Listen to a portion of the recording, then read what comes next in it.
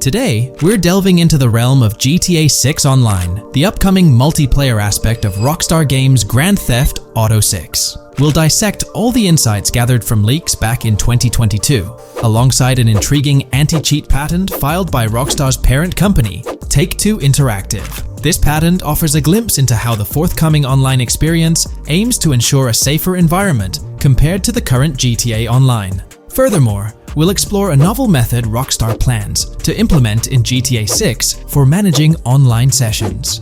This innovation promises to infuse the expansive world of GTA 6 with a livelier atmosphere, enriching the player's immersion in its intricacies. Undoubtedly, GTA Online stands as a titan in the realm of multiplayer gaming.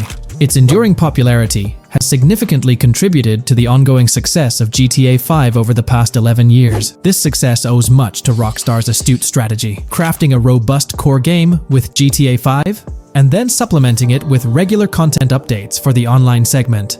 By continually introducing new weapons, vehicles, and attire, Rockstar keeps players engaged and motivated to accumulate in-game currency. As we eagerly anticipate the official unveiling of GTA 6, players are hopeful that it will address prevalent issues plaguing the current iteration.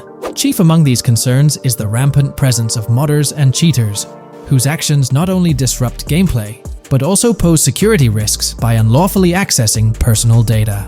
To tackle this issue, Rockstar has devised a fresh approach set to debut in GTA 6.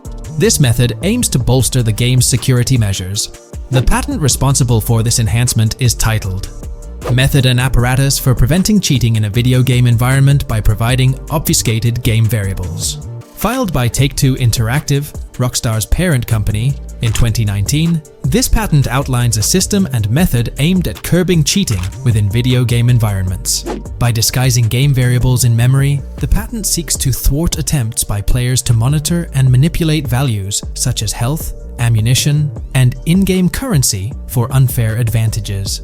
Traditionally, developers combat such exploits by encrypting, coding, or obfuscating the location of these values, alongside implementing integrity checks to detect unauthorized modifications.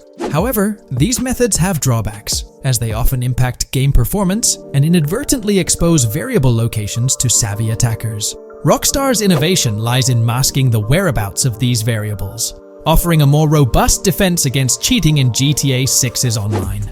I won't delve into the technical intricacies, but essentially, Rockstar employs a clever and seemingly straightforward technique to conceal these values. This makes it considerably tougher for attackers to pinpoint their locations.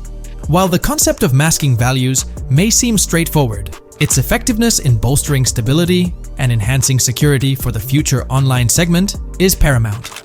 Moving forward, let's turn our attention to the next patent, titled System and Method for Session Management in a Multiplayer Network Gaming Environment. Filed by T2 Interactive in 2021, this patent addresses disclosed are systems and methods for session management. The disclosed system allows for seamless merging and splitting of network sessions in a multiplayer network gaming environment. Seamless session management allows dynamic movement of players in a virtual world during gameplay without unnecessary loading and/or stalling. As the players in the virtual world move around, the management of active game sessions can be improved to affect a more realistic perceived population. In this patent, Rockstar highlights the crucial role of online components in the success of many games, citing GTA Online as an example. They emphasize the challenges of managing network technology and resources to create a vibrant virtual world. Traditional MMO games often face limitations in session management, with some opting for single sessions that may restrict the depth of content due to increasing player counts. Others utilize multiple sessions, which can hinder feasibility, especially in peer-to-peer exchanges like in GTA Online. To address these issues, Rockstar has developed a pioneering system for seamless session management. This innovative approach enables fluid splitting and merging of network sessions, allowing for a more immersive virtual world free from hardware and software constraints. Allowing players from different sessions, but in the same virtual area of the map, for example, to be merged into a single session. This allows players from previously different sessions to come across one another, thereby making the virtual world seem more populated.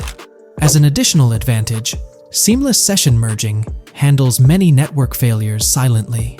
In prior art systems, a player who loses network connectivity can be kicked out of a session and may not be able to rejoin because they are in a session by themselves. Looks like YouTube is gearing up to investigate the leaked GTA 6 trailer. We're going to dive into all of that and more in this video. For those who might not remember or didn't catch it, Rockstar had a special plan for unveiling the first official GTA 6 trailer. It started with an announcement from Sam Houser, the president of Rockstar Games. On November 8th, he posted on the Rockstar Games newswire, "A message from Rockstar Games.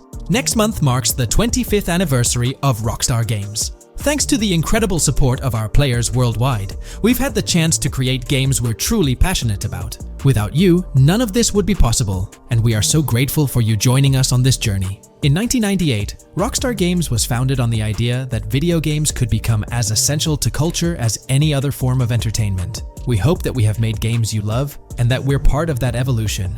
We're very excited to announce that in early December, we'll be releasing the first trailer for the next Grand Theft Auto. We look forward to many more years of sharing these experiences with you all. Thank you, Sam Houser. We knew the GTA 6 trailer was set to drop in early December, but the exact date was a mystery until December 1st. That's when Rockstar Games posted on all their social media accounts announcing that Trailer 1 would be released on Tuesday, December 5th at 9 a.m. Eastern Time. They also mentioned that the trailer would be available on YouTube.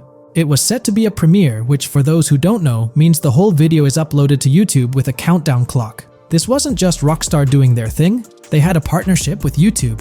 They even had a custom URL and a special countdown timer for the video. This was definitely a collaboration.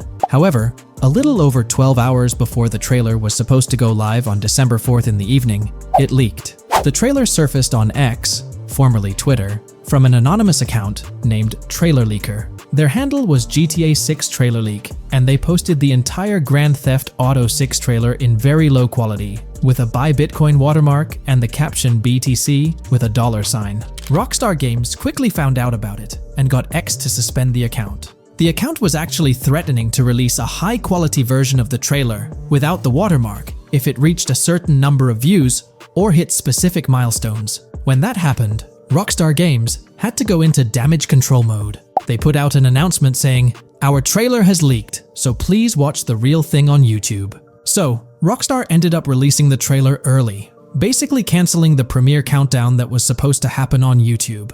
It was a mess. Neither Rockstar Games nor YouTube wanted this to happen. This raised the question, how did this leak occur? Was it a Rockstar Games employee or someone at YouTube? The only people with access to the trailer would be those responsible for Rockstar's YouTube account, and it's unlikely they would leak it. However, YouTube also has access to the trailer. The people behind the scenes at YouTube, high up enough to have access, could see and download the trailer. Naturally, fingers started pointing at YouTube. Now it looks like YouTube has officially responded. According to Tom Henderson over at Insider Gaming, from what I can gather, YouTube has investigated employees breaching their contractual agreements on 2 different occasions in the past 18 months due to employees accessing content on the back end. Following today, which unfortunately had some leaks surrounding Sony's state of play, we can presumably expect a 3rd investigation fairly soon.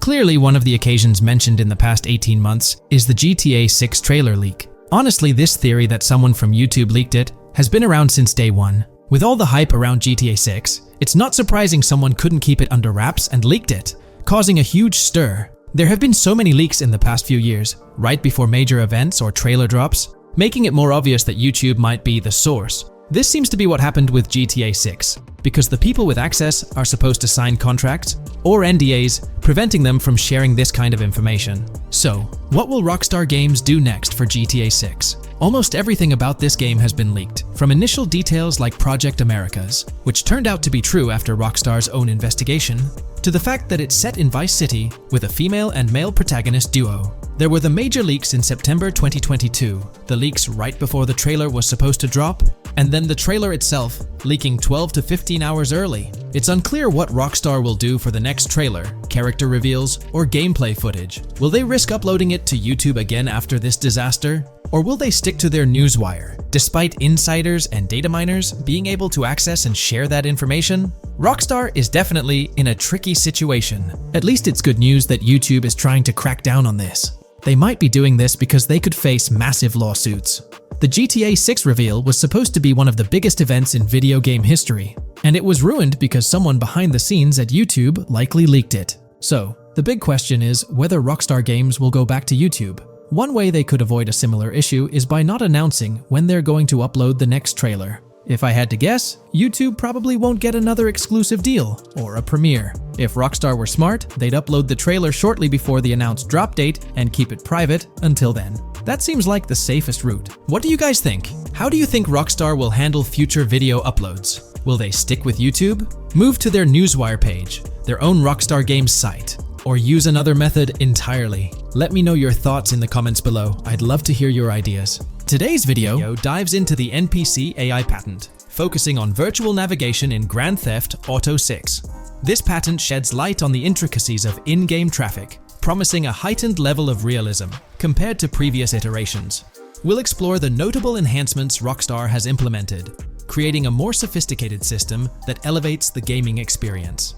By examining various sources, we aim to provide a comprehensive overview of this navigation system, offering insights into what Rockstar has in store for NPC navigation in GTA 6. Let's delve into the details of this intriguing patent. System and method for virtual navigation in a gaming environment. Let's break down this patent for a moment. Essentially, it gives us insight into how non-playable characters operate within the game environment. They explain that NPCs' actions are controlled through artificial intelligence, allowing for real-time decision-making based on preset algorithms. In many systems, this is achieved through nodes and links, where each node contains important data that influences NPC movement. For example, in a game involving vehicles, this data could include factors like vehicle speed, lane width, road type, and number of lanes. Now, these nodes are essentially waypoints that NPCs follow to navigate from one point to another. In simpler sections of the road, these nodes might be connected linearly, guiding NPCs straightforwardly. But in more complex areas, like junctions, the nodes become more intricate. Take a basic intersection, for instance. A vehicle approaching it would have several exit options, leading to a branching network of nodes. In older systems, like the one used in GTA 5, NPCs might make decisions at these junctions based on simple rules, sometimes leading to behaviors that seem a bit random. However, this conventional method has its limitations, especially when it comes to handling various factors like weather conditions, changing lanes, parking cars, or anticipating road exits. In these situations, the old system could falter, as NPCs might not adapt well to the dynamic environment. One downside of the node-based system is its limited capacity to replicate real-life factors that humans naturally consider. Another drawback is its constraint in automating NPCs effectively. Due to memory and processing limitations, only a set number of NPC-controlled cars can be spawned in the game. Naturally, players crave a more immersive experience with a greater number of NPC-controlled cars on the road. Moreover, in conventional systems, NPCs often repeat the same actions, and some may even disappear as players get closer to them. Additionally, in GTA 5, the system relies on local traffic avoidance for NPCs to steer clear of collisions. This means that NPCs continuously scan their immediate surroundings each frame for any obstacles like vehicles, pedestrians, or objects. Using a front-facing polygon, they gather data about the road layout and calculate the optimal steering angle to dodge obstacles or stay on the road. It's worth noting that this process occurs independently for each frame, without any reference to previous frames. This results in slower detection, as the system may not recognize a road blockage promptly. Instead, it interprets the obstruction as something to be avoided, without distinguishing it as a complete road blockage. Recognizing these limitations, Rockstar has engineered an NPC system that addresses these shortcomings of conventional systems. This advanced system efficiently manages NPC nodes and node graphs, yielding optimal outcomes while circumventing hardware and software constraints. NPCs in this system demonstrate heightened spatial awareness and adaptability, capable of altering routes based on real-time data from the environment. Moreover, this innovative system synergizes with the tagging mechanism discussed in earlier discussions. Through node analysis, the system identifies tags, such as indicating a road leads to a junction unsuitable for large vehicles. Consequently, large vehicles are deterred from entering.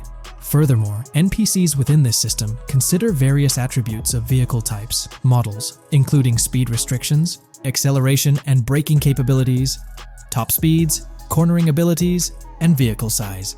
NPCs will consider a plethora of data from their surroundings, leading to heightened situational awareness. Video games are populated by NPCs who are able to make real-time decisions based on their environment. Games use a specific system for NPCs to traverse the game world.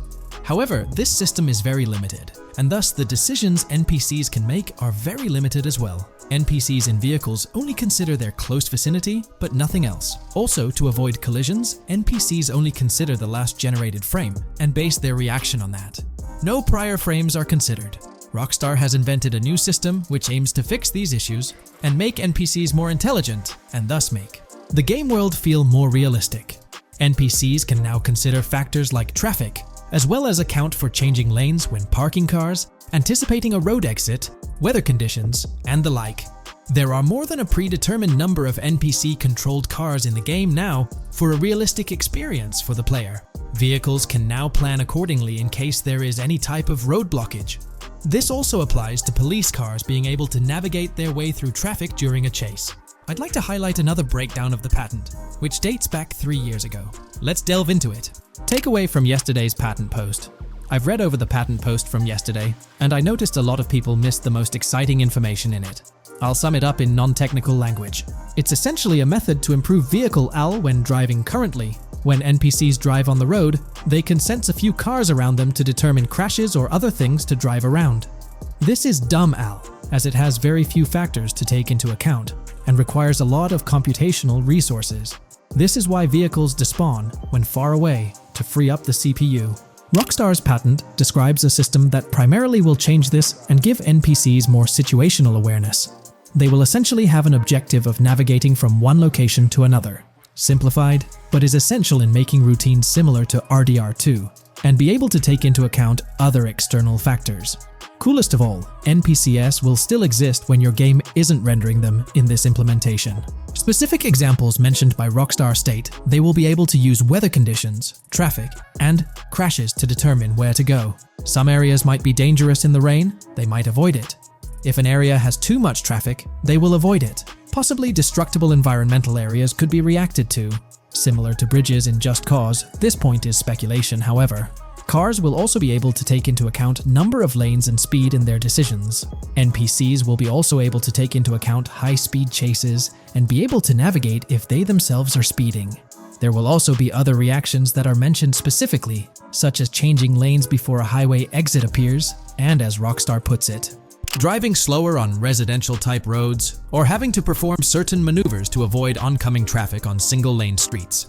The large part they also mention is this implementation uses a lot less processing power. The NPC schedules can be relayed by a central server. They could possibly use the console itself as well, and it doesn't require the same constant surrounding analysis. As previous Rockstar mentions, this will allow them to have denser traffic with the same resources.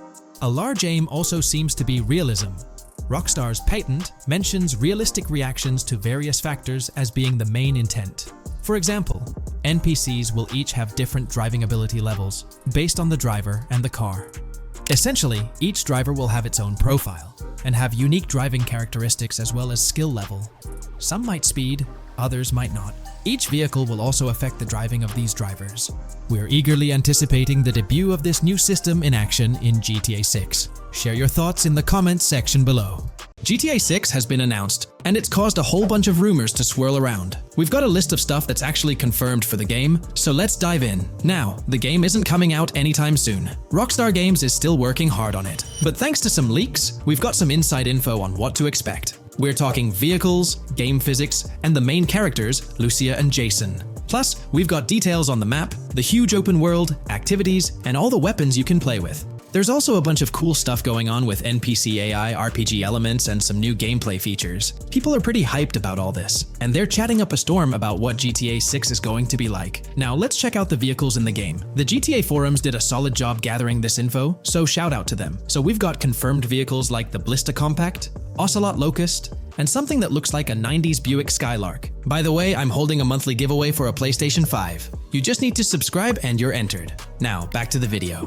There are a bunch of other cars too, without official names, like a 90s Chevy Caprice, a 2016 present Chevy Malibu, a Chevy Sonic, and a 2018 to 2022 Honda Accord. Rockstar usually gives these cars funny names. Other rides include the Albany Primo, Benefactor Shafter LWB, something that's like a mix of Ford Explorer and Tahoe from the 90s or 2000s, a 2018, present Toyota RAV4, with Lexus NX vibes and a Mercedes grille, the Pegassi Tauros, a 1980s Jeep CJA Scrambler, a 5th-gen F150, a G20 conversion van, a Brute Camper, a Vapid Speedo, HY Mixer, Metro Mover, D-Class Sheriff SUV, Mobatsu Sanchez Livery, Nagasaki Street Blazer, a 1970s Ford Ranchero, a 1971 Buick Estate, an Albany Emperor, D-Class Turbo Sabre, Yoga Classic, the Contender, and Sadler. And don't forget the Slam Van pickup, Bobcat XL, an updated Regina, Alpha, Gauntlet Classic, Moonbeam Helion, Boxville Go Postal, an unknown Albany car that's based on a 1959-60 Cadillac, a Rebel, some Asian sedan, Ferrari or Feroci,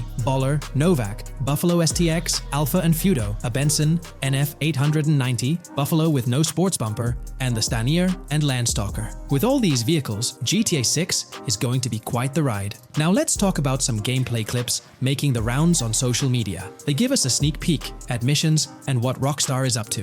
One clip shows Lucia, our main character, trying to rob a place called Hank's Waffles, a diner. In this early test, the non-player characters look kinda generic and are jokingly called dummies in the game. The NPCs react to Lucia's aggressive moves, and their animations show they're pretty freaked out, kind of like what we saw in Red Dead Redemption 2. During the robbery, Lucia can aim her gun at a hostage, giving you the choice to rob or have a face-off. Taking a hostage adds some spice to the crime. Jason, the other protagonist, is there too, and you can interact with both characters during the heist. Jason pushes Lucia to hurry up and make a clean getaway, hinting at a Bonnie and Clyde-style partnership, which lines up with earlier leaks about the game's story. People are even saying that Lucia and Jason look like Eva Mendes and Ryan Gosling from the Place Beyond the Pines movie, but we're not sure if the game's story will follow a similar path. Lucia and Jason look like they're in their late 20s. You can switch between them in the game using the controller's D-pad. When the cops show up, Lucia can threaten another hostage, and it leads to a face-off with the police outside. The outdoor area looks like it's inspired by northern Florida with all the greenery. While trying to escape,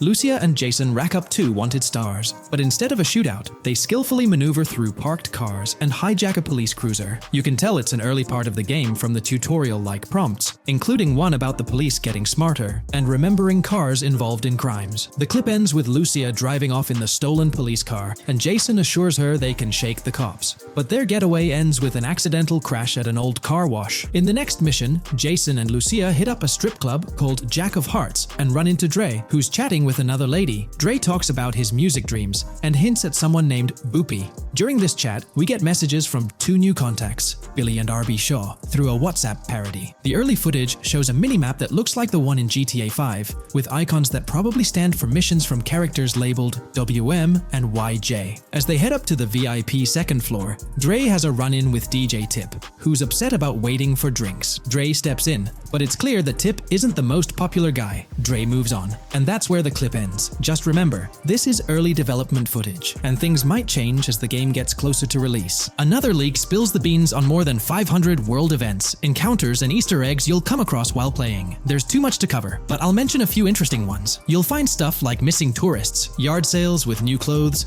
an event that's a bit like the insurance fraud thing in Saints Row, a voice in the storm drain that might remind you of Pennywise, a Bonnie and Clyde mystery that spans different places, and a workout challenge that suggests fitness activities are back. Players can also stumble upon an island camp, DUI tests, UFO sightings, an animal house, a swamp safari, and even the possibility of playing some crazy golf. There's a hint that the basketball court might be back too. Events like fishing, Satanist houses, backyard wrestling rings, and mansions with big cats offer a bunch of different experiences in the game world. Now, let's talk about the main locations in Grand Theft Auto 6. Ambrosia has Ambrosia Farms and the Tarmac. Bayside Copperhead, the Everglades or Grass Rivers, Fairyland and Fairyland Forest offer different environments. The Keys region includes places like East Key, Low Key, and spots like a garage, gas station, and liquor store. Lake Okeechobee has a motel, prison, and racetrack, while Little Haiti, North Beach, and North Miami come with places like gas stations, hideouts, and liquor stores. Port Gellhorn offers a variety of spots to explore, like an abandoned building, basketball court, beach, bingo hall, bowling alley, car wash, fishing store, fruit stand, gas station, motel, pawn shop, police station, quick shop, raceway, soccer field, and trailer park. Red Hill has a forest, South Beach features a boardwalk, gym, hotel, Ocean Drive and Park. South Miami Sundown includes a beach and tarmac, and Vice Beach covers Vice City suburbs and Washington Beach. There are also other interesting places like an abandoned hotel, observatory, Fountain of Youth, homeless community, Malibu Club, Monument of Leonida, Redneck Yacht Club, Spaceship House, underwater research facility, and Dinosaur World. According to info from the GTA forums, Grand Theft Auto 6's open world is estimated to be at least 2.5 times the size of GTA 5 ES, giving players a massive world to explore. The game seems to take cues from the successful approach in Red Dead Redemption 2, promising a well-designed open world with intriguing mysteries. We've spotted some real-life Florida locations in GTA 6's development footage, like the Homestead Miami Speedway turned into the Port Gellhorn racetrack, and recognizable places such as Portofino Tower, Sombrero Key Light, Solar Amphitheater Bayfront Park, and Lone Depot Park. Even the 1000 Museum, a high-rise condo in Miami, is in the game, showing Rockstar's attention to detail. A metro map that's a match for Miami's real one suggests a deep immersion in the game world. The lush landscapes and greenery might hint at a move into Georgia, but that's just speculation until we get official word. Details like the Vice City Neighborhood Police Department resembling the Miami Beach Police Department show Rockstar's creativity in world design. As always, we're waiting for official announcements to see how all these elements come together in the final game. Until then, the mystery of Grand Theft Auto 6 keeps fans excited. There's a recent leak suggesting that Alexandra Christina Echevarri could be the voice behind Lucia in Grand Theft Auto 6. Her voice from a demo reel seems to match up with Lucia's leaked dialogue. We've covered a ton of info about Grand Theft Auto 6, from gameplay details to new features. It's important to remember that the game might still be a couple of years away from release, so we'll have to be patient. Now, let's dig into some interesting findings from the leaked clips. We see Jason and his pals hanging out by an in-ground pool in a lower-income neighborhood, cracking jokes about a parody of social media called Life Invader. It's all about brain downloading and poking fun at Jay Norris's demise. Classic Grand Theft Auto humor. The leaked clips also give us a peek into early police AI testing, showing NPCs using cover better during gunfights. In one scene, Jason robs a diner worker with an assault rifle, and we see some dialogue options that look like they're from Red Dead Redemption 2, but they might just be placeholders. Jason's new ability to go prone is a fresh addition to the franchise, and a scene in a thrift or antique shop hints at the option for robbery, maybe even a place to sell stolen items, which adds depth to the gameplay. There are animation tests for Lucia and Jason, doing stuff like jogging, stopping, and ducking to avoid gunfire. Rockstar's developers also tested vehicle crashing physics, with a car driving over an overpass. Highway signs mention North Beaches and Lake Leonida on Interstate 97, with the current exit leading to Washington Beach. In another scene, Jason stumbles upon a shipping container full of cash and a motorbike. Various development clips show changes to the inside of a vehicle, suggesting new vehicle designs or customization options for players. Throughout the clips, there are various interactions with NPCs in the open world, like characters taking selfies, which makes the game's world feel more immersive. Another mechanic borrowed from Red Dead Redemption 2 is the ability for characters to pick up and carry bodies, adding depth to the gameplay. We also see other influences from Red Dead Redemption 2 in different aspects of the game. The weapon wheel system is similar to Red Dead Redemption 2 with limited weapons and items you can carry. Lucia has a loot bag that might be used for robberies or stealing stuff from different places. The inventory system lets players hang on to health kits and other items for temporary buffs, and Jason can pick up and drop weapons from his inventory. In one scene, Jason enters a gang member's territory and takes cover behind a truck, and we see unique animations for characters reacting to getting shot. There's a mention of a jetpack that was previously leaked by Tom Henderson, and it's inside the Jack of Hearts Club. The game includes parody logos for social media like Snapchat, Instagram, and Life Invader. Characters have different hairstyles, and there are realistic details, like Lucia's bra showing under her shirt, which adds to the game's realism. A new feature is the ability for players and NPCs to hold their guns sideways, which changes things up in combat. We also see Jason doing some fancy rifle tricks in the air, and another character in a parking lot shoots at him while holding his pistol sideways. The clips mention animations like Overdose, which hints at unique actions or events in the game. There are hints of horses and horse riding mechanics, likely inspired by Red Dead Redemption 2. The open world is packed with places to explore, like motels, metro stations, restaurants, pawn shops, and supermarkets. Small details like being able to get a gumball from a quick shop machine add to the overall experience. The game adds RPG elements, like managing food, drinks, sweat, fatigue, and even taming animals, which gives players a deeper gameplay experience. There are references to mountain bike ramps and city bike rentals, promising fun cycling activities. The leaked clips talk about loads of weapons, from regular firearms like pistols, shotguns, and rifles to unusual ones like golf clubs, baseball bats, and crowbars. Players can also use tools like flashlights, binoculars, and lockpicks. Players can stay in motels and hotels, with the Kington Hotel as one option. There's even a pool party with live music for players to attend. References to the Everglades and wildlife like alligators, snakes, raccoons, and birds hint at diverse and unique environments to explore. A cool addition is the ability to shoot while swimming, which adds a new twist to combat situations. With all these elements, Grand Theft Auto 6 promises to be an immersive and engaging gaming experience. Here's all the information we've managed to gather about Grand Theft Auto 6 so far. Dedicated fans have compiled a 60-page document that meticulously covers every new feature revealed in last year's leaks. These features have been officially confirmed by Rockstar Games, as they originate from the footage Rockstar themselves acknowledged as part of Grand Theft Auto 6. Keep in mind that the game is still in development, so some details might evolve. However, as of now, these are the features you can expect to find in the game. If you're interested in delving into the full document, you can find a link in the description. But bear in mind that it's quite an extensive read, so we'll break it down for you. Let's begin by discussing the game engine. Euphoria physics has undergone adjustments, and improvements have been made to the ragdoll physics and overall game physics compared to GTA 5. Additionally, Grand Theft Auto 6 will incorporate lighting and skybox systems similar to those seen in Red Dead Redemption 2. This means you can anticipate enhancements like volumetric clouds and better lighting, which mark a significant leap forward, even compared to Red Dead 2. One notable detail from the leaks is the presence of heavy fog, a feature not prominently seen in GTA 5, except for snowy conditions. Advanced weather systems will play a more prominent role in GTA 6, adding depth and immersion to the game world. As for characters, we already have insights into several individuals set to appear in the game. While Jason and Lucia are the main protagonists, the leaks have revealed the existence of other characters. These include Dre, not to be confused with Dr. Dre, Sam, a friend of Dre, Kai Wyman, Zach R.B. Shaw, and several others like Vicky, Iris, Shanice, and YJ. It's quite astonishing that we even have details about their heights. Lucia stands at 5 feet 3 inches, while Jason measures 6 feet 1 inch tall. By the way, I'm holding a monthly giveaway for a PlayStation 5. You just need to subscribe and you're entered. Now, back to the video. We've also got details on 3 different gangs set to make an appearance in Vice City: Sand for Sand, a Haitian gang, the Guardia Brothers, and the Far-Right Militia. Moving on to tools and items, the list is quite extensive. You can expect to find an autodialer, binoculars, immobilizer bypass, a color tool, painkillers, a pool cue, trauma kits, a golf driver, various food and drink items, a golf putter, a USB drive, a golf iron, a crowbar, a golf wedge, a torch, a slim jim, a tracker jammer, a duffel bag for stashing your loot, cigarettes, and a backpack, again for storing your loot. When it comes to weaponry, the leaks confirm several options: a rocket launcher, an assault rifle, a baseball bat, a polymer pistol, a knife, a bolt-action sniper rifle, a Molotov cocktail, a spear gun, which is intriguing, a smoke grenade, a compact SMG, a flashbang, a micro SMG,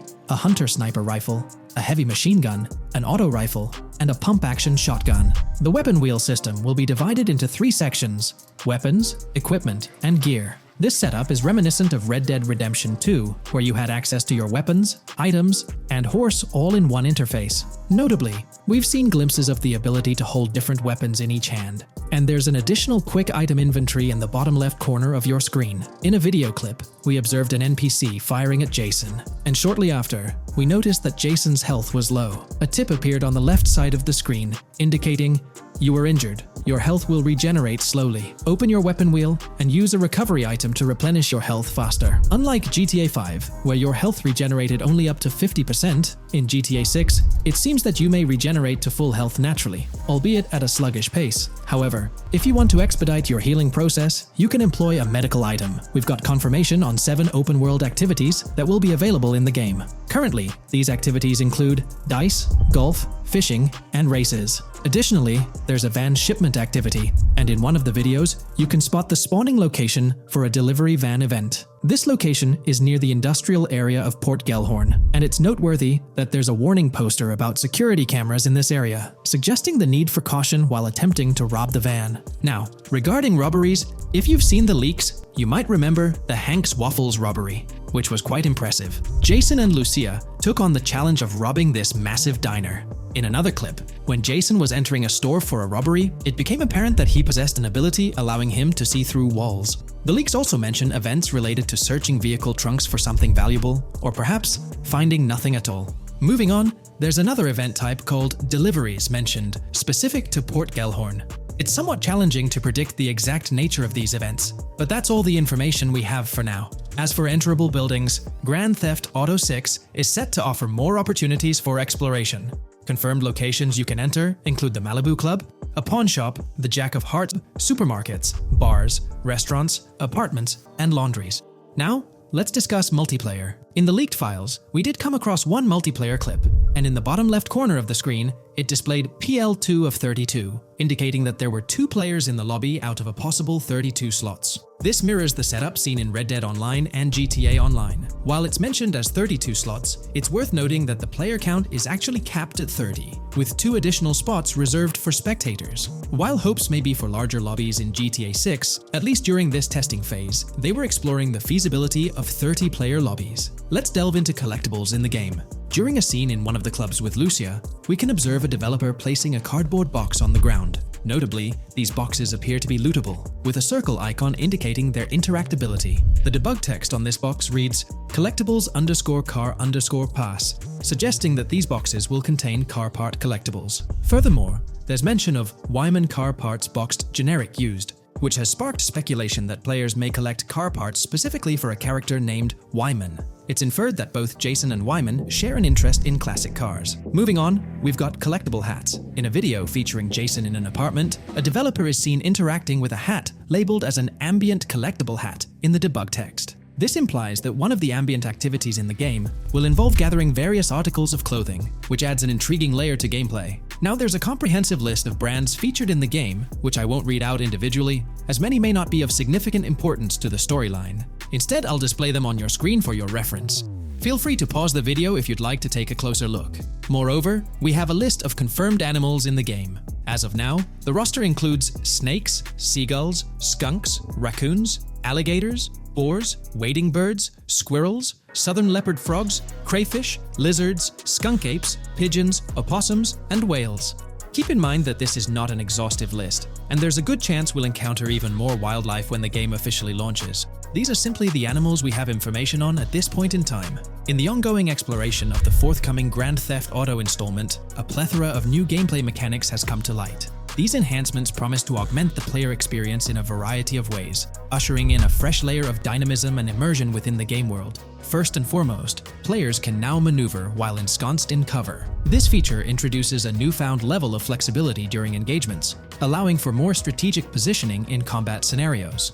Additionally, the ability to assume a prone position, a feature conspicuously absent in previous iterations of the game, adds an exciting dimension to gameplay, affording players the capacity to lie flat on the ground, potentially enhancing stealth and tactical maneuvers. Furthermore, the inclusion of loot bags offers a means to store surplus items, expanding inventory management options. An interesting addition is the capability to both drop and retrieve weapons, affording players greater adaptability in response to evolving circumstances.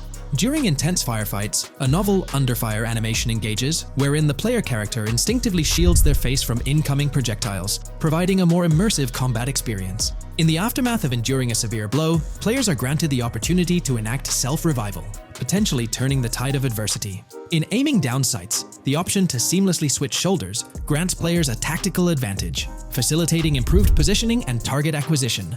Moreover, hand-to-hand combat now includes the ability to execute grabs, diversifying the melee combat mechanics. A noteworthy addition to the game is the implementation of buddy communication, embodied in the Buddy Comms and Buddy Ping system.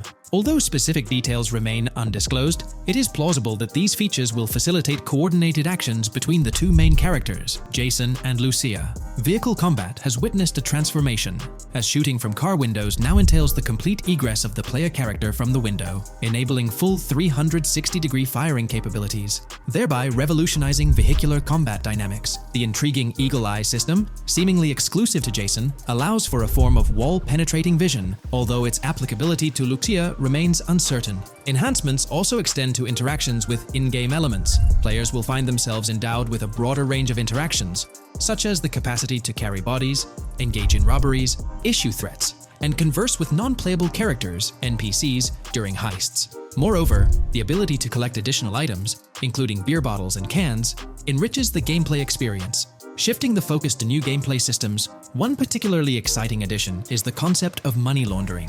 During the Hank's Waffles robbery, an icon associated with the car wash property, a washing machine adorned with a $sign, has been identified as indicative of money laundering. This suggests that players may have the opportunity to purchase specific types of businesses with the intent of laundering illicit funds in the single-player mode. Moreover, the inclusion of fences introduces a layer of illegal commerce within the game. These fences serve as intermediaries for players to sell illegal items, providing a means to offload contraband and potentially profit from illicit endeavors. The inclusion of hacking mechanics is confirmed to some extent in the game. Lucia is equipped with a set of intriguing tools, including a tracker jammer, immobilizer bypass, USB drive, and an auto dialer. As of now, it remains unconfirmed whether Jason will also have access to these items. Historical leaks from a few years ago hinted that Lucia would be the designated hacker, so the extent of hacking abilities for each character awaits further clarification. Among the event types within the game, two distinct categories emerge: pragmatic cool and chaotic and romantic cool. While specific details surrounding these events are not fully disclosed, they introduce intriguing possibilities for players to navigate. Furthermore, during robberies, players will have the capacity to issue commands to the other character involved.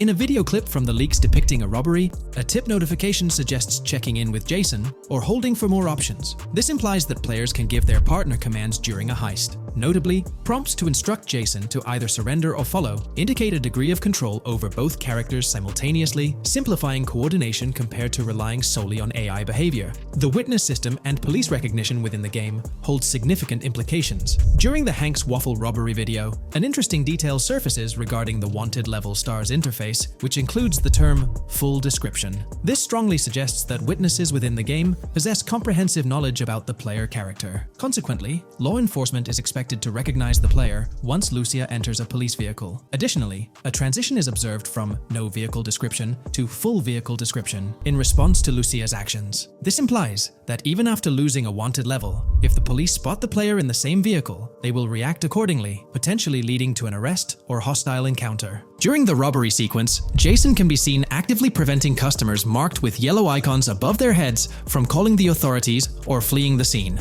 Notably, an NPC within the diner exhibits a yellow icon above her head. Following Lucia's exit from the diner, the icon begins to flicker.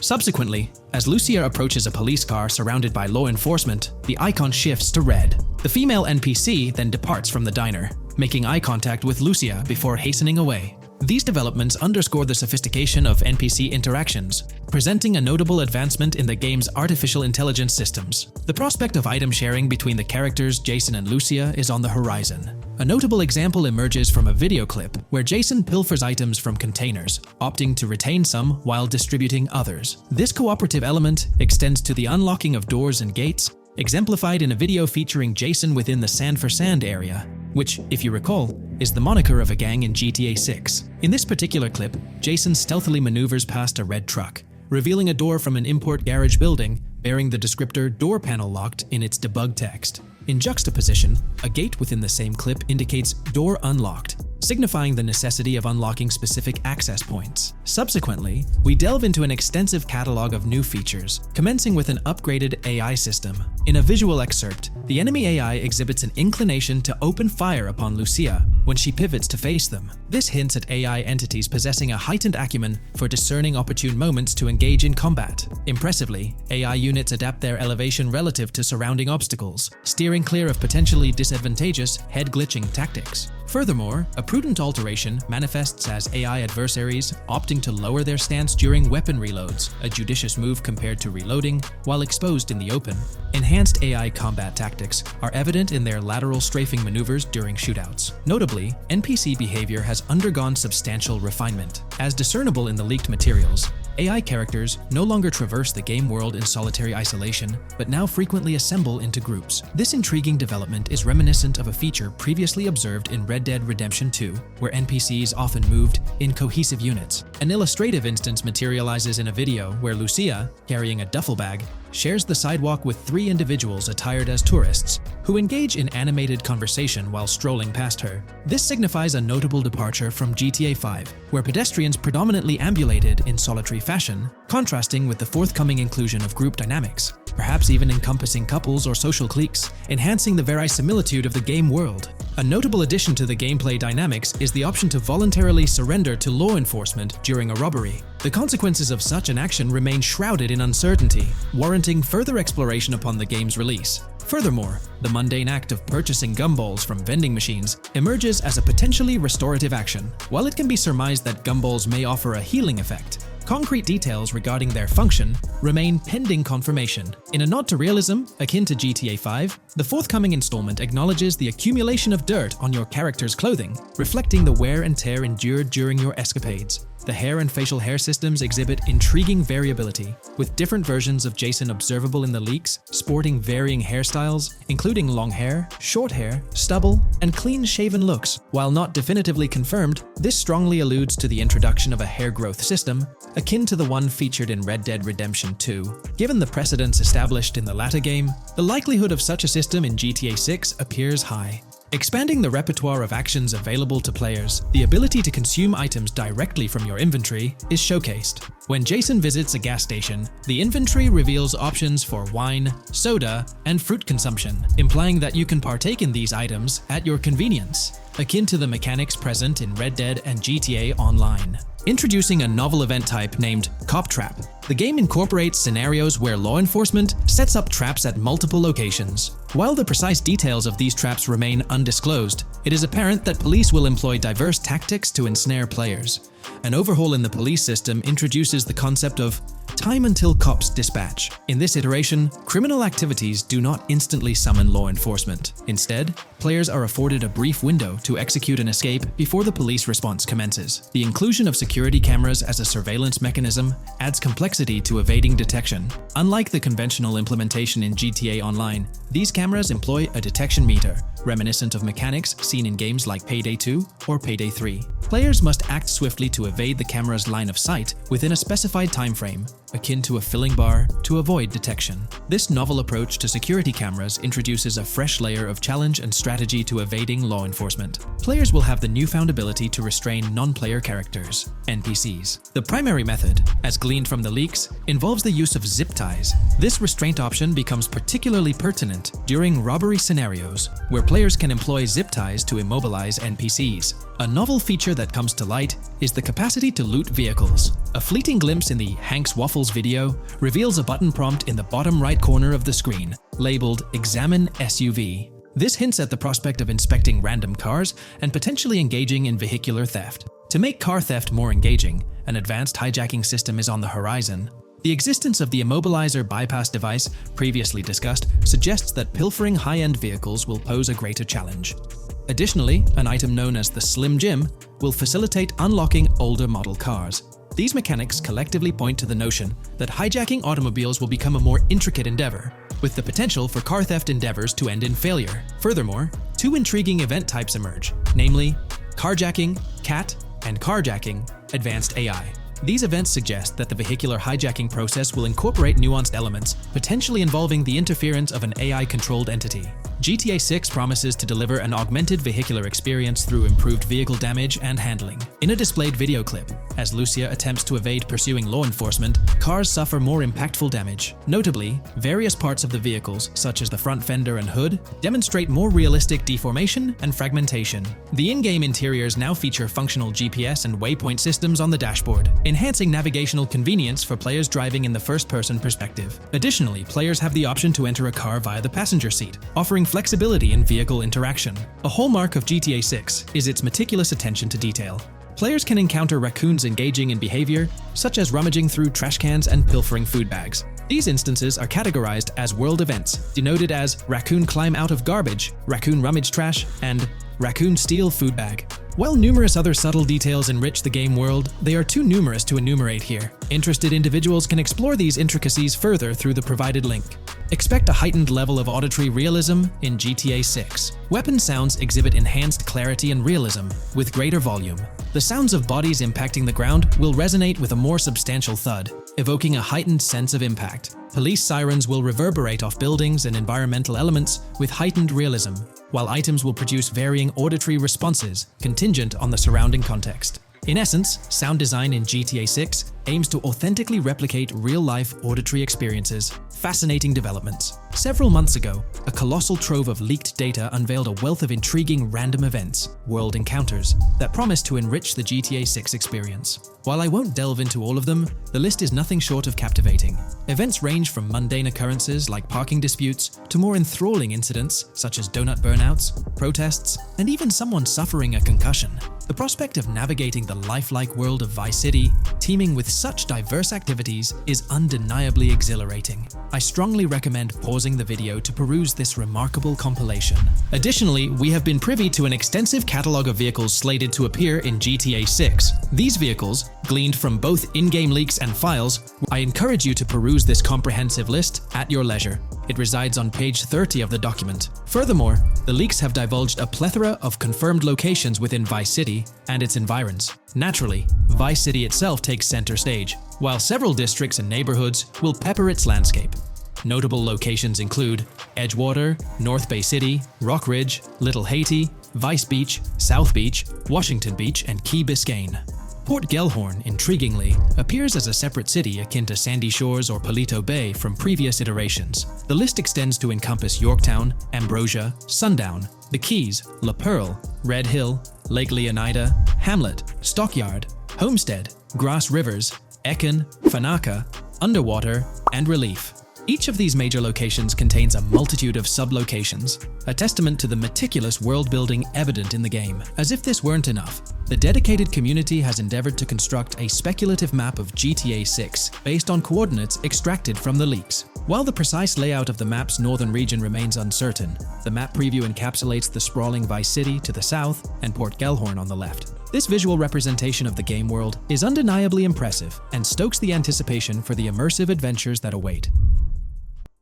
In today's GTA 6 video, we're discussing how much money Rockstar Games has made from the first trailer released back in December. We'll also cover Rockstar's plans for the next trailer and their potential strategies for cross-promoting GTA 6. There's a lot to talk about, so let's get into Rockstar's promotion tactics for GTA 6 and when we might see a second trailer.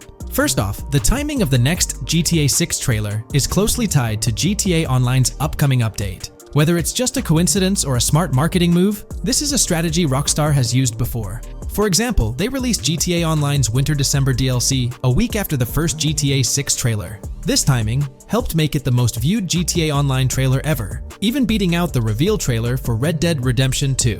If Rockstar decides to use the same approach, we might get some new Grand Theft Auto 6 details next week. This could be a second trailer, some screenshots, or additional information about the game.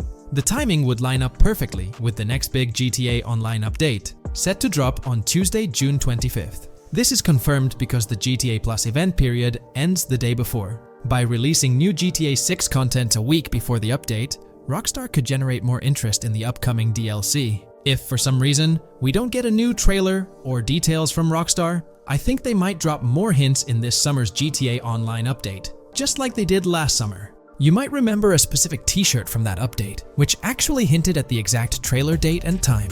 It had symbols from the Zancudo basement with a cryptic message that translated to, "One day we'll reveal all." It does make you wonder if Rockstar will include some teases or cross-promotion in this update. Now that GTA 6 is officially announced, they might do something similar to a few years ago with GTA Online and Red Dead Redemption 2, where treasure hunts let you unlock weapons in GTA Online and receive them in Red Dead Redemption 2 when it launched. Speaking of GTA 6 trailers, here's an interesting fact. Rockstar Games has made a ton of money from the trailer on YouTube. We've talked about this in the last couple of videos, how it leaked because someone accessed a YouTube admin panel, but you can actually use public data and analytics to see how much money Rockstar has made from that trailer. It has almost 195 million views, closing in on 200 million, which is absolutely insane. Rockstar Games has made nearly $1 million from that trailer alone. The craziest part is that even though the trailer doesn't have ads, Rockstar Games still earns money from YouTube Premium users. While this isn't a huge portion of the population, it generates revenue based on watch time. From that alone, they've nearly made $1 million. Imagine if they had actual ads on the video, they'd be making even more. But $1 million just from premium users watching it is still pretty wild.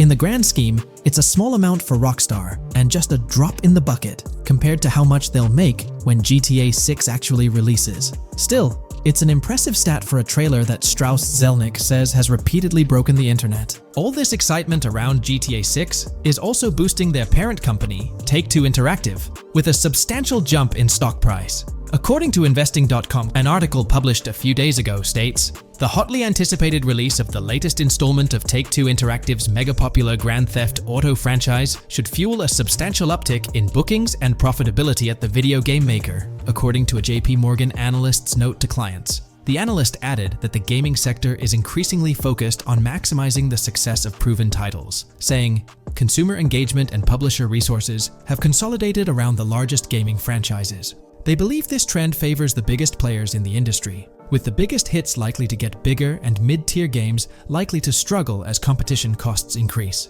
For this reason, investor expectations for GTA 6 are high, given the success of prior releases like GTA 5 and Red Dead Redemption 2. Analysts anticipate that GTA 6 will drive a significant increase in bookings and profitability for Take-Two and potentially boost its valuation. They reiterated their overweight rating for Take-Two and raised their December 2024 price target from $180 to $200. All this is great news for the gaming industry. Confidence in Grand Theft Auto 6 and Take-Two Interactive is growing, both among industry insiders and on Wall Street.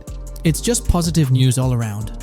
On another note, I initially thought GTA 6 would dominate the scene in 2025, causing other developers and publishers to steer clear, but that's not the case. Recently, at the Xbox Games Showcase, several amazing titles were announced, some set for 2024 like Call of Duty Black Ops 6 and Assassin's Creed Shadows. Interestingly, many other titles are now slated for 2025, meaning they'll be directly competing with GTA 6. Let's go over some of those anticipated titles. We've got some major hits like Doom, The Dark Ages, Death Stranding 2, Monster Hunter Wilds, Little Nightmares 3, Fable, Judas, the new Switch 2, and its launch games Expedition 33, Ghost of Tsushima 2, Civilization 7, Atom Falls, Spider-Man, Venom, and many more. And we haven't even seen Nintendo's lineup yet, which we'll find out at Nintendo Direct. There could also be surprise contenders like another Naughty Dog game. 2025 is shaping up to be an incredible year for gaming, possibly the best ever.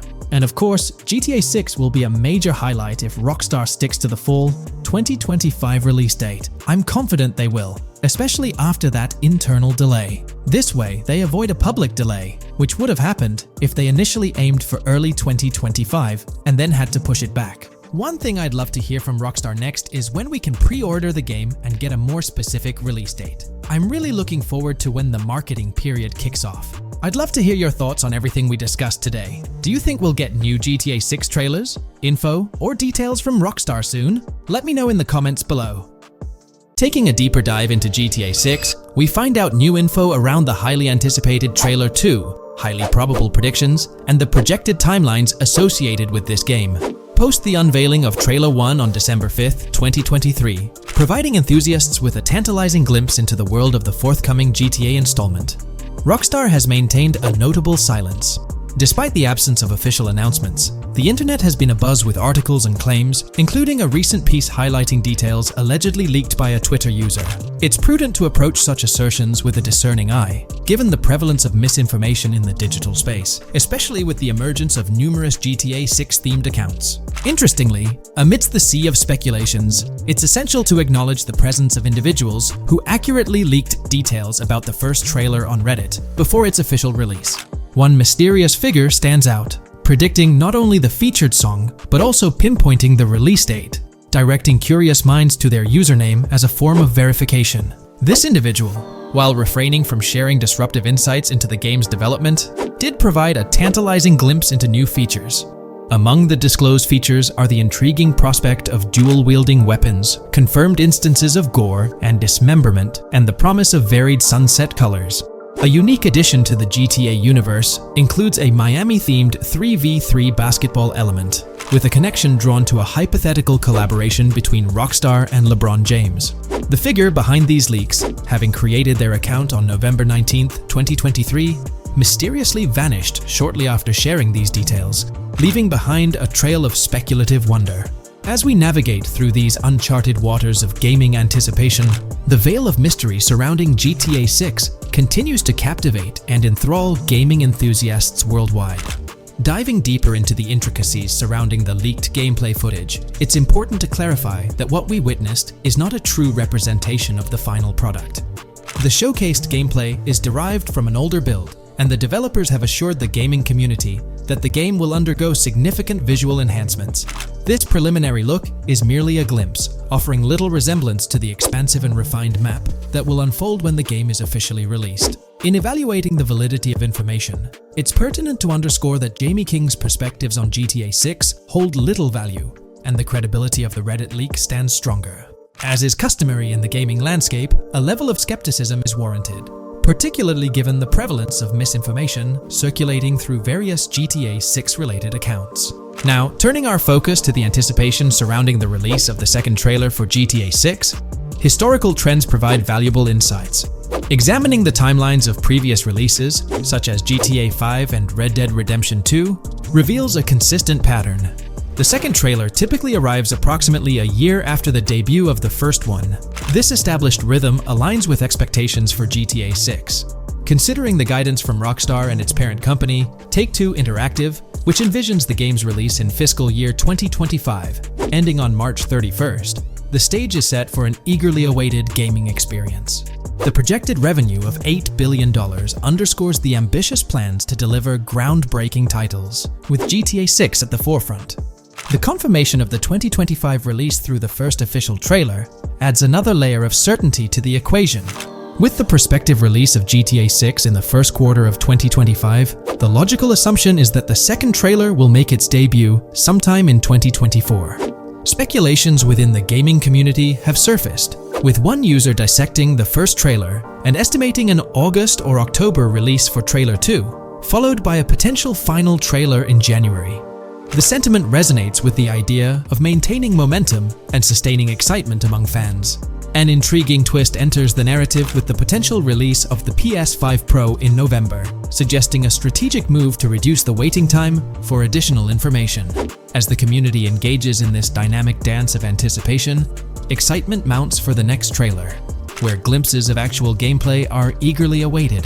Venturing deeper into the realm of anticipation surrounding GTA 6, comparisons with Red Dead Redemption 2, which boasted 6 trailers, underscore the immense budget and expansive scope that the upcoming installment is set to showcase.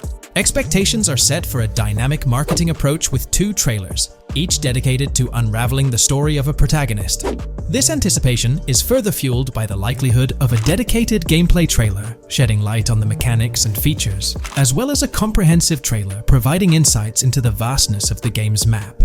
Additionally, there's a tantalizing prospect of a trailer focusing on the diverse groups and gangs that inhabit distinct zones within the game. This comprehensive promotional strategy is indicative of a monumental project that promises to redefine the gaming landscape. Now, let's unravel the rationale behind the assertion that GTA 6 is poised for a late 2025 release. Examining the historical trajectory of game releases, particularly the 2-year gap between the initial trailer and the game hitting the shelves, aligns seamlessly with fiscal reports. This alignment serves as a solid foundation for confidence in predicting the game's availability by the end of 2025. Pondering the intriguing possibility that GTA 6's launch timeline might mirror that of its predecessor, GTA 5, sparks curiosity. Noting the first teaser trailer's debut on November 2nd, 2011, and comparing it with GTA 5's unveiling on December 5th, 2023, there's a parallelism that invites speculation.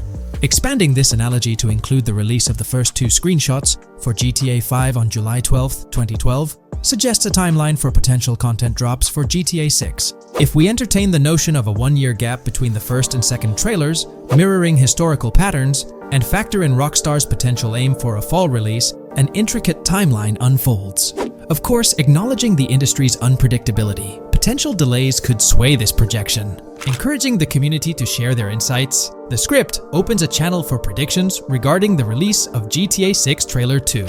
For those intrigued by a personal timeline, a meticulous projection is presented. The anticipation of Trailer 2 making its debut around April or May 2024, strategically ahead of the summer, is poised to keep the gaming community buzzing. Subsequent to this, the prediction of a third trailer, potentially a gameplay trailer, surfacing around October or November of the same year, with the possibility of extending into December, adds to the excitement. Early 2025 is earmarked for another critical trailer.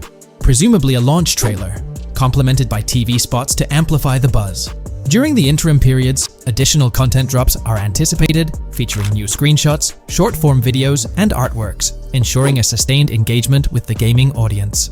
Acknowledging the evolving landscape of marketing, the script posits that character trailers, a hallmark of GTA 5's promotional strategy, may not be a focal point this time.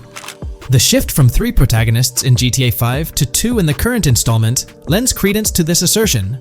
The first trailer introduced Lucia, and the prediction is that the second trailer will shift the spotlight to Jason, offering glimpses into his character and potentially unveiling more facets of the game's map, including Sport Gilhorn. Furthermore, a dedicated story trailer is envisioned, delving deeper into the narrative, characters, and plot. If Rockstar aims to sustain the momentum generated by the first trailer and is eyeing an early 2025 release, the likelihood of witnessing the second trailer before the summer of the current year becomes plausible. This expansive and speculative exploration of GTA 6's potential trajectory invites the gaming community to share their perspectives, fostering an engaging discourse in the comments section. New scoop just dropped. GTA 6 gears up for the last leg of development, with Rockstar calling back its staff to the office full-time. This intel's straight from Bloomberg journalist Jason Schreier, fresh in his latest Bloomberg piece. Today, we're diving deep into what Schreier shared. Known as a trusted voice in the gaming sphere, let's unpack his insights. Let's not waste time any longer, and dive right into Jason Schreier's article. Grand Theft automaker Rockstar Games asks workers to return to office 5 days a week. Rockstar Games, a division of Take-Two Interactive Software, will ask employees to return to the office 5 days a week beginning in April, as the video game maker enters the final stages of development on its next game, the hotly anticipated Grand Theft Auto 6. In an email to staff on Wednesday, reviewed by Bloomberg, Rockstar head of publishing Jen Kolba said the decision was made for productivity and security reasons.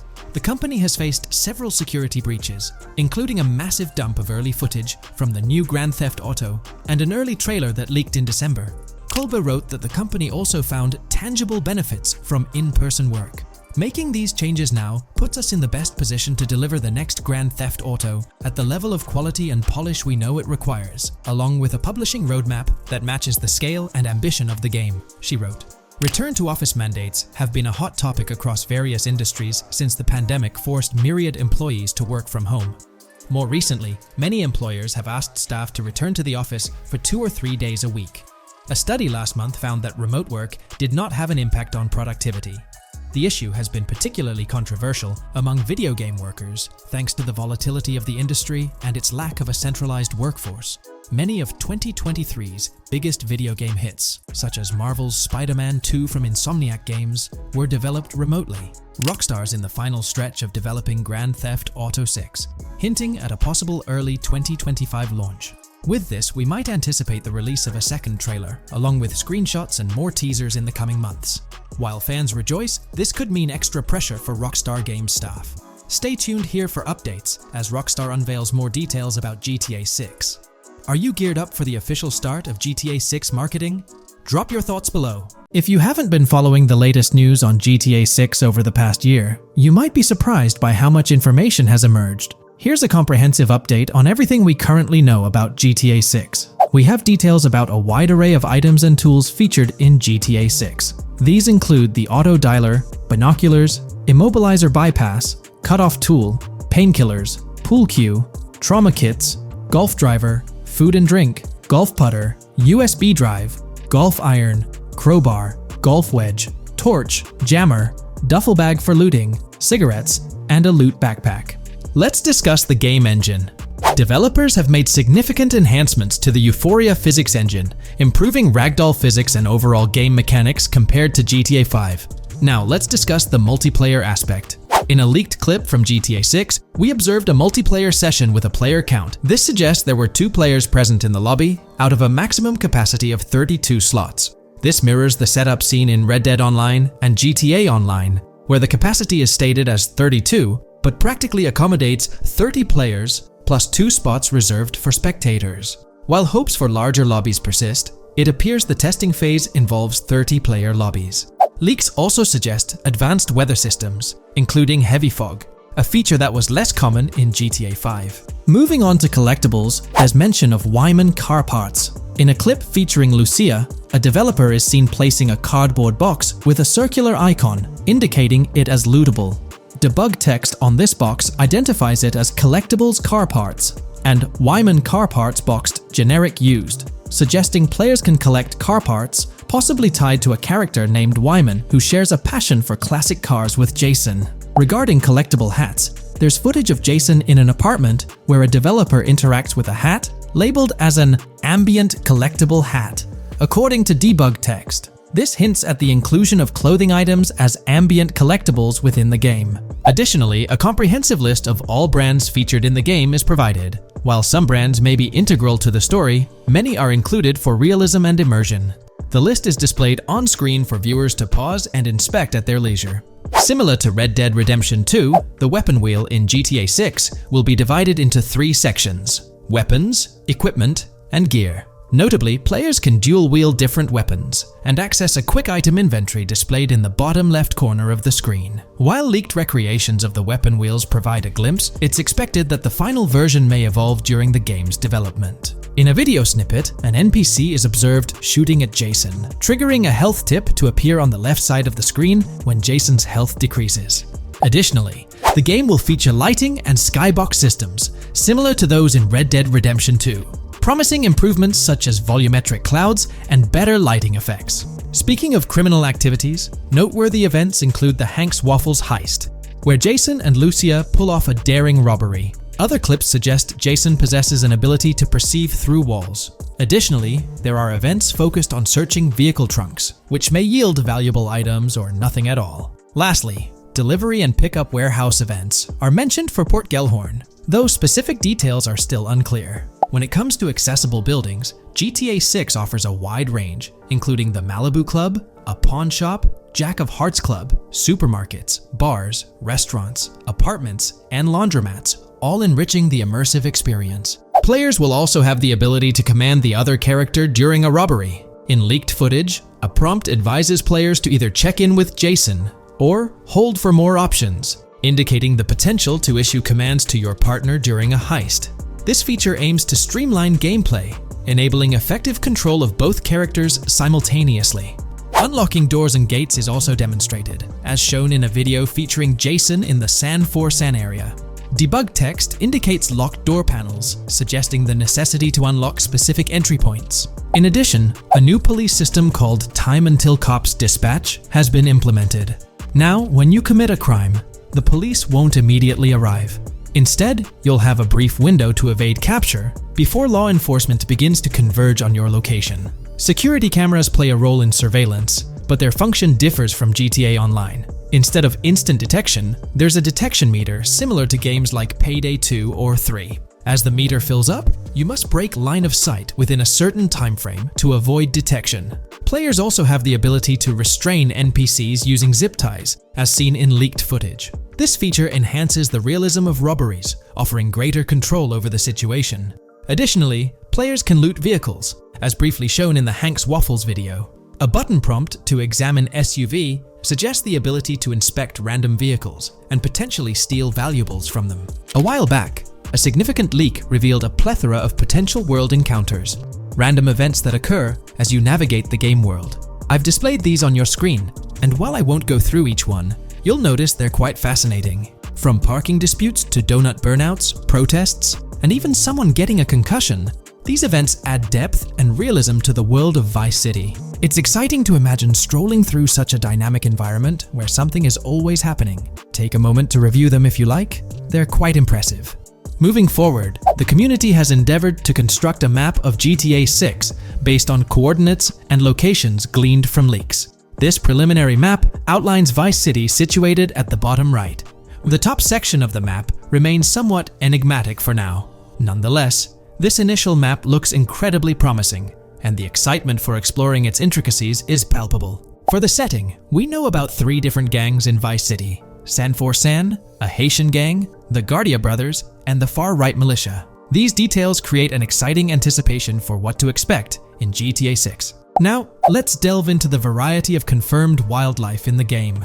Players can expect encounters with snakes, seagulls, skunks, raccoons, alligators, wading birds, squirrels, southern leopard frogs, crayfish, lizards, skunk apes, pigeons, opossums, and even whales. While these are the animals confirmed so far, we anticipate discovering more upon the game's release. These are the species we're aware of at present. Fences in GTA 6 are not just physical barriers to jump over or drive through. They are individuals involved in illegal transactions within the game. Acting as middlemen, these characters buy illegal items from players to resell them to others. Now, let's explore the AI witness system and police recognition feature, which are notably significant. In the Hank's Waffles robbery video, beneath the wanted level stars, there's a mention of full description, suggesting that witnesses can provide detailed information about you. This implies that once identified, the police will recognize you. When Lucia enters a police vehicle, there's initially no vehicle description, but this quickly changes to a full vehicle description. This indicates that law enforcement will possess detailed information about your vehicle. Moreover, the text warns that any vehicle seen entering will be noted by the authorities. This suggests that even after losing a wanted level, if spotted again in the same vehicle, the police will pursue and apprehend you. During the robbery scene, Jason attempts to prevent customers with yellow icons above their heads from calling the cops or fleeing. Additionally, a female NPC inside the diner exhibits similar behavior, with her icon flickering as Lucia leaves, turning red when surrounded by cops, and then fleeing upon spotting Lucia. These advanced NPC systems indicate a more sophisticated interaction model. Regarding item sharing, Jason and Lucia appear to be able to share items between them. For instance, in one clip, Jason steals items from containers, keeping some for himself while sharing others. Regarding sound design, it's no surprise that GTA 6 will feature more realistic soundscapes. Weapon sounds are crisper and more authentic, with increased volume for a more immersive experience. The impact of bodies hitting the floor will have a deeper thud, creating a more visceral effect. Police sirens will reverberate off buildings and environmental elements more realistically, while the sound of items will vary depending on the surroundings. For instance, if you're in a shipping container, sounds will echo more, adding depth to the auditory experience. Overall, these sound enhancements aim to emulate real-life scenarios more accurately, contributing to the game's realism. Moving on, we have an extensive list of every confirmed vehicle slated to appear in GTA 6, sourced from both the game files and leaks. I covered these in detail in a previous video, so I won't repeat them here. However, I've provided them on your screen for your reference. If you're interested in exploring the full list yourself, you can find them on page 30 of the document. The game features improved vehicle damage and handling, as seen in clips where crashes result in realistic effects, like splitting front fenders and bending car hoods. Furthermore, car interiors now include a functional GPS and waypoint system, enhancing immersion, especially in first-person driving. Players also have the option to enter a car from the passenger seat, adding a touch of realism to gameplay. These details highlight GTA 6's commitment to intricate design elements, evident in its meticulous attention to detail throughout the game. In addition, several new gameplay mechanics have been revealed. Players will now have the ability to walk while in cover, a long-awaited feature that introduces prone movement for the first time in GTA gameplay. Loot bags will allow for storing additional items, and players can now drop and pick up weapons. A new Under Fire animation has been introduced where characters cover their faces during combat, and players can opt to self-revive after sustaining heavy damage. Other significant mechanics include the ability to switch shoulders while aiming down sights, grappling during hand-to-hand combat, and the introduction of buddy communications and a buddy ping system. This system, likely shared between protagonists Jason and Lucia, remains intriguing, with its full functionality yet to be revealed. Additionally, a new cover mode has been introduced, altering the way shooting from car windows is executed. Characters will now fully lean out of windows, enabling full 360-degree shooting. Furthermore, a new ability system has been introduced, potentially exclusive to Jason, allowing for a form of wall perception. Whether Lucia will possess this ability remains uncertain. Players can also interact with a greater variety of objects and NPCs, engaging in actions such as carrying bodies, committing robberies, issuing threats, and conversing during criminal activities. Moreover, the ability to pick up additional items, such as beer bottles and cans, enhances the overall gameplay experience. Let's explore some of the exciting new gameplay systems. Firstly, there's the introduction of money laundering, hinted at during the Hank's Waffles robbery. An icon found near the car wash property featured a washing machine with a dollar sign, suggesting potential opportunities for money laundering. This implies that players may be able to purchase properties with the intent of laundering money, although specific details on mechanics remain undisclosed. Nevertheless, it appears players will once again have the option to acquire certain types of businesses for illicit activities. Additionally, there's a confirmed lineup of weapons, which includes a rocket launcher, assault rifle, baseball bat, polymer pistol, knife, bolt-action sniper rifle, Molotov cocktail, spear gun, which is intriguing, smoke grenade, compact SMG, flashbang, micro SMG, sniper rifle, heavy machine gun, auto rifle, and pump-action shotgun.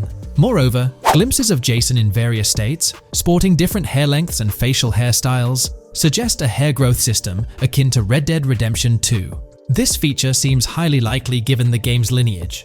In terms of sustenance, players can consume items directly from their inventory. In a scene at a gas station, Jason adds wine, soda, and fruit to his inventory, highlighting the ability to eat and drink on the go, akin to mechanics seen in Red Dead and GTA Online. In GTA 6, you can expect to encounter raccoons rummaging through trash cans and stealing food bags. This is evidenced in the game files, which document 3 world events: raccoon climbing out of garbage, raccoon rummaging through trash, and raccoon stealing food. While there are numerous intricate details to explore, we've uncovered a multitude of confirmed locations spread across Vice City and its surrounding areas. Naturally, Vice City serves as the central hub, encompassing neighborhoods such as Edgewater, North Vice City, Rock Ridge, Little Haiti, Vice Beach, South Beach, Washington Beach, and Key Biscayne.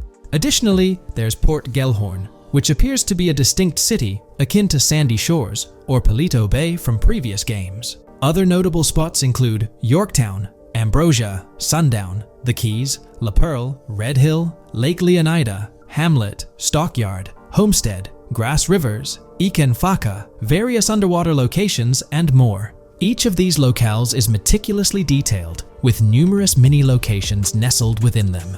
It's remarkable how much information we already have about the game's expansive geography. In GTA 6, if your character sustains injuries, health will regenerate slowly over time. To expedite recovery, you can access the weapon wheel and utilize a healing item. Unlike GTA 5, where health only regenerates up to 50% naturally and requires snacks for full recovery, GTA 6 appears to allow for natural regeneration to full health, albeit at a slower rate. While not officially confirmed, it's implied that using a medical item will accelerate this healing process. Regarding open-world activities, there are 7 confirmed activities thus far: dice, golf, fishing, races, adventuring, shipments, and delivery van events. A video showcases a delivery van event near the industrial area of Port Gellhorn, featuring active security cameras that add complexity to potential heists. 2 distinct event types mentioned in the events list are Pragmatic Cool and Chaotic Romantic, introducing a new event type called Cop Trap, strategically placed in various locations across the map. The confirmed locations are displayed on your screen, indicating that law enforcement will deploy different tactics to apprehend you. Next, let's explore the array of new features spanning 2 full pages. Firstly, an enhanced AI system is showcased in a video, where enemy AI targets Lucia once she turns around. These adversaries demonstrate improved decision-making, adapting their shooting tactics dynamically based on the situation. Notably, they adjust their positioning relative to nearby objects, aiming to avoid frustrating head-glitching tactics. Additionally, they display more tactical behaviors, such as lowering their profile during reloads and employing lateral strafing while firing. NPC behavior has also undergone enhancements, with AI groups no longer wandering individually, but moving in clusters, reminiscent of the dynamics seen in Red Dead Redemption 2. This is evident in a video where Lucia encounters a group of tourists engaged in conversation as they pass by. This enriches pedestrian interactions beyond the independent roaming seen in GTA 5, now featuring diverse groups and even couples strolling together, enhancing the game's realism.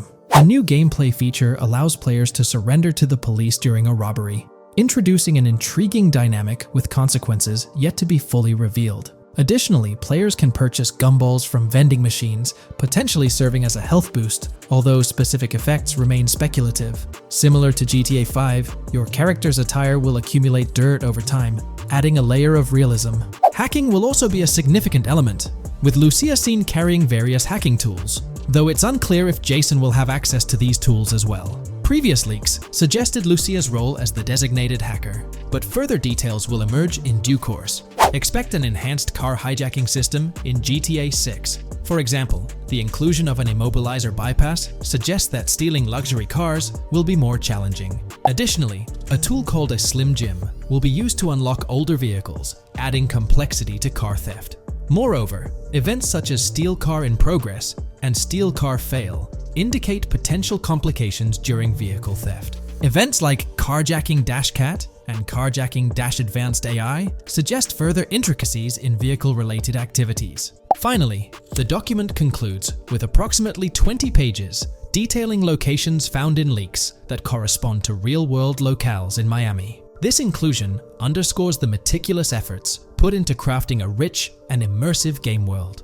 Alright, so in the GTA 6 trailer, there's this moment where this girl in a white bikini gets everyone talking, debating whether she's Lucia or not. She's chilling near this pool, taking in the Vice City skyline, and then she turns around. And let me tell you, there's a bunch of stuff to unpack there. Her hair moves all natural-like, swinging around as she turns. She's got these big hoop earrings, cool purple sunglasses, rocking a purple lipstick, and check out those nails, French tips. Oh, and there's this bracelet on her left wrist that catches the eye too. Now, here's the deal. Some folks are saying, nah, there is absolutely no way that is Lucia, or it just doesn't cross anyone's mind. Their argument? She looks different from how Lucia appeared in other shots, especially in that jumpsuit and during the whole crime spree with Jason. But hold up, there's a good chance that in GTA Online, customization's gonna be off the charts. Need a different haircut? No biggie, just swing by the in-game salon. Problem solved. So, who knows? This bikini girl might just be a customized version of Lucia with a whole new look and vibe. By the way, I'm holding a monthly giveaway for a PlayStation 5. You just need to subscribe and you're entered.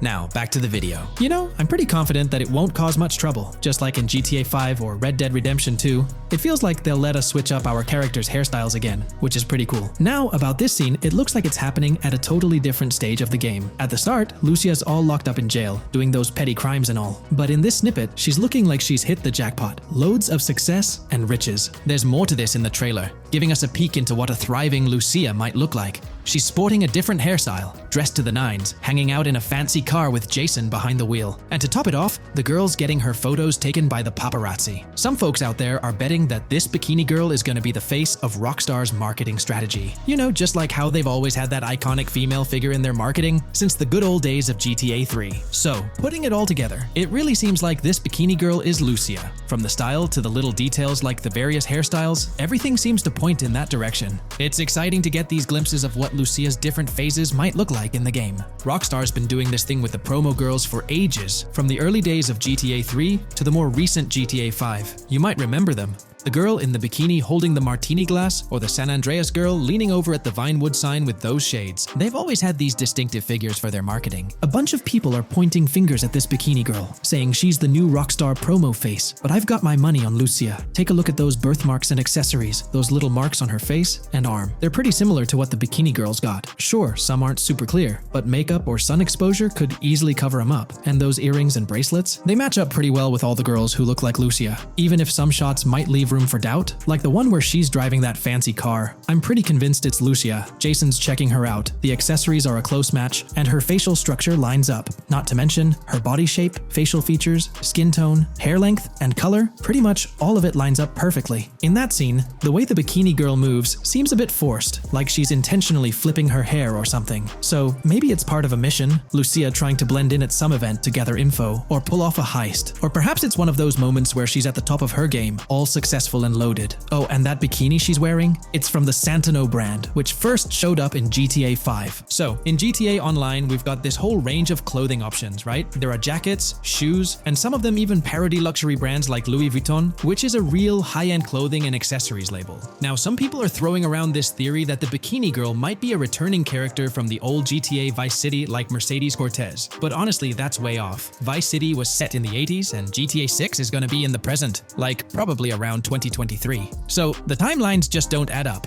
Even though this bikini girl looks a bit different and acts a bit like an influencer, I'm pretty convinced she's Lucia. She's got those same body features and face structure as Lucia, and Lucia's a game changer as the first leading lady in modern Rockstar games. Before her, female characters mostly played supporting roles or were just NPCs in GTA games, never the main focus. Rockstar tends to put a lot of effort into their main characters. The little differences like the sunglasses or lipstick don't bother me much. We know there'll be in-game stuff you can buy, like accessories. And hey, being able to change hairstyles was a big deal in games like Red Dead Redemption 2 and GTA 5. So I'm pretty confident that the girl in that white bikini on that Vice City rooftop is Lucia. But yeah, I get it, there's gonna be a lot of chatter and debate. Remember the crazy theories from past GTA trailers? Like people saying the homeless guy was Nico Bellic, or that Michael was an older Tommy Vercetti? It's always possible I might be wrong. But to me, it all seems to point to Lucia here. Let me know what you think about Lucia in the comments below. Is she really the white bikini girl or not? I'd love to hear your thoughts down there. If you enjoyed this video, a thumbs up would be cool. And hey, if you're new here and want to stay updated on all things GTA and Rockstar games, consider hitting the subscribe button. Also, click that notification bell, because sometimes YouTube acts up, and the bell helps you stay in the loop with new videos. Anyway, thanks for watching, folks. Take care and catch you in the next video. When we talk about the positive aspects of this partnership, it's essential to highlight the potential benefits that can emerge from Rockstar's newfound support for the modding community. One of the significant upsides is the acknowledgement of the brilliant and skilled developers behind the modding scene. For years, these developers have worked tirelessly to create unique and engaging experiences within the GTA universe. With Rockstar stepping into a collaborative space with CFX, there's an opportunity for a more symbiotic relationship. The infusion of official support could mean more resources, tools, and encouragement for modders to continue pushing the boundaries of what's possible within the GTA ecosystem. This collaboration might lead to innovative gameplay features, improved server stability, and an overall better experience for both players and content creators. Moreover, the recognition from a gaming giant like Rockstar could open doors for these modders in the industry.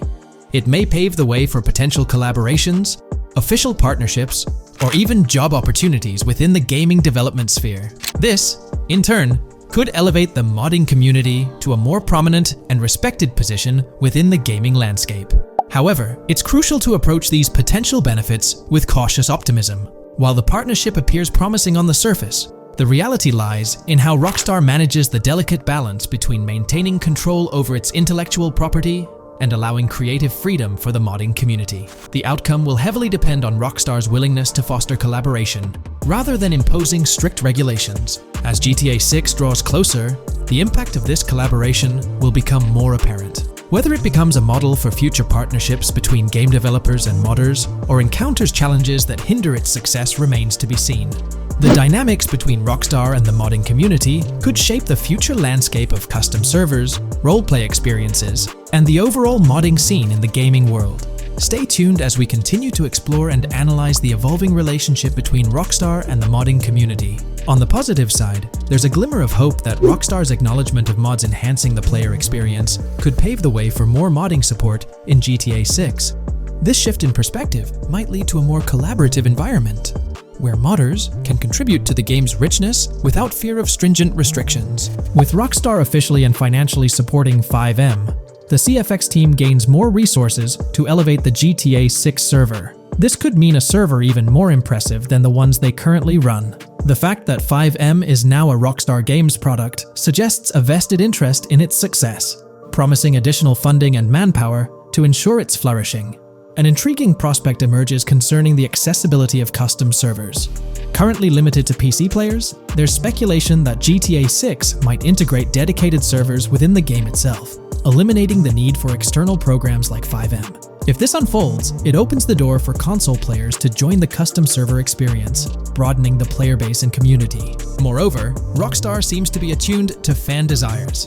Despite a larger audience watching RP compared to those actively playing it, Rockstar appears committed to making improvements. Their intent to let custom servers thrive suggests a more fan-centric approach, acknowledging and catering to the desires of the gaming community. However, there are potential pitfalls to consider. The most glaring concern is Rockstar's inclination to monetize these servers. While the specifics remain uncertain, it's almost certain that some form of monetization, be it through custom server shark cards or a pay-to-play system, will be implemented. This could introduce a paywall, affecting the accessibility and enjoyment of custom servers for certain players. As we navigate through this evolving landscape of Rockstar's partnership with 5M, the delicate balance between fostering creativity and implementing monetization strategies will determine the ultimate impact on the gaming community. Stay tuned as we continue to unravel the complexities of this collaboration and its implications for GTA 6 and the modding community. Let's unpack this a bit more. The whole monetization story got its moment in the spotlight during an earnings report where Take-Two CEO Strauss Zelnick spilled the beans. He essentially said, "If folks are messing around with our intellectual property, why not make a buck or two?" It's a straightforward business move, really. Taking a page from the unprecedented success of GTA Online, it seems like Rockstar caught a glimpse of how these free servers could turn into a money-making machine. Now, the potential downside of this situation lies in the realm of competition. Rockstar's got its A-team working on the custom servers gig. That means anyone outside the Rockstar circle trying to whip up something akin to 5M is practically painting a target on themselves for a cease and desist. Let's face it, Rockstar might have eyed this strategic move with 5M from the get-go. However, with those servers gaining crazy popularity and the game becoming a sensation on Twitch and YouTube, shutting it down wouldn't have been the smart play. Instead, they pulled off a masterstroke, acquiring the team behind the biggest servers, effectively cornering the market and positioning themselves to profit from any potential imitators. Now, with GTA 6 on the horizon and servers in the works, Rockstar's sitting pretty. Some in the gaming community are even giving them a nod for finally throwing a bone to the community. But, and there's always a but, at the end of the day, Rockstar's the one making the rules. We'll all have to toe the line because, quite frankly, there won't be any other alternatives in the neighborhood. So, buckle up for Rockstar's GTA roleplay. It's going to be a wild ride. The landscape has already witnessed the repercussions, with servers and mods being handed the shutdown ticket for not playing by Rockstar's latest rulebook. The new mandates include a strict no to real-life vehicles, mission mods, and porting old Rockstar maps or assets rules that weren't in the playbook just a couple of years back. Now, while the financial backing from a mega corporation might seem like a savvy move on the surface, there's a lingering skepticism about whether it'll blossom into the fairy tale ending we've all been envisioning. It's a bit premature to slap a final verdict on the fate of 5M once GTA 6 hits the stage. Now, let's consider the potential repercussions for the vibrant RP community. While the partnership between Rockstar and 5M could bring about positive changes, there's an underlying worry within the RP enthusiasts. The fear is that with increased control and potential monetization, the organic and immersive RP experiences that players have come to love might face disruptions. RP communities thrive on creativity, flexibility, and a sense of autonomy. If Rockstar's influence leads to more rigid guidelines, it could alter the dynamic of these communities, potentially affecting the unique narratives and interactions that make RP servers so engaging. As we contemplate the potential impact, it's essential to look beyond the immediate horizon of GTA 6. The dynamics established through this collaboration could set a precedent for future interactions between gaming giants and modding communities across various games. Whether it becomes a model to be emulated or a cautionary tale will be closely watched by both players and industry stakeholders. The future of 5M and the broader modding community remains uncertain as GTA 6 inches closer to release. While concerns exist, there's also room for hope. The collaboration might lead to a harmonious blend of official support and community-driven creativity, enhancing the gaming experience for everyone involved. As players, content creators, and modders navigate this uncharted territory, the one constant is the love for the game and the shared hope for a positive evolution in the gaming landscape. Taking a stroll down memory lane, Rockstar's track record with monetization doesn't exactly calm the nerves. Add to that the current scenario where they're laying down the law for the CFX team, dictating what's permissible and what's not. This conjures up a cloud of uncertainty regarding the future of both 5M servers and the broader modding community. Personally, I'm a big fan of RP servers and that immersive content. It's my cup of tea. The idea that the same company that set the stage with GTA 5 might potentially tarnish 5M, turning it into a monetized maze with no alternatives, that's a bit of a buzzkill. Yet, here we are, in the waiting room until GTA 6 steps into the limelight. There's been a lot of talk since GTA 6 was announced, with rumors flying all over. But hey, here's a rundown of confirmed stuff like vehicles, items, weapons, and features for the game. Now, the official release of the game is still a good few years away. Rockstar Games is really putting in the work to make this game top-notch. But thanks to a leak, we've got some inside info. We're talking cars, new physics, main characters like Lucia and Jason, map locations, a massive open world, tons of stuff to do in-game, and a bunch of weapons you'll get to use. We've also learned about better AI for non-player characters, some RPG elements, and cool new gameplay features. All this has got the gaming community buzzing about what GTA 6 will bring when it finally drops. Let's dive into the primary video clips making rounds on social platforms, showcasing mission gameplay, and offering insights into Rockstar Games' vision for GTA 6. Among the widely shared footage is a mission featuring Lucia, the game's playable character, and a Latina protagonist attempting to rob Hank's Waffles, a diner. During this early test phase, the non-player characters lack distinct facial features and bear a dummy-like appearance, humorously dubbed in-game as such. By the way, I'm holding a monthly giveaway for a PlayStation 5. You just need to subscribe and you're entered. Now, back to the video. The NPC's responses are influenced by Lucia's aggressive actions, with various animations depicting the fear evoked by the robbery, akin to the dynamic NPC reactions seen in Red Dead Redemption 2. In the diner heist, Lucia has the option to aim her handgun at a hostage, providing players the choice to either rob or engage in hand-to-hand combat. Managing the hostage adds depth to criminal activities in the game. Jason, the white male protagonist, is also involved in the robbery, allowing players to interact with both characters during the encounter. Jason urges Lucia to act swiftly and escape without a trace, hinting at a relationship reminiscent of Bonnie and Clyde, aligning with previous leaks regarding the game's storyline. The character's appearance bears similarities to actors Eva Mendes and Ryan Gosling from The Place Beyond the Pines, though it remains uncertain if the narrative will mirror the movie's plot. Lucia and Jason appear to be in their late 20s, and the game incorporates a character switching mechanism seamlessly activated through the controller's D-pad. As the police arrive, Lucia can menace another hostage, leading to a showdown with law enforcement outside. The intricate design of the outdoor area suggests a setting modeled after northern Florida, characterized by lush vegetation. As Lucia and Jason make their getaway, they rack up 2 wanted stars but avoid a shootout, deftly maneuvering around parked cars before commandeering a police cruiser. This early mission stage is apparent with tutorial-like cues, one highlighting improvements in police AI, where law enforcement remembers vehicles linked to illegal actions. The scene wraps up with Lucia driving the police car, Jason reassuring her of their ability to shake off the cops. However, their escape comes to an abrupt halt, with an unintended collision at an outdated car wash. The early footage reveals a minimap reminiscent of Grand Theft Auto 5, with icons possibly denoting missions from unfamiliar characters labeled WM and YJ. As they ascend to the VIP second floor, Dre interacts with DJ Tip, who appears irked by drink delays. A brief spat implies Tip's unpopular status. Dre moves on, and the clip ends. It's important to note that these clips depict early development stages, subject to changes throughout the game's progress. Another intriguing leak spills details on over 500 in-game events, encounters, and Easter eggs. While we can't cover them all, here are a few highlights. Various events like fishing, Satanist houses,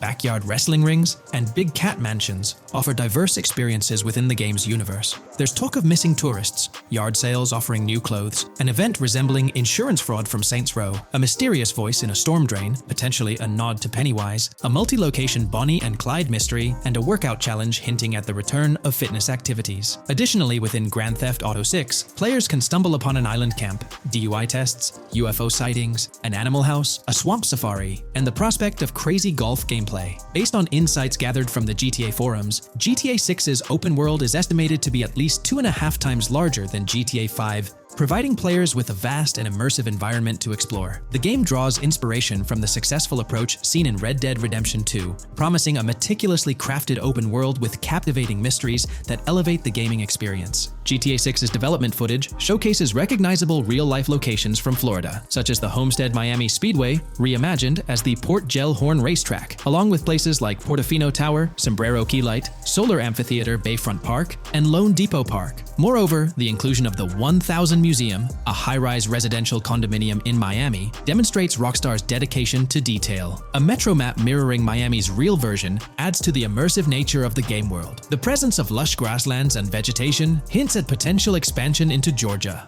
although this aspect remains speculative until officially confirmed. The Miami Beach Police Department's resemblance to the Vice City Neighborhood Police Station shows how Rockstar brings creativity into their world designs. Of course, with any early info, we're waiting for official confirmations to see how these elements fit into the final game. Until then, the mystery around Grand Theft Auto 6 will definitely keep fans excited for its release. Now, let's take a look at the primary locations featured in GTA 6. Ambrosia comprises Ambrosia Farms and the Tarmac. Bayside Copperhead, the Everglades or Grass Rivers, Fairyland, and Fairyland Forest offer distinct settings. The Keys region includes East Key, Low Key, and additional spots like a garage, gas station, and liquor store. Lake Okeechobee encompasses a motel, prison, and racetrack, while Little Haiti, North Beach, and and North Miami feature establishments such as gas stations, hideouts, and liquor stores. Port Gellhorn distinguishes itself with detailed spots like an abandoned building, basketball court, beach, bingo hall, bowling alley, car wash, fishing store, fruit stand, gas station, motel, pawn shop, police station, quick shop, raceway, soccer field, and more. Red Hill showcases a forest. South Beach offers a boardwalk, gym, hotel, ocean drive, and park, while South Miami Sundown includes a beach and tarmac. Vice Beach encompasses Vice City suburbs and Washington Beach. Miscellaneous locations such as an abandoned hotel, observatory, Fountain of Youth, homeless community, Malibu Club, Monument of Leonida, Redneck Yacht Club, Spaceship House, Underwater Research Facility, and Dinosaur World enrich the gaming world. Recent leaks from this week strongly suggest that Alexandra Christina Echevarri might be the voice behind Lucia in Grand Theft Auto 6. Her voice in a demo reel closely matches the leaked clips of Lucia's dialogues, hinting at her likely portrayal of the character. Throughout this breakdown, we've covered loads of info about Grand Theft Auto 6, diving into different aspects of the game. It was important to cover everything we know about the game so far, and while we're eagerly waiting for it, it might still be a couple of years before we get our hands on it. Let's kick off by highlighting some cool discoveries from the leaked clips, focusing on new features and gameplay details revealed. In one scene, Jason and his pals are chilling by an in-ground pool in a modest neighborhood, cracking jokes about a parody of social media called Life Invader. Their banter brings in playful references to Jay Norris's demise, showcasing that classic Grand Theft Auto humor fans love. Lucia and Jason are shown in animation tests doing different actions like jogging, stopping, and ducking to avoid gunfire. Rockstar's developers also tested vehicle crash physics on an overpass. The highway signs on Interstate 97 mention North Beaches and Lake Leonida, with the current exit leading to Washington Beach. In another interesting scene, Jason finds a shipping container filled with stacks of cash and a motorbike. Various development clips reveal tweaks being made to a vehicle's interior, hinting at potential new designs or customization options for players. Throughout the clips, interactions with NPCs in the open world are demonstrated, including characters taking selfies, which adds depth to the game's environment and immersion. There's a moment where Jason enters a gang member's territory and takes cover behind a truck, showcasing unique animations for characters reacting to being shot. A notable find in the clips is a jetpack, previously leaked by Tom Henderson, which is seen inside the Jack of Hearts Club. The game features parody social media logos like Snapchat, Instagram, and Life Invader. Characters also sport different hairstyles, with details like Lucia's visible bra under her shirt, adding realism. A new feature is the ability for players and NPCs to hold their guns sideways during combat, adding a different dimension to fights.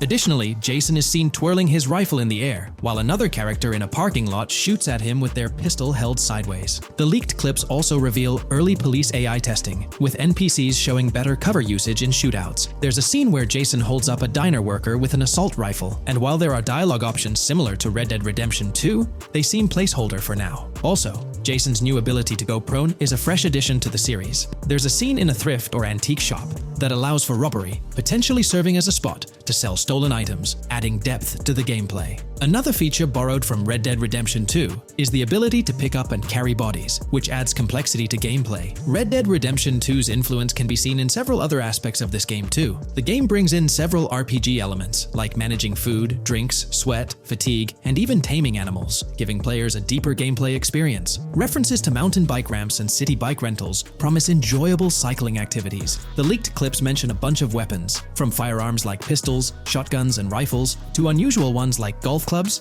baseball bats, and crowbars. Players can also use equipment such as flashlights, binoculars, lockpicks, and more. Additionally, players can stay in motels and hotels, with the Kington Hotel being one of the options. There's even a pool party with live music for players to check out. References to the Everglades and wildlife like alligators, snakes, raccoons, and birds suggest diverse environments to explore. The weapon wheel system, similar to Red Dead Redemption 2, limits the number of weapons and items players can carry. Lucia can carry a loot bag, possibly used for robberies or stealing from different places. The inventory system allows players to carry health kits and other items for temporary boosts, and Jason can pick up and drop weapons from his inventory. The clips hint at animations like overdose, suggesting unique actions or events in the game. There are indications of horses and horse riding mechanics, possibly inspired by Red Dead Redemption 2.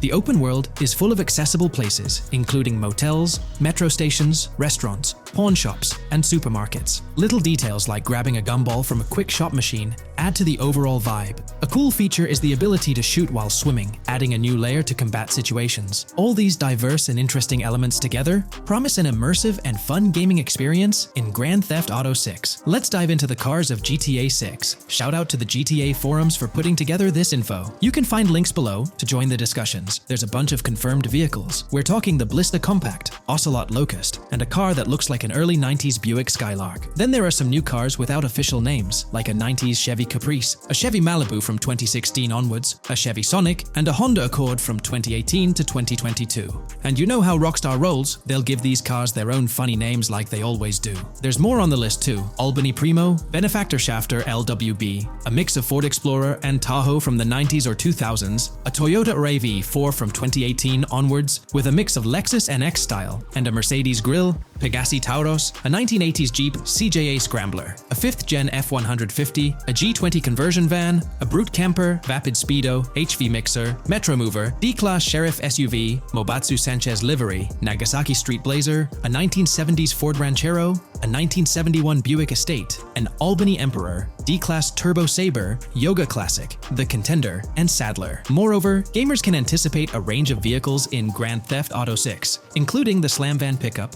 Bobcat XL, an updated Regina, Alpha, Gauntlet Classic, Moonbeam Helion, Boxville Go Postal, an unidentified Albany vehicle drawing inspiration from a 1959-60 Cadillac, a Rebel, an unknown Asian sedan, a Ferrazzi or Feroci, Baller, Novak, Buffalo STX, Alpha and Feudo, a Benson NF 890, Buffalo without a sports bumper, and the Stanier and Landstalker. This extensive lineup promises an immersive and varied driving experience for players within the game. What's got you hyped about this game? Share your thoughts in the comments below.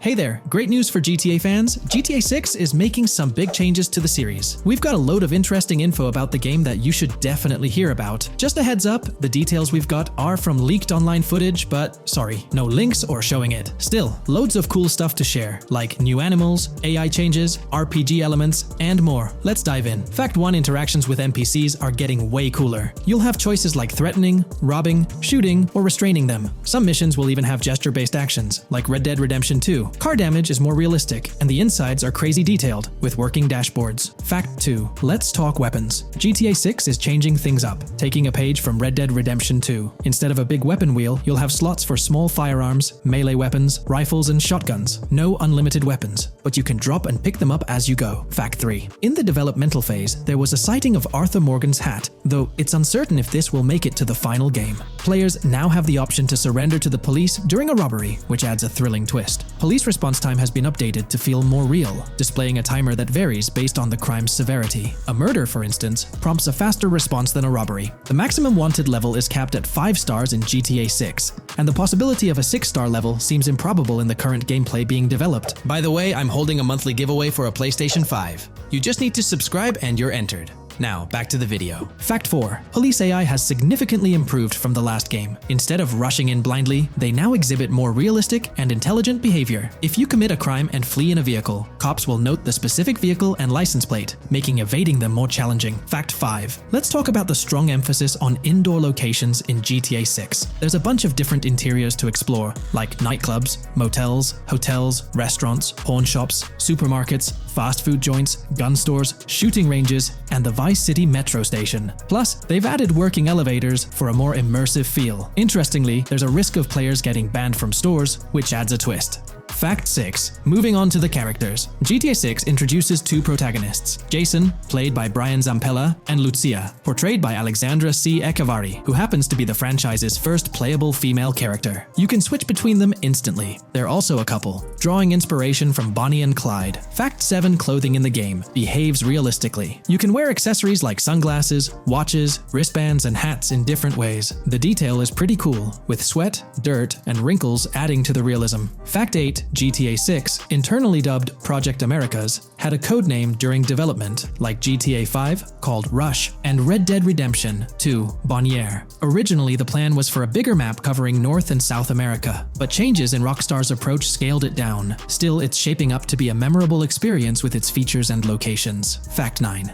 GTA 6's map is officially bigger than GTA 5. This time, Vice City takes the spotlight, a Miami-inspired area with its surroundings, giving players a vast and diverse landscape. There's even a lake in one of the videos that hints at a significant part of Florida being in the game. Fact 10. Hold on to your seats. The jetpack's back. Shooting out of cars is on the cards too, adding more thrill. And get this, GTA 6 introduces 18 brand new vehicles to the franchise. Fact 11. In GTA 6, you'll bump into various events, like random mugger encounters and NPC-hosted yard sales. There are hints at riding events, which could mean horse riding, maybe even involving the Red Dead Redemption 2 team. Fact 12. New firepower alert. The spear gun's making its first appearance, letting players shoot underwater spears at their targets. Plus, there's a bunch of gear you can use, like binoculars, cut-off tools, flashlights, immobilizer bypasses, slim gyms, USB drives, tasers, zip ties, and auto dialers. Fact 13. The game has RPG stuff like weight and muscle management, seen in the Spool Couple Workout Challenge. Leaked footage showed Jason and Lucia's apartments. For example, Jason's place has a bathtub for in-game baths. Fact 14. Rockstar's planning to add new missions and cities regularly after GTA 6 launches. Whether this is for online or story mode isn't clarified yet. Expect an improved cover system, better than what we've seen in other Rockstar games. Fact 15. Make sure not to overlook the Kingston Hotel. It's a lively spot with pool parties and live music, making GTA 6's world even more vibrant. Fact 16.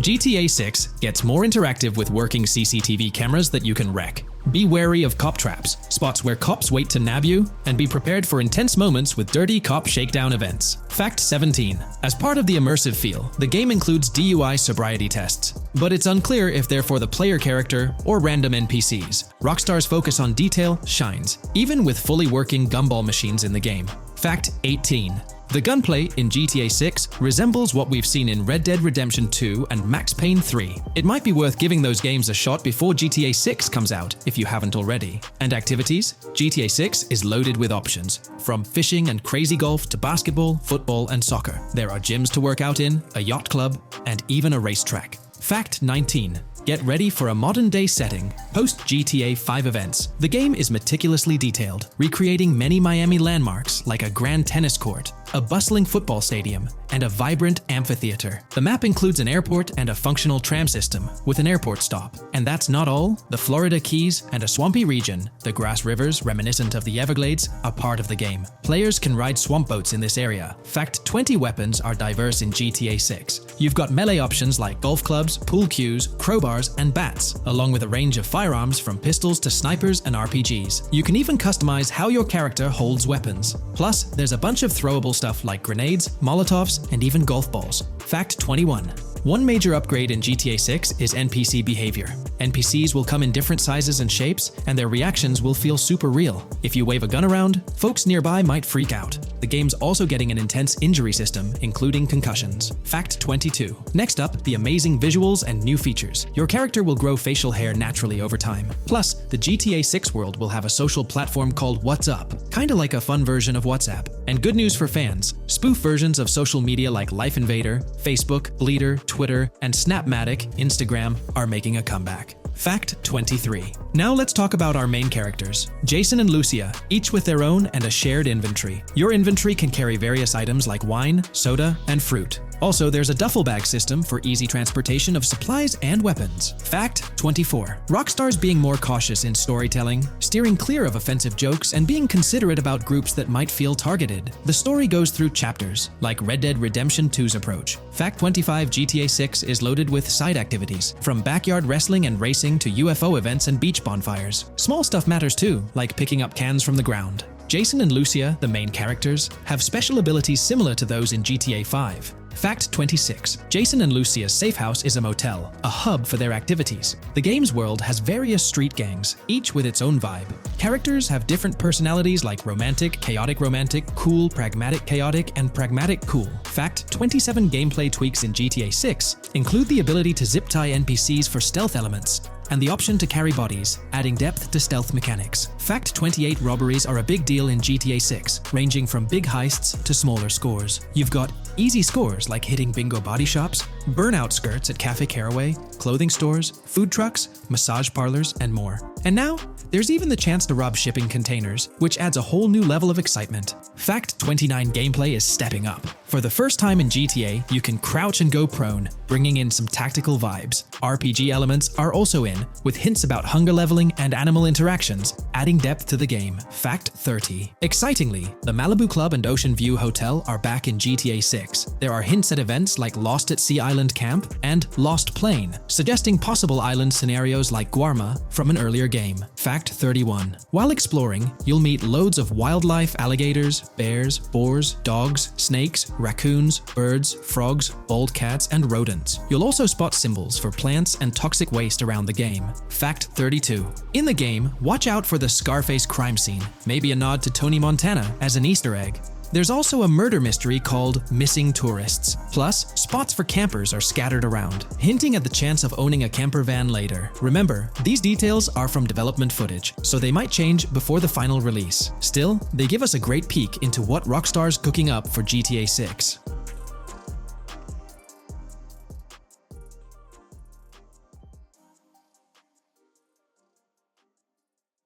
Welcome to this video where we're going to explore 30 confirmed features of GTA 6 that Rockstar Games has officially talked about. But first, a quick heads up. The info we're sharing comes from a security breach and leak of GTA 6 pre-alpha footage. Rockstar Games acknowledged this leak on their official Twitter. Just to be clear, we won't be showing any gameplay footage due to possible copyright issues, but we'll definitely dive into these cool features. Feature 1. Looks aren't just for show. The reactions of non-playable characters, NPCs in GTA 6, are pretty fascinating. How clean your character is, and their overall appearance affect how these in-game characters respond to you. It adds a cool layer to the game, considering how NPCs react differently based on your character's appearance. Feature 2. Let's rev up the excitement with some serious vehicle action. Imagine cruising through the Everglades in a top-notch hovercraft. That's just one of the personal rides available right from the start. And there's more, like taking the wheel of a bold 1970 Ford Ranchero GT in striking red and black, owned by a character named Jason. Feature 3. Here's another level of immersion. Each character has their own stuff. So, when you're playing as Jason, you can tap into Lucia's stash and vice versa. Say Jason's low on assault rifle bullets. If you're close to Lucia, you can ask her for some. It opens up a bunch of possibilities for teamwork and sharing resources in the game. Feature 4. For all you die-hard GTA fans, there's a new clothing store in town called Arches. It's got a fresh collection to amp up your character's style. Feature 5. Let's talk graphics. In GTA 6, the clothes are seriously detailed. Wrinkles, dirt marks, and even sweat. Paying so much attention to clothing details makes the characters look super real, adding a ton of authenticity and making the game more immersive. Feature 6. While exploring the vast game world of GTA 6, you'll see a seamless mix of modern vehicles in urban areas and older ones in rural spots like the Everglades. It gives that cool GTA vibe, whether you're cruising in a flashy city car or taking a nostalgic drive in the countryside. GTA 6 has a bunch of wheels to fit whatever mood you're in. Feature 7. During certain heists, there's a timer showing when the cops will show up. Some think it's a developer thing, but it could mean players need to plan their heists well, syncing with the police response for a perfect score. That'd definitely add an exciting twist. Feature 8. I'm buzzing about this one. GTA 6 will feature a massive aquarium. Yes, you heard that right. Players get to explore an aquarium within the game, adding a cool new element to the gameplay. Feature 9. There's a limit on inventory space. Players can't stockpile an endless number of items. A smart move would involve rummaging through crates and storage spots at the docks to earn cash and gather valuable stuff, spicing up the gameplay. Feature 10. Here's something cool. In GTA 6, you're not stuck with your character's right side view like in GTA 5. Following Red Dead Redemption's lead, players can freely switch their character's preferred shoulder for a better view. It also changes which hand your character uses for weapons, making gameplay more immersive. Feature 11. GTA 6 adds a touch of reality with a dynamic day-night cycle. Shops don't stay open 24/7 anymore. Some close at night and reopen during the day, making the whole experience more immersive.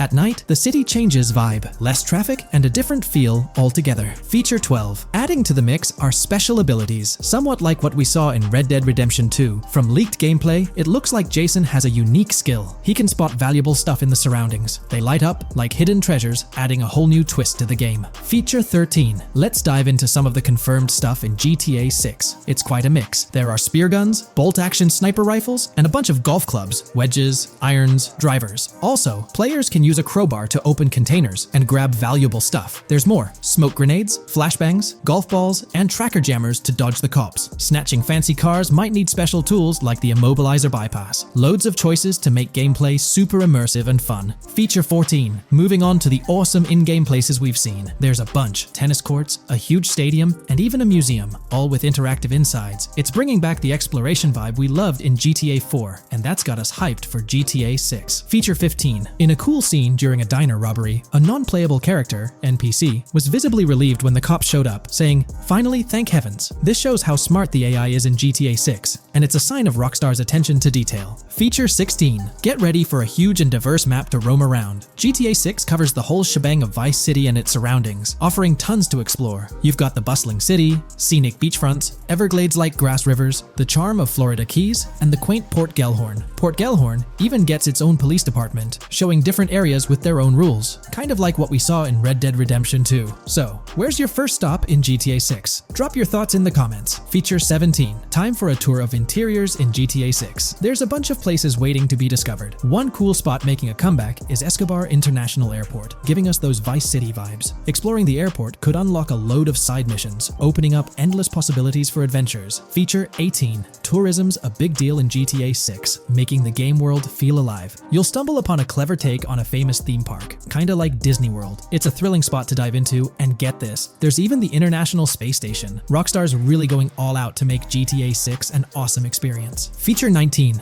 The characters you'll meet in GTA 6 have had some major upgrades. They come in all shapes and sizes, some towering and impressive, others more on the average or smaller side. This variety really brings the in-game city to life, making it feel more realistic. Rockstar's definitely set a high standard in gaming with this, and I can't wait to dive into this amazing world they've created. Feature 20 new gameplay features are here, and one that stands out is using assault rifles while inside a vehicle. It's going to shake up how players handle combat. Feature 21 money in GTA 6 works differently. You don't just magically get more cash in your bank account after robbing a store. Instead, you physically grab the cash from the store counter using a button. It makes the whole experience more real and interactive. Feature 22. Now this is wild. The vehicle customization options in GTA 6 are something else. When you get into a vehicle, hit the left D-pad for the vehicle options menu. You can tweak the seat, fix the steering wheel, and even jazz up the interior. There's talk that this might be limited to developers, but I'm hoping it's for everyone in the final game. Feature 23. There's a ton more to do in GTA 6. The game amps up interaction by letting you handle money, USB drives, weapons, food, and different clothes, giving you more control over the world. Feature 24 hats off to hat customization. In GTA 6, you can style your hat in different ways, showing off your fashion taste. It might seem small, but it makes your character really stand out. Feature 25. Here's a neat twist. When you're on the run and hijack a ride, your criminal description changes a bit, leaving out specific car details. This tricks witnesses and stops them from telling the cops about your getaway car. Smart move to stay hidden and adds a tactical side to the game. Feature 26. The big news? GTA 6 is officially scheduled to hit stores. Feature 27. Something fun and quirky. You can actually interact with gumball machines in the game and snag some gumballs. It's a small thing, but it adds a nice touch of reality to the game. Feature 28. Talking about the cops and what's happening in the game world. During gameplay, I saw the police doing traffic stops, DUI tests, and even searching vehicles. Also, the in-game map shows random NPC AI car accidents, and the cops rush in to handle these, making the virtual world feel genuinely chaotic. Feature 29. Time to talk weapons. GTA 6 brings a massive range of guns, from pistols to heavy artillery. With so many options, the action stays intense, making sure you're armed for any situation. Feature 30. GTA 6 is bringing in an inventory system, like what we saw in Red Dead Redemption 2. Looks like Lucia's got a sports bag hinting at that. Bonus features. Feature 31. Let's take a darker turn, handling bodies in the game. It adds a creepy level of realism. Players can deal with and move bodies, adding a whole different vibe to GTA 6. It'll be interesting to see how this affects the gameplay. Feature 32. NPCs in GTA 6 are shaping up to be super interesting. Rockstar's bringing in the immersive vibes we loved in Red Dead Redemption 2, and the potential here is huge. The improvements they've made could take the game to a whole new level. I'm super hyped to see what Rockstar's got up their sleeve. Feature 33. GTA 6 starts off with a bang, small-time heists, and the chance to rob small businesses, giving you a thrilling start. Feature 34. You'll get your hands on a bunch of tools to up your crime game in GTA 6. Lockpicks, hacking gadgets, and more are there to help you handle whatever challenges come your way. Having the right tools in your pocket makes the gameplay more lively and exciting. From 2022 and onward, a group of passionate GTA fans have been diving deep into GTA 6 gameplay leaks, and what they discovered was wild. Their mission? They're trying to map out the entire landscape of GTA 6 before Rockstar Games even releases the official game. And guess what? They're actually making some serious headway. This is all about the ongoing GTA 6 mapping project. So, how did this whole endeavor start anyway? It's an interesting story that not many folks are aware of. You see, there was a similar craze back when GTA 5 was announced. Back in 2011, a group of dedicated fans took it upon themselves to predict and sketch out the layout of GTA 5's terrain. How did they do this? By meticulously analyzing every single trailer that Rockstar Games dropped in the year leading up to the game's eventual release in 2013. The surprising part? When the game finally hit the shelves, a substantial chunk of what these fans had mapped out turned out to be surprisingly accurate. Sure, there were a few locations that were a bit inaccurate, like the military base being off and the dam placed in the wrong spot. Also, there were some variations in the overall shape of San Andreas, but considering they solely relied on Rockstar's official footage and had put in 2 years of work, their accuracy was pretty commendable. Now imagine this, if they could pull off that level of detail with just the trailers, think about what these enthusiasts could achieve with the leaked, under-the-radar stuff that slipped out prematurely. Plus, add in an extra year of combing through details and data. This mapping project is being led by a user called Dupzor, who is the project manager of this whole thing.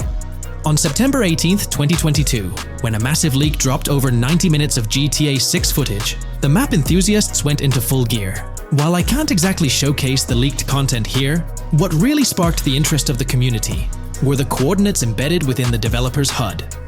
These sneaky numbers revealed the exact whereabouts of the player concerning the game map. And let me tell you, GTA 6 fans wasted no time diving into this goldmine of information. With these coordinates in hand, the community went Sherlock Holmes mode, meticulously mapping out the game's terrain and identifying key locations. For instance, in one intriguing clip from the leaks, Lucia and Jason were caught in the act, robbing what seemed to be a Waffle House. This incident was marked by a simple white dot on their evolving map project. But it wasn't just a random dot, it was a significant clue. By cross-referencing the coordinates provided in this clip with other glimpses from the leaked footage, they managed to calculate the spatial relationships between different spots showcased in the leaks. This detective work allowed them to gauge distances and plot out the relative positioning of these places within the game world. However, it didn't stop there. The community didn't solely rely on leaked footage. They combined their detective skills with the official trailer and, using a blend of educated guesses and hard data, endeavored to include every conceivable road, building, and landmark featured in the GTA 6 map. The goal? To create a comprehensive and accurate representation of the game's virtual world based on all available tidbits of information.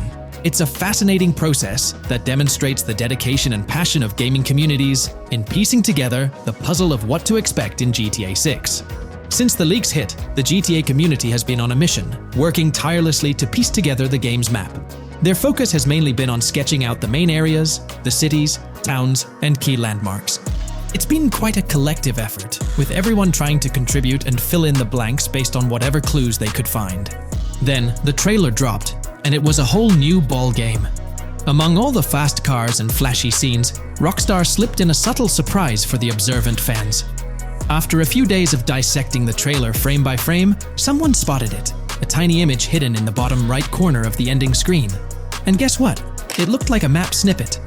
Naturally, the community went into full detective mode. They put on their magnifying glasses and compared this mysterious map with the one they'd been building from the leaks. There were some similarities, especially with the layout of the right side and the presence of separate islands at the bottom, surrounded by water. But here's the catch. That image was pixelated to the max. It was like trying to figure out a puzzle with half the pieces missing. The lack of detail made it nearly impossible to confirm if it matched their map. This whole revelation sparked a heated debate among fans.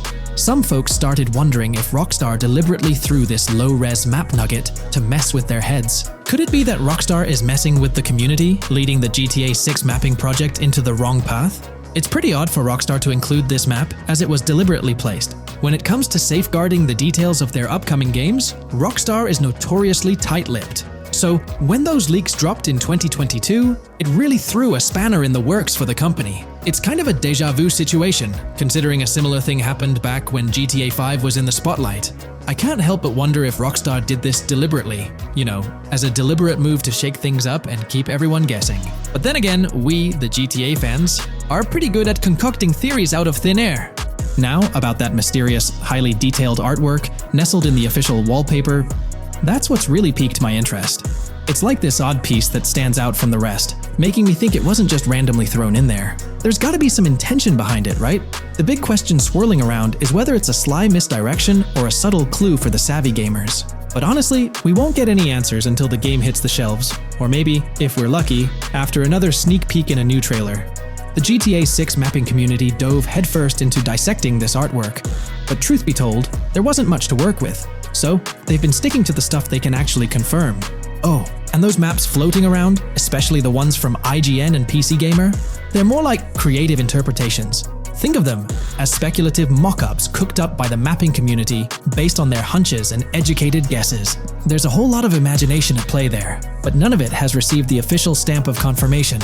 The GTA 6 mapping project might not be dropping any bombshells about unknown locations in the game, especially considering how the gameplay leaks already spilled quite a bit on what's in store. Now, the heart of this community effort lies in the finer details. They're all about pinning down the exact spots where these landmarks and locations are going to be placed within the game's vast world. However, let's be real here. They've barely scratched the surface, covering roughly just 10% of the entire map. Still, kudos to them for the tremendous effort and progress they've managed to make with what they have.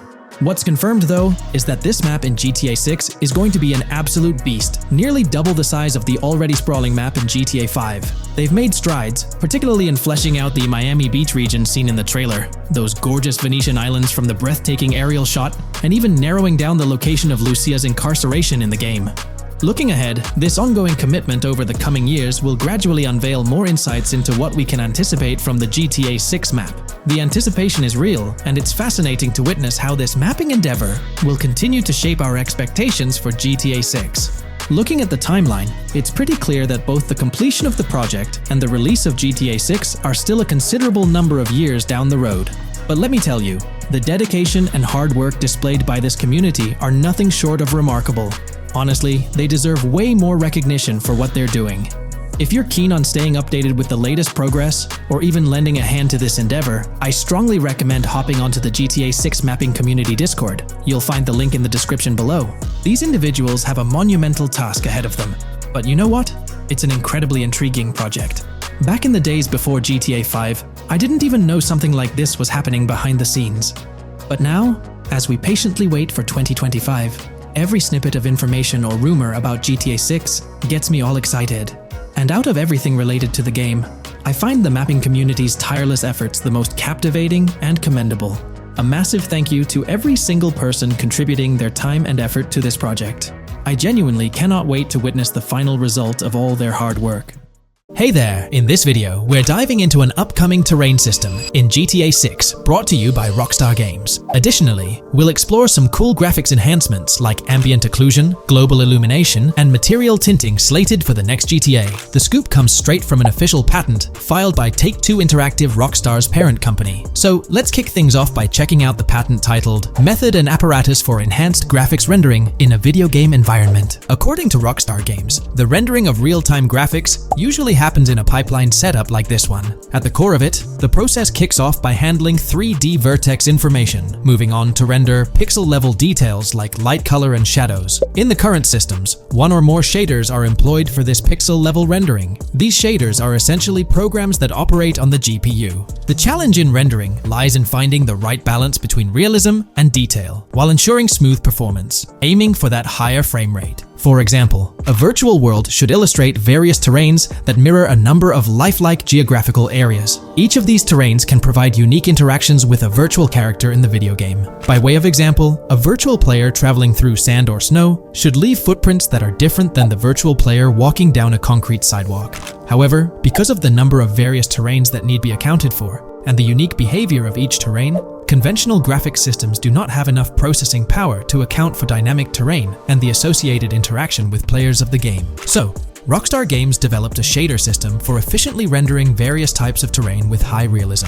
Let's take a peek at the system. The world level map, visible in the bottom right, outlines all the different dynamic terrains, such as muddy, sandy, grassy, hard ground, snowy, and more. Take a gander at this world level map showcasing the diverse terrains. Now, let's explore the various dynamic terrain zones within the game world. Using Red Dead Redemption 2 as an illustration, this world-level map plays a pivotal role in determining the terrain that players or NPCs interact with. Essentially, it acts as the foundation to generate a trail map. Think of a trail map as a record of all the imprints left behind by characters, vehicles, and other objects, like the aftermath of explosions. Take this image, for instance, showcasing how the snow has been altered by the actions of this NPC. Different shaders of the shader system are used for different terrain types and with different trail map types. For example, basic terrains do not require special shaders, while shallow mud terrains can advantageously benefit from a parallax surface shader to efficiently show ruts and tracks in the terrain with a high-detail trail map.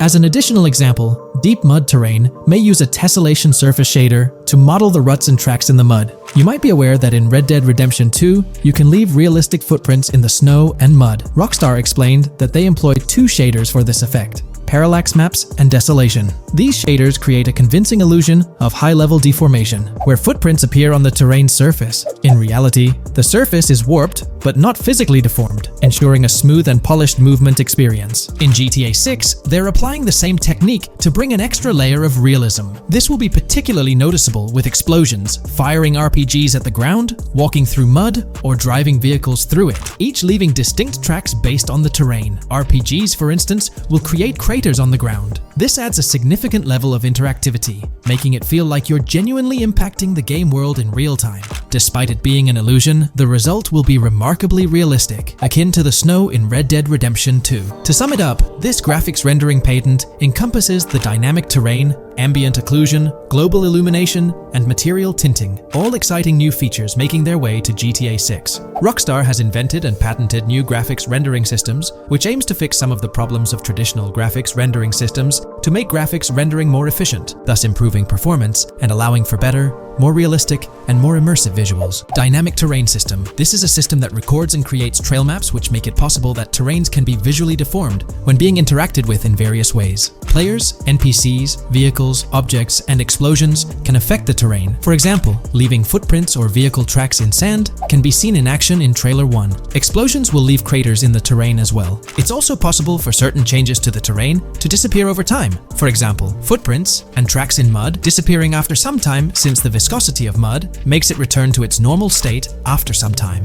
There are different types of terrains, for example, muddy, sandy, hard ground, grassy, or snowy terrain. Each type of terrain will react differently. A sandy terrain will be more easily deformed than a grassy terrain, for example. In the initial part of our video, we delved into the rendering pipeline, which also incorporates a lighting stage. While conventional systems often utilize cube maps for pre-rendering lighting, it's worth noting that this is mainly for static elements. When it comes to dynamic characters, pre-computed lighting falls short in accommodating changes from objects within the scene. Although ambient occlusion can be pre-baked, it lacks the capability to update dynamically. Realism takes a hit due to this. Conventional systems often incorporate static lights to mimic reflected light, like sunlight bouncing off the ground and under a table. However, this static approach fails to update with changes in the light source. To address these challenges, Rockstar has patented new systems. Ambient occlusion. This is a graphics technique that can be utilized in multiple forms to determine how light and shading are displayed on an object. It can lead to darkened areas,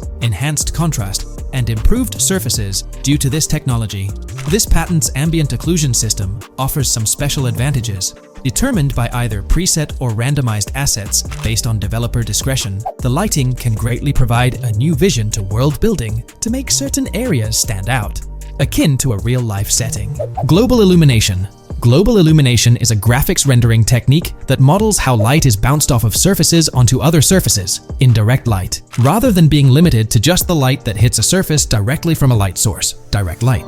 Rockstar's system detailed in this patent uses a bounce map that is projected in a top-down fashion to determine reflected light off of the ground. This bounce map is then converted into a texture that provides an approximation for the expected bounce back of light. This simulates the effect that would be achieved rendering the multiple passes of lighting to account for the natural bounce reflections. The bounce map can then be integrated into the lighting pipeline, During this, a technique is used to determine the area that needs this extra pass for each frame. This way, only the visible and required area is rendered with this technique, thus making it very efficient and less performance intensive. Overall, this provides many of the benefits of ray tracing without the computational expense. Ray-traced global illumination will probably still be in the game.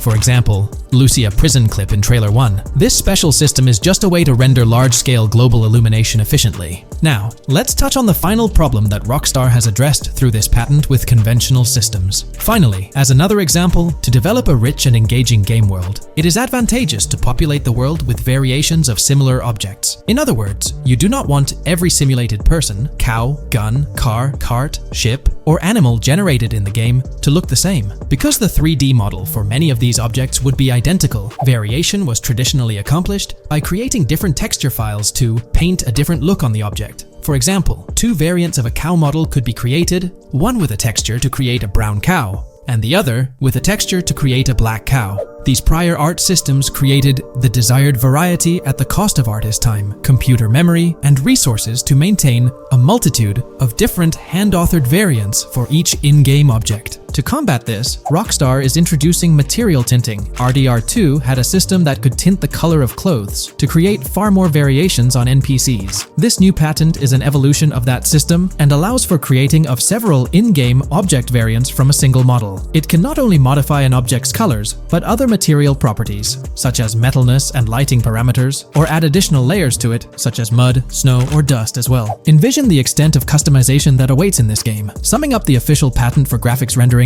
it's evident that Rockstar has elevated numerous systems from Red Dead Redemption 2. Share your thoughts on everything covered in today's video in the comments below. The GTA 6 community has just found some major clues left by Rockstar Games, and it was under our nose the whole time. GTA 6's Trailer 1 revealed a ton of new things about the game off the bat, but recently, there's been even more developments that show off the GTA 6 main character story, Lucia. We learn a bunch of new things about her background, so if you're not interested in potential spoilers, this may not be the video for you. This information is directly from Rockstar Games, so this is the real deal. So getting into the details of Lucia's jail cell, let's focus on those newspaper clippings. I'll do my best to zoom in and enhance the image, but there are two distinct white clippings with black text. One of them appears to have a portrait, and I can only speculate that it might resemble a modern-day wanted poster. This could be showcasing the story of Lucia's alleged crime, accompanied by an image like a visual representation of what she's accused of. It's almost akin to a wanted picture that you'd find in a newspaper. This phenomenon isn't unheard of in real life. When people do something noteworthy or newsworthy, it's not uncommon for them to keep a record of it, like an article, and put it up on their wall as a sort of memento. It's like a snapshot of a moment in their life, even if it involves legal trouble. So Lucia might be preserving this particular newspaper clipping as a piece of her history, whether it's for sentimental reasons or perhaps as a reminder of the circumstances that led to her incarceration. Now let's broaden the scope a bit and draw comparisons to previous GTA protagonists. Take Michael DeSanta, for instance. His mansion has family photos on the walls. Franklin Clinton's house features similar personal touches. Even Trevor Phillips, in his trailer, has pictures that tell a story about his life. It's not just confined to the HD era. Even in the 3D era games, characters had their own way of leaving traces of their lives in their living spaces. This inclination to personalized living spaces is fascinating. In Lucia's case, the jail cell is an unexpected canvas for her personal story. It makes you wonder about her background, the choices she made, and the events that led her to that cell. Exploring these details could give us a deeper understanding of who she is and why she's in the predicament we find her in. Considering Lucia's attachment to those newspaper clippings, it raises interesting questions about her attitude towards her crimes. Perhaps she finds a sense of pride, or even enjoys the bit of notoriety or fame she's garnered from her actions. Keeping those clippings might be her way of cherishing the attention or recognition she's received. The prospect of spending a substantial amount of time in prison also suggests that it could involve more than just a brief cutscene, but potentially a series of missions within the jail environment. Now, shifting our attention to the picture above the bunk bed, it's a bit of a visual puzzle. While it's challenging to discern details, on the left side, there's a guy with a drink in hand, donning a white t-shirt. Next to him is a woman with voluminous hair, and in the foreground, there's another figure. This composition raises the question of whether these individuals could be Lucia's family. The dynamics and connections between characters are often crucial in unraveling the narrative of any GTA game. Acknowledging my limited knowledge about jail life, it's uncertain whether inmates generally have the privilege of keeping photographs with them as mementos. However, in this specific scenario, it appears that Lucia can. This might imply that the prison depicted isn't a maximum security facility, given the freedom for inmates to keep personal items. While the setting is far from casual, it offers a level of interaction and mobility, allowing inmates to go outside, engage in conversations, sit at tables, and soak in sunlight. The orange jumpsuits signify their status, but the absence of being handcuffed to the ground suggests a certain level of relative freedom. In this context, the allowance of pictures and photographs could offer an additional layer of insight into the characters and their personal connections, providing players with a unique perspective on Lucia's life, both inside and outside the jail cell. Taking a closer look at the latest image, which I've adjusted to bring out more details, there's another intriguing photograph. A guy in an orange shirt catches the eye, positioned alongside two women on the right. The one on the left appears to be sporting a hat and sunglasses, although discerning whether any of them is Lucia remains challenging. They could very well be family members, close friends, or simply individuals from her social circle. Amidst all the uncertainty, Lucia seems notably fixated on reflecting upon her actions and the community's response. Beyond this, it's evident that Lucia maintains a distinct connection with a specific group of people, as indicated by the presence of their pictures in her jail cell. It's not just about her individual experience. There's a shared history captured in those photographs, hinting at relationships that go beyond the confines of the jail cell. Directly below the image featuring the guy in the orange shirt and the other girls, there's yet another photograph. Although the details are obscured, the presence of someone standing in the picture is noticeable. Lucia is seemingly constructing a collage of photos, creating a visual narrative that serves as a repository of memories. These images might play a crucial role in not only grounding her within the context of her relationships, but also providing a semblance of continuity and connection to the outside world. It's worth mentioning that the footage I'm working with is the highest quality version sourced from YouTube, as Rockstar hasn't officially released it on their Newswire page. Despite being in 4K, the YouTube upload might introduce some compromises in image quality, so there could be nuances in the pictures that we might miss. Once Rockstar throws the official trailer our way, we're likely to get a treasure trove of additional details. But for now, let's roll up our sleeves and dissect the snapshots from Lucia's jail cell. Apart from Jason, there's another player in Lucia's story. Stephanie, the Leonid Department of Corrections representative. Picture a different scene though. Lucia's cell is a far cry from Stephanie's office. In this particular shot, Stephanie's unmistakably holding down the fort in a black dress, center stage on the right. Flip to the left frame, and there she is again, donning a red dress on the right side. Behind her, there's a framed message teasing with "if you miss," but the rest remains a mystery due to some pesky screen glare. Now let's make a full turn and voila, another Stephanie pic in the bottom right corner. This time, the backdrop suggests a domestic scene, perhaps with a partner. She's got on some bluish shades, slightly different from what we catch a glimpse of later. The background paints a more vivid picture, a collection of books, pamphlets, a conspicuous high-visibility vest, and yet another potential newspaper clipping. Whether it's a routine thing or an anomaly, the jury's still out. So, what's the inside scoop on Lucia's backstory gleaned from her jail cell environment? Well, the state of the jail suggests it's seen better days. Peeling bits off the windows hint at a place with some history. That initial shot with the barbed wire strongly implies it's not a newly minted spot. It's got the wear and tear of time etched into its surroundings. As we immerse ourselves in the intricacies of Lucia's life within the jail cell, the narrative unfolds as a captivating tapestry, each element contributing to the rich story. The subtleties, from the cryptic newspaper clippings shedding light on her alleged crimes to the carefully chosen photographs depicting relationships with family and friends, create a vivid and compelling portrait of Lucia's existence, both within and beyond the jail confines. The personal touches within her confined space evoke a rawness that harks back to the legacy of previous GTA protagonists. Lucia's jail cell, unexpectedly, becomes a canvas revealing a story that transcends the conventional GTA narrative. It prompts curiosity about her past, the decisions that led her to incarceration, and the intricate web of relationships that define her.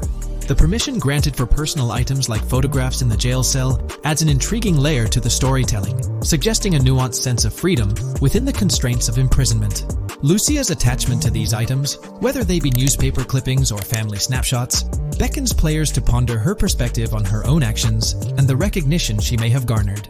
While we eagerly await the official trailer release from Rockstar, it is clear that Lucia's story is woven with complexities and mysteries that leave us yearning for more.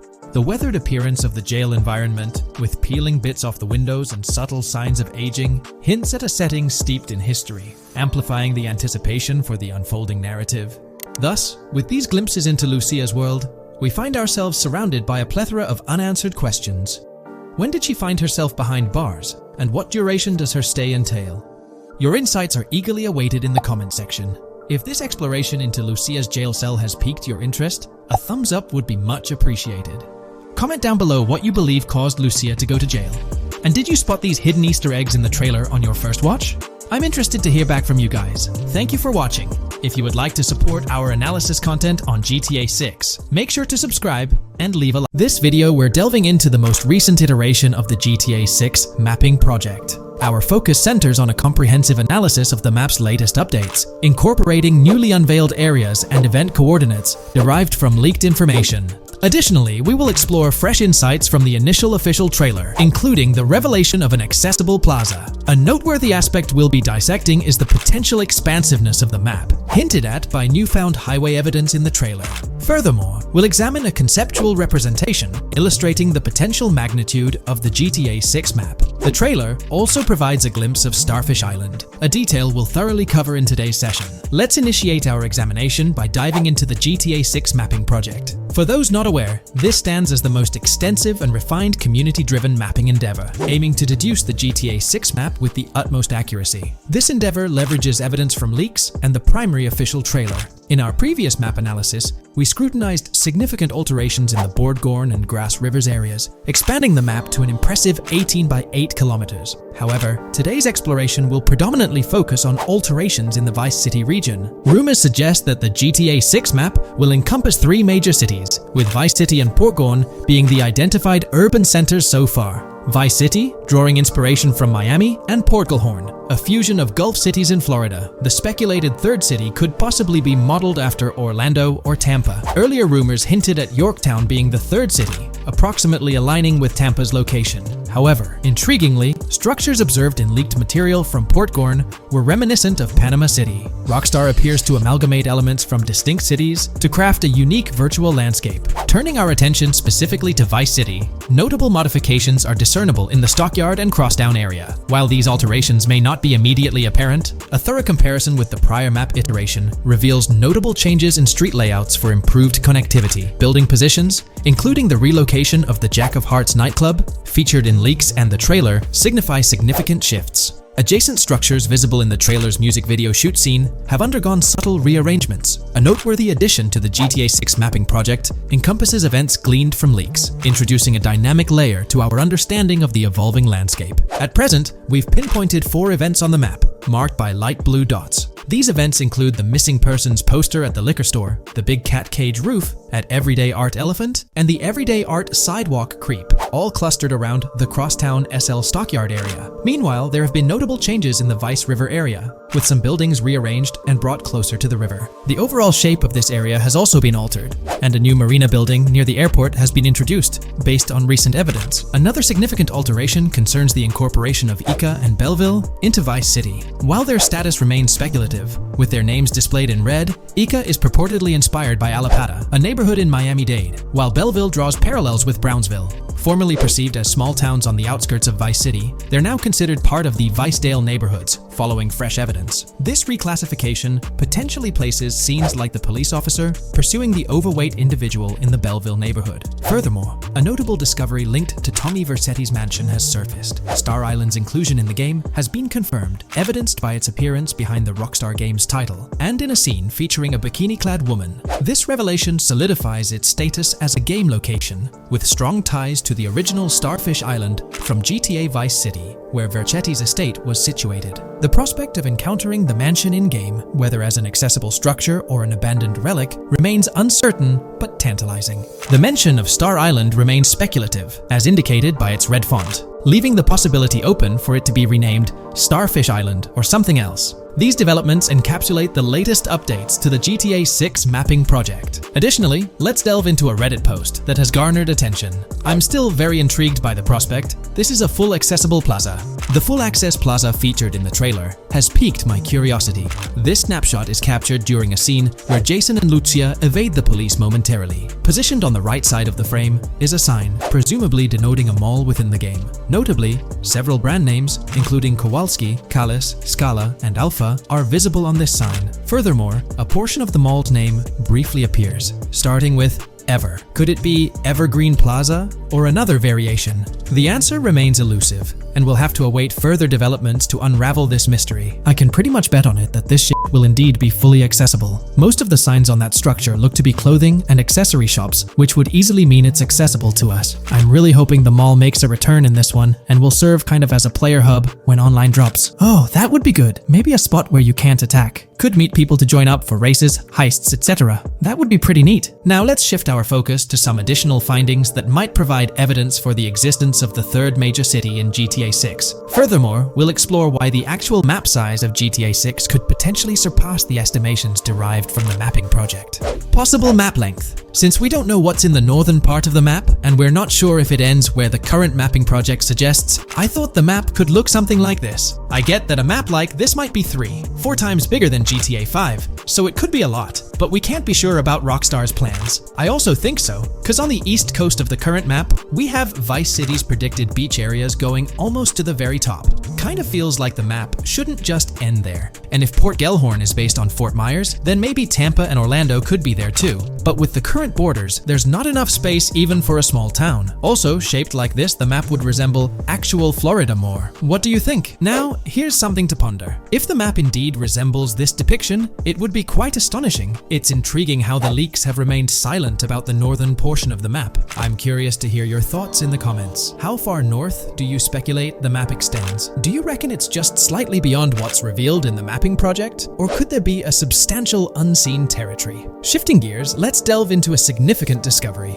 An observation on the size of the map using highway exits as a guide. I believe that 2 blink and you'll miss them shots from the trailer, combined with something I saw in the leaks, have given us a serious hint as to just how big the map for GTA VZ might turn out to be. Specifically, north-south. The first is the shot of the man grabbing his crotch while stopped on the side of the highway. Specifically, the highway exit signs in the background. They suggest that this shot is being taken from just north of exit 14 on the highway, if turning left has you going east and turning right has you going west. What's more, the GTA VSI mapping project believes that the highway that this shot is taken from is Interstate 97. Adding to this, there's this shot from earlier in the trailer of the woman in the gold dress hanging out the top of a convertible traveling down I-404, heading towards a junction with 197. At the very start of that clip, you can catch the exit number on the sign she's driving under. You can't see all of it, but to me, it looks more like exit 18 than exit 1B. This one is more speculative though. Now, I'm about to get into the leaks, so I can't post any pictures. There's a clip in the leaks of a red ute heading northbound on 197 towards the exit 13 AB junction that takes 1 to Washington Beach and Ekanfinaka before crashing. The mapping project has been using the leaks to create their maps, and they've placed that stretch of 197 north of Mr. Crotch Grab from the trailer, running through the Stockyard neighborhood. This to me indicates that the highway exits are going to follow a realistic number pattern, with the number increasing or decreasing for every mile traveled. The question is, where does this put exit 12? Exit 11? All the exits going up to 1? I've taken the latest version of the mapping project's map and pointed out where exits 14 and 13 are located. Then, extrapolating from there and using the map's grid as a handy guide, I drew where all the exits further down the numbering scheme might be located. I ran out of room to put exit numbers at #9. If 197 is going to keep following the same numbering scheme all the way north until it hits exit 1, then it's likely that the map is going to be far bigger than we currently think it is, and what's been shown and plotted out so far.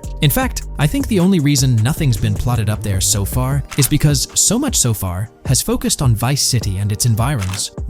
404.2 could wind up running just as far north, allowing for a few extra miles and exit numbers to accommodate it crossing the Everglades grass rivers before turning north, as I-75 in real life does. Bottom line, the map for this game is going to be enormous. There's been some chatter among you all about another potential scenario, the possibility of I-97 serving as a loop highway encircling the map's perimeter, similar to GTA 5. While this is a valid consideration, I've largely dismissed it due to a straightforward reason.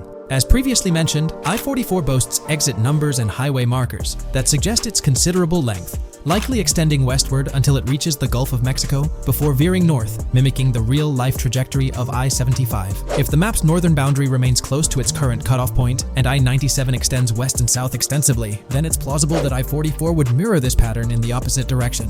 While the notion of two loop highways isn't entirely implausible, it could potentially introduce redundancy. Additionally, in GTA 5, the loop highway wasn't simply labeled under one name. The segment along the coast was dubbed the Great Ocean Highway, while the inland stretch traversing the desert was referred to as the Sonora Freeway. Moreover, within Los Santos, various freeways possess distinct names and numbers, even when merging seamlessly, such as the Del Perro, La Puerta, and La Mesa freeways. My hypothesis currently is that there is a loop highway, but that one, 97 and I-404, are two halves of it. They both start in Vice City and intersect in Crosstown.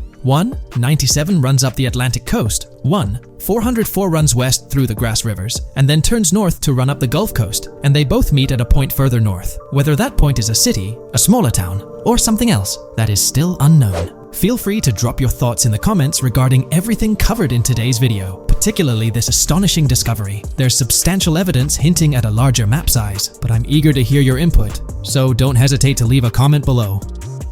Is there a chance we'll see a remaster, or even just a port of GTA 4 hit the shelves this year? It's quite likely, though I'm leaning towards it being more of a port, but let's dive into the details. Back in July 2022, TezFuns2 made it known on Twitter that as per a reliable source with clear accuracy on Rockstar plans, remasters of GTA 4 and RDR1 were on the table a few years ago, but Rockstar chose not to proceed with the projects in mind. The poor reception of the Trilogy Definitive Edition might be a reason behind that decision. After that post surfaced, the topic went quiet for quite a few months, over a year in fact. Then, out of the blue last year, Rockstar Games dropped the bombshell and revealed a fresh project in the Red Dead Redemption universe. Although there hasn't been an official announcement regarding the GTA 4 remaster, there are indications pointing towards the existence of such a project, with a potential release date as early as March 2024. Take-Two, the parent company of Rockstar Games, had previously hinted at having 2 re-releases in the pipeline, set to launch by that specific month. The original Red Dead Redemption was among the 2 games mentioned, leaving room for speculation that the other could potentially be GTA 4, while it's also plausible that this could be an entirely different project unrelated to the Grand Theft Auto franchise. It's worth considering. This isn't the first time there have been murmurs about a GTA 4 re-release or remaster. Returning to the Red Dead Redemption 1 port, unfortunately, it wasn't the news fans were hoping for. Instead of a full remake or remaster, the developer revealed a port with no new content. Typically, when people hear about a remaster or remake, they expect incredible graphic improvements, higher resolution, better quality textures, and advanced graphical effects like ray tracing. Contrary to these expectations, many argue that this game needs significant improvements, particularly concerning inconsistencies in the story. In 2018, Red Dead Redemption 2 was released as a prequel, introducing story elements that created inconsistencies with the first Red Dead Redemption, where major characters like Arthur Morgan were never mentioned. When Rockstar opted for a port instead of improving the game, which was already 13 years old, disappointment arose.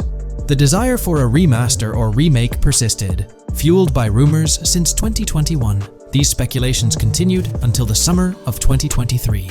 The uncertainty around whether a remake was genuinely being considered remains, with some recent rumors possibly being misunderstandings about the port project. It's been speculated that the cancellation of a Red Dead Redemption remake or remaster might be attributed to the poor reception of GTA, the Trilogy, the Definitive Edition. Alternatively, the developer could have redirected resources towards the development of GTA 6. Regarding GTA 6, in December, we were finally treated to the much-anticipated trailer for the upcoming installment. However, it came with a significant letdown: the announcement of a 2025 release date. As we approach the end of 2024, this seems like the ideal time to introduce a new game under the GTA banner to keep the franchise vibrant. Hence, a port of GTA 4 appears fitting for this year. Most players familiar with GTA 4 acknowledge the aging of the game. Despite being ahead of its time upon its 2008 release, over 15 years ago, it's showing signs of wear, Notably, the PC version faced persistent performance issues, maintaining its reputation as one of Rockstar Games' worst optimized titles. The irony lies in the fact that, despite these problems, GTA 4 is widely regarded as one of the best entries in the Grand Theft Auto series. Understanding the poor optimization of the PC version remains a mystery. Even with a series of patches, the issues persisted, suggesting a more profound problem. Originally designed for Xbox 360 and PlayStation 3 consoles with different hardware architectures, porting GTA 4 to PC necessitated significant modifications. Unfortunately, not all of these changes were executed appropriately. Compounding the matter, the game was built on the advanced and intricate Rage engine, adding complexity to its optimization. Unlike consoles with standardized hardware, the diverse range of PC hardware available at the time of GTA 4's release posed a challenge. The game's initial high hardware requirements excluded many players with less powerful computers from enjoying a smooth gaming experience. Unoptimized code contributed to performance issues, even on high-end PCs, with notable problems in managing CPU and GPU resources, leading to performance bottlenecks. How else can we gather indications that a GTA 4 remaster or port is possibly in development? Well, in September 2022, Take-Two Interactive, the parent company of Rockstar Games, made a notable move. They took down a fan-made mod for GTA 4, known as the Definitive Edition. This mod compilation, comprised of various mods and fan-made patches, aimed to significantly enhance the visual and experiential aspects of the 15-year-old game on PC. The roots of this remastering endeavor with mods trace back to 2016, when the mod pack for GTA Vice City, named Reborn, initiated the project. Over time, it expanded to encompass mods for GTA 3, San Andreas, Chinatown Wars, and other Rockstar games like Bully and the Warriors. According to information from the author's website, the group behind this project confirmed that their files, hosted on Mediafire, received a DMCA takedown notice. Presumably issued by Rockstar or its parent company Take-Two Interactive, this notice mandated the removal of the Definitive Edition project from their website. This development was communicated through a tweet from the Definitive Edition project. Bad news, guys. Appreciate it if you got PPL to raise awareness. Spread the word as much as possible. I knew this day was coming. Here we are with a DMCA by Rockstar, I assume, on our GTA 4 Definitive Edition patch. Well, I suppose we need to remove all GTA 4 related stuff from the website. Curiously, from what I understand, the takedown specifically focused on the GTA 4 mod. As of now, the original trilogy mods on the site remain untouched, but the project doesn't express a high level of confidence in the longevity of these mods being available. No DMCA for the original trilogy yet, just GTA 4. So for now I think the trilogy is safe. Just enjoy it when you still can, they wrote. This isn't the initial instance of Take-Two Interactive taking action against mods. Their track record indicates a protective stance towards their intellectual properties. They've previously taken down mods before, a practice observed prior to the unveiling of their own Definitive Edition for the original GTA trilogy. Despite its problematic release, that project proved to be financially successful. Many in the gaming community express a desire for Rockstar Games to follow suit and release a remastered version of GTA 4. Similar to what the studio accomplished with the trilogy. Xbox One, Series X and S users currently enjoy the luxury of playing GTA 4 through backward compatibility. However, this isn't the case for PS4 and PS5 users. Should Rockstar opt not only for re-release support, but also for substantial changes to the game, there are certain aspects of GTA 4 that could benefit from improvement. First and foremost, graphics are an apparent focal point, a common aspect of remasters to enhance the visual experience. It's worth noting that beyond the expected graphical upgrades, GTA 4 might require more nuanced improvements. One aspect that garnered criticism was the peculiar yellow filter present in the original game, making everything appear dull. This yellow tint, a characteristic of the late 2000s and 2010s, was often disparaged when employed in video games. For an open-world game like GTA 4, many argue that this filter made little sense. Various graphics mods for the PC version, such as the Ice Enhancer 4, have demonstrated that Liberty City can maintain its gritty atmosphere without this filter. For a glimpse of what a GTA 4 remaster could potentially achieve, the Ice Enhancer 4 graphics mod offers an illustrative example. Developed over several years by the skilled modder Haysam Keelani, this fan-made graphics overhaul aimed to elevate the game's visual experience well beyond its original state. On the flip side, individuals who have a fondness for the original yellow filter in the game may not find favor with this mod. If Rockstar opts to stay faithful to the original and preserve the color scheme, it would still be beneficial to update the environmental textures. Over time, these textures have aged considerably, featuring a noticeably low resolution that now appears outdated. Moving on, one of the most memorable aspects of GTA 4 is the recurring scenario where Roman calls Nico to go bowling. Nico, it's your cousin. You want to shoot some pool? Roman, I can't talk now. Damn!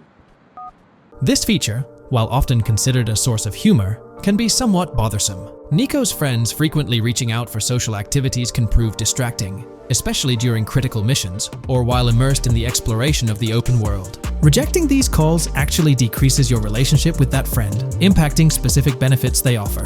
GTA 5 addressed this issue by making interactions with friends more user-friendly, introducing new activities to engage in. Incorporating similar friend activities in a remastered version of GTA 4 would be a positive and welcome addition. Another area of improvement is clothing and customization. The clothing options for Nico in GTA 4 are quite limited. Notably, the game lacks the iconic fingerless gloves seen in promotional art and trailers. A remaster could rectify this, especially considering the community's disappointment over their absence. Additionally, though hairstyles were planned, they were not included in the final game, as evidenced by the presence of barbershops in the game files. A remaster could enhance clothing options and introduce hairstyle changes, mirroring the customization available in GTA Online. Unlike GTA San Andreas or GTA 5, GTA 4 lacks car customization features. Players can only randomly change their vehicle's primary color at a pay and spray. While this might not have been a significant issue in earlier titles like GTA 3 or Vice City, it does feel like an oversight in a more modern title like GTA 4. A remaster could bring in more extensive vehicle customization options. Given the central role of vehicles in the Grand Theft Auto games, enhancing customization not only adds depth but also makes the gaming experience more immersive. In fact, acquiring new and rare cars is often considered the most appealing aspect of GTA Online, and a remaster could significantly enhance the appeal of GTA 4 through this single feature alone. While Rockstar Games has been dedicating their efforts to newer projects, it's intriguing to observe that GTA 4 hasn't been entirely neglected by them. Surprisingly, the game has received updates, albeit sporadically, even years after its initial release in 2008. A notable recent update, released in 2023, caught many fans off guard. This update primarily focused on security, aiming to safeguard the game's source code from potential leaks. It's interesting to reflect on the context surrounding this security update. Since Rockstar Games removed the multiplayer aspects of the GTA 4 Complete Edition on Steam and their launcher in March 2020, the need for such security measures raises questions. Without active official multiplayer components, this move appears to be a proactive response to a prior security breach. In that incident, a hacker infiltrated Rockstar's security system, leaking pre-alpha version footage of the highly anticipated GTA 6. While Rockstar's immediate focus is on bringing GTA 6 to fruition, the possibility of a GTA 4 remaster isn't entirely dismissed. There's a genuine belief that something related to GTA 4 is in the works this year. If not, the prospect remains open for the future, potentially after the release of GTA 6. The year 2028 marks the 20th anniversary of GTA 4, presenting a considerable time frame. Although it involves patience, the wait could be worthwhile if Rockstar decides to give GTA 4 the remaster treatment it deserves. It's crucial to acknowledge the dynamic nature of the gaming industry, with Rockstar consistently pushing boundaries with each release. By the time a potential GTA 4 remaster materializes, we might witness a game that not only enhances the original but also leverages the latest advancements in gaming technology. Today's video will delve into the upcoming changes to the AI systems in Grand Theft Auto 6 by Rockstar. We'll explore a patent that introduces a groundbreaking system unprecedented in gaming, promising a revolutionary shift in how AI operates within games. Additionally, we'll delve into other intricacies concerning AI and non-playable characters in GTA 6, including insights from a job listing at Rockstar's new LA studio, shedding light on NPC dialogue. We'll also examine NPC behaviors in response to their environment and their integration with social media, enhancing immersion and complexity in player interactions. Let's kick off with Rockstar's innovative AI system set to debut in Grand Theft Auto 6. Described by Rockstar as the most significant and immersive evolution of the series, the emphasis on immersion is evident in their patent filings. We'll focus on one particularly intriguing patent, unveiling a new system poised to revolutionize AI in gaming. Considering Rockstar's commitment to delivering the most immersive experience yet, it's evident that NPCs and AI will play pivotal roles. This patent specifically pertains to animations in GTA 6, aptly named System and Method for Virtual Character Locomotion. Back in 2020, Rockstar Games unveiled an innovative system that will debut in GTA 6. Now, the details might sound a bit complex, but essentially, this patent outlines a fresh approach to animating characters and imbuing them with dynamic intelligence. These characters will now possess a kind of virtual brain, allowing them to react to their environment, other NPCs, weather, and even their mood, influencing their animations on the fly. Before this advancement, each character's animation had to be painstakingly recorded in a studio equipped with motion capture technology. This process involved attaching markers to actors' suits and compiling animations into what's called an animation tree. This method was resource-intensive, limiting the variety of animations Rockstar could include in their games. For instance, in GTA 5 and Red Dead Redemption 2, each NPC had its own animation tree, containing all their actions. Animation trees essentially stack animations, blending them together seamlessly and transitioning between them based on player input and in-game conditions. Additionally, motion matching, a feature seen in GTA 5 and RDR2, automatically selects animations based on player actions and the surrounding environment. This results in fluid and lifelike character movements, such as running while shooting, creating a more immersive experience for players. With GTA 6, Rockstar introduces an innovative system designed to optimize resources and streamline animation data. This approach allows for more content within the game while offering a broader array of animations. It shares similarities with motion matching but diverges in its utilization of a new framework. Rather than relying on conventional animation trees, character animations will be predominantly data-driven, adapting dynamically to environmental cues. These animations will be categorized into distinct motion types, representing unique character styles. Each character will possess a designated motion type, enhancing the depth and realism of their movements. As an illustration, let's consider various states such as tired, injured, and normal, each corresponding to a set of animations. Additionally, every character will possess their own blackboard, a virtual representation of their current state and surroundings.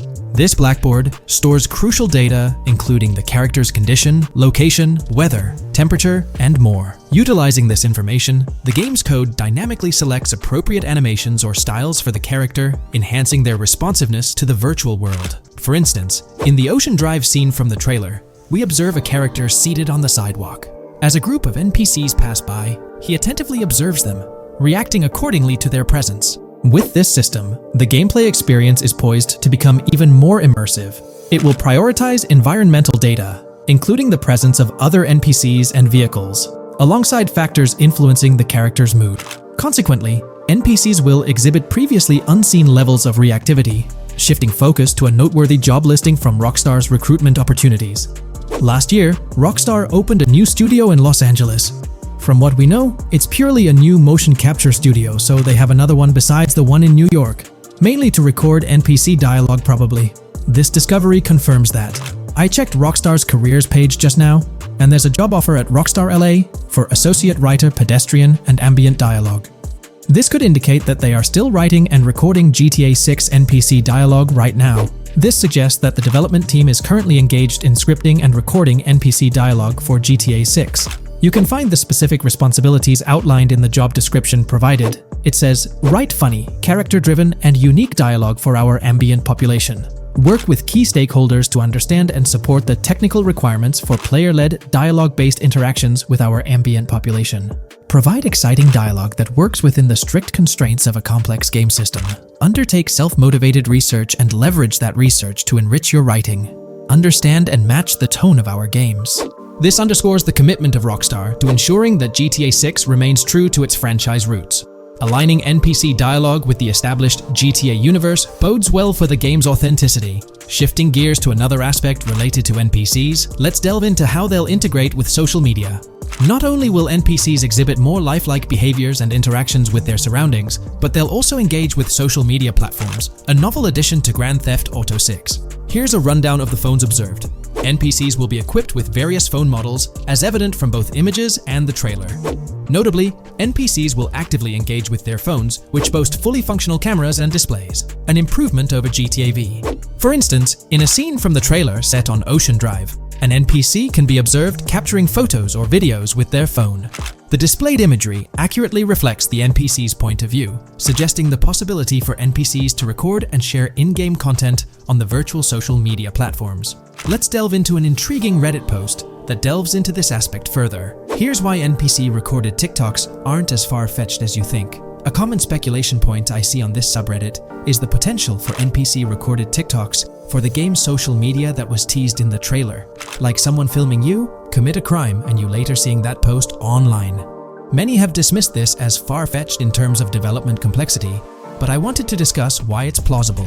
Firstly, I think we've already seen a system that could serve as a base for building a TikTok-like system, the Instant Replay, Rockstar editor from GTA 5. Given this game is more of a sandbox with physics rather than a competitive shooter, where replay systems are typically seen, it's even more impressive to consider this system in GTA 5. It accurately records and replays events just as they happened, with every car, ragdoll, etc., moving just as it did originally in the moment. The tech behind this isn't actually recording like a camera and replaying, it's really just recreating it, which again makes it impressive how much time Rockstar put into it, making it accurate. To me, this feels like what could be used as a base for a system where NPCs record their own videos from their perspective. This next thing is something I could have sworn I remember hearing long ago, but can't seem to find, and was hoping someone on here remembers too. Back before GTA 5's launch, there were details revealed through various interviews, magazines, etc., and I remember hearing or reading something about being able to watch your own crimes on Weasel News on the TV. This obviously didn't end up in the game, but there is a slight remnant of it in GTA Online. Am I the only one who remembers this being mentioned for single player though? Maybe my mind is playing tricks on me. Anyways, this last point is actually from the trailer. At the 0:33 mark, in this scene we see a lot of NPCs hanging out on a busy street, and one NPC in particular recording on his phone. As we know, Rockstar's trailers are always all in engine, no CGI cinematics, so I think it's worth noting that it looks as if his screen is accurately showing what he's looking at. My screenshot is zoomed in, but if you got Hatmark on the trailer, you can see it matches up to what he's looking up at. Could this be a hint towards said system, or just a nice detail? Rockstar has a reputation for delivering what they showcase in their trailers, often exceeding expectations. Their dedication to enhancing NPC interactions in GTA 6 underscores their commitment to creating a vibrant and authentic game world. I'm curious to hear your thoughts on these developments. Feel free to share your opinions in the comments below. Hey, big news for all you GTA fans out there. GTA 6 is shaking things up with some major changes in the series. We've got a ton of fascinating info about the game that you absolutely need to hear. Just a heads up, the details we've got are from leaked footage online, but unfortunately we can't provide any links or show it. Nevertheless, there's a bunch of exciting stuff to discuss, like new animals, AI enhancements, RPG elements, and more. Let's jump right in. Fact 1. Excitingly, the Malibu Club and Ocean View Hotel make a return in GTA 6. Events like Lost at Sea Island Camp and Lost Plane suggest potential island scenarios akin to Guarma from a previous installment. Fact 2. While exploring, players encounter a myriad of wildlife: alligators, bears, boars, dogs, snakes, raccoons, birds, frogs, bald cats, and rodents. Symbols marking plants and toxic waste are also scattered throughout the game. Fact 3. In the game, keep an eye out for the Scarface crime scene, possibly an Easter egg paying homage to Tony Montana. There's also a murder mystery named Missing Tourists. Additionally, spots designated for campers hint at the possibility of owning a camper van in the future. Fact 4. GTA 6 offers an array of side activities, from backyard wrestling and racing to UFO events and beach bonfires. Even seemingly small actions, like picking up cans from the ground, are significant. Jason and Lucia, the main characters, possess special abilities akin to those seen in GTA 5. By the way, I'm holding a monthly giveaway for a PlayStation 5.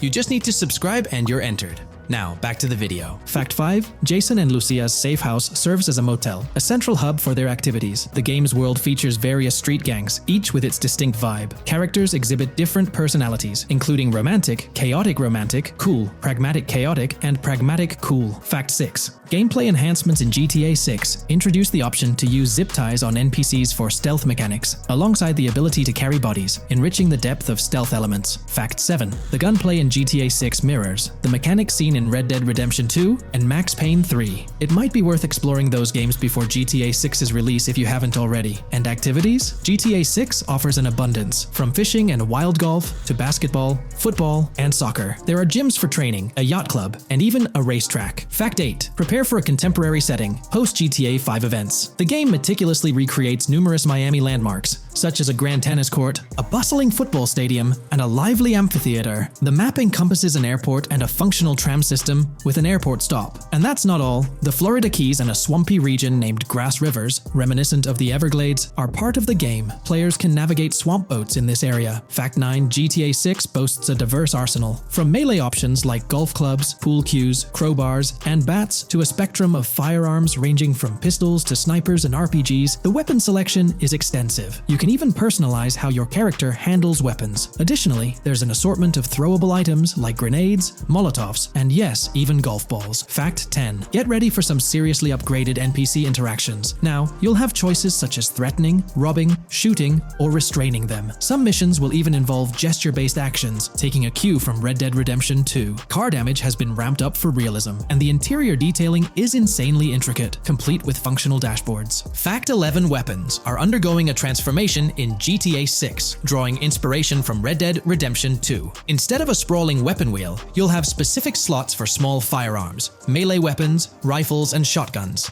No more unlimited weapons, but you can drop and pick them up along the way. Fact 12. During development, there was a glimpse of Arthur Morgan's hat, although its inclusion in the final game remains uncertain. Players now have the option to surrender to the police during a heist, introducing a thrilling twist. Police response time has been revamped to feel more authentic, featuring a timer that varies based on the severity of the crime. Murder gets a quicker response than robbery. GTA 6 caps the maximum wanted level at 5 stars, and a 6-star level seems highly unlikely in the current gameplay. Fact 13. Let's focus on the characters. GTA 6 introduces us to two main protagonists, Jason, portrayed by Brian Zampella, and Lucia, played by Alexandra C. Echevarri, marking the franchise's first playable female character. You can seamlessly switch between them, and they also happen to be a couple, drawing inspiration from the legendary duo Bonnie and Clyde. Fact 14. Clothing in the game behaves in a remarkably realistic manner. You can accessorize with items like sunglasses, watches, wristbands, and hats, each with various wear styles. The attention to detail is impressive, with sweat, dirt, and wrinkles adding to the overall realism. Fact 15. Internally referred to as Project Americas, GTA 6 had a codename during its development, akin to GTA 5, Rush, and Red Dead Redemption 2,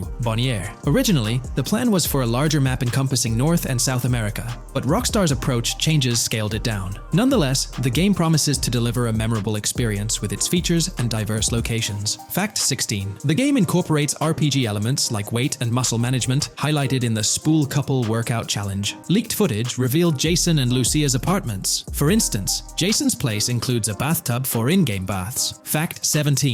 Rockstar plans to continuously introduce new missions and cities post GTA 6's launch. Whether this expansion is for online or story mode remains unclarified. Expect an enhanced cover system, surpassing what we've seen in other Rockstar games. Fact 18. Don't overlook the Kingston Hotel. It's a bustling spot with pool parties and live music, adding vibrancy to GTA 6's world. Fact 19. A significant enhancement in GTA 6 revolves around NPC behavior. NPCs come in varied sizes and shapes, and their reactions feel incredibly authentic. Wave a gun around and nearby folks might understandably panic. The game also features an intricate injury system, including concussions. Fact 20. Now, let's delve into the stunning visuals and exciting new features. Characters will naturally grow facial hair over time in GTA 6. Moreover, the game world will introduce a social platform called What's Up, resembling a playful version of WhatsApp. Excitingly for fans, spoof versions of social media platforms like Life Invader, Facebook, Bleeder, Twitter, and Snapmatic, Instagram, are making a comeback. Fact 21. Let's focus on our main characters, Jason and Lucia, each with their own inventory and a shared one. Your inventory can hold a variety of items like wine, soda, and fruit. Additionally, there's a duffel bag system facilitating easy transportation of supplies and weapons. Fact 22. Rockstar approaches storytelling in GTA 6 with greater caution,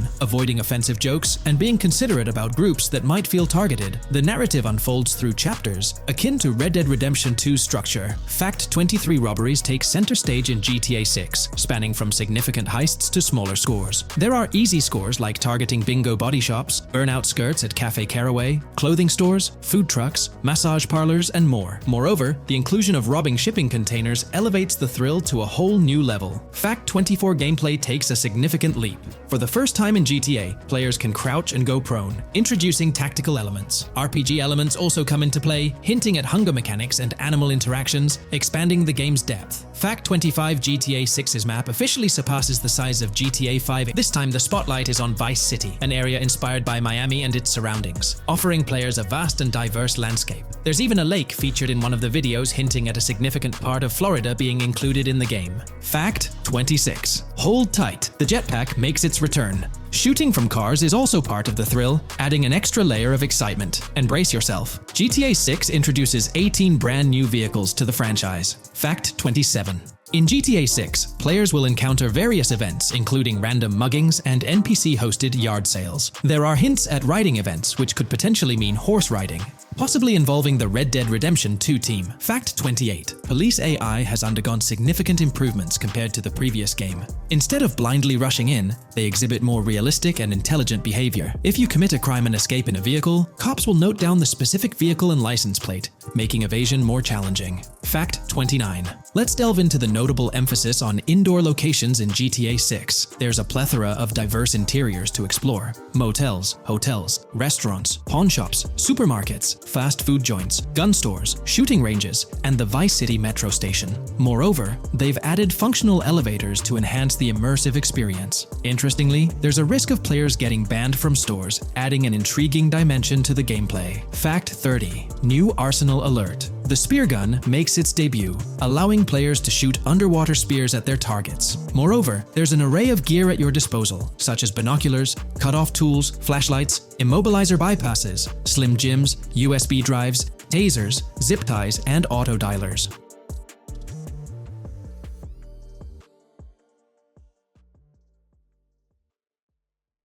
In today's video, we'll delve into the most recent iteration of the GTA 6 mapping endeavor.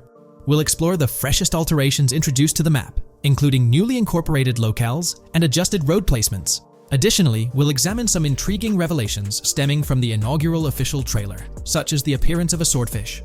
Furthermore, we aim to tackle one of the pivotal queries surrounding GTA 6, the extent of Rockstar's intention to amalgamate multiple states into the fictional entity of Leonida. We'll sift through all available clues, encompassing leaks and insights from the initial trailer, to shed light on the potential inclusion of Georgia in the game. Let's kick off by scrutinizing the latest rendition of the GTA 6 mapping endeavor.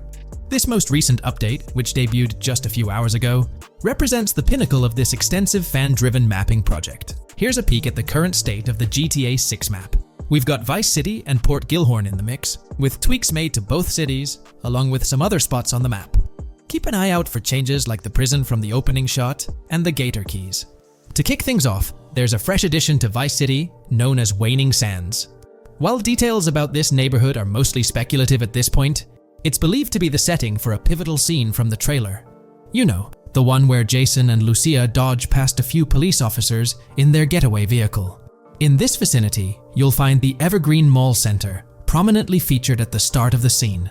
Keep an eye out for a sign on the right side of the frame, showcasing various stores set to be part of this plaza. In a recent mapping video, there was some speculation about whether this plaza would be fully accessible.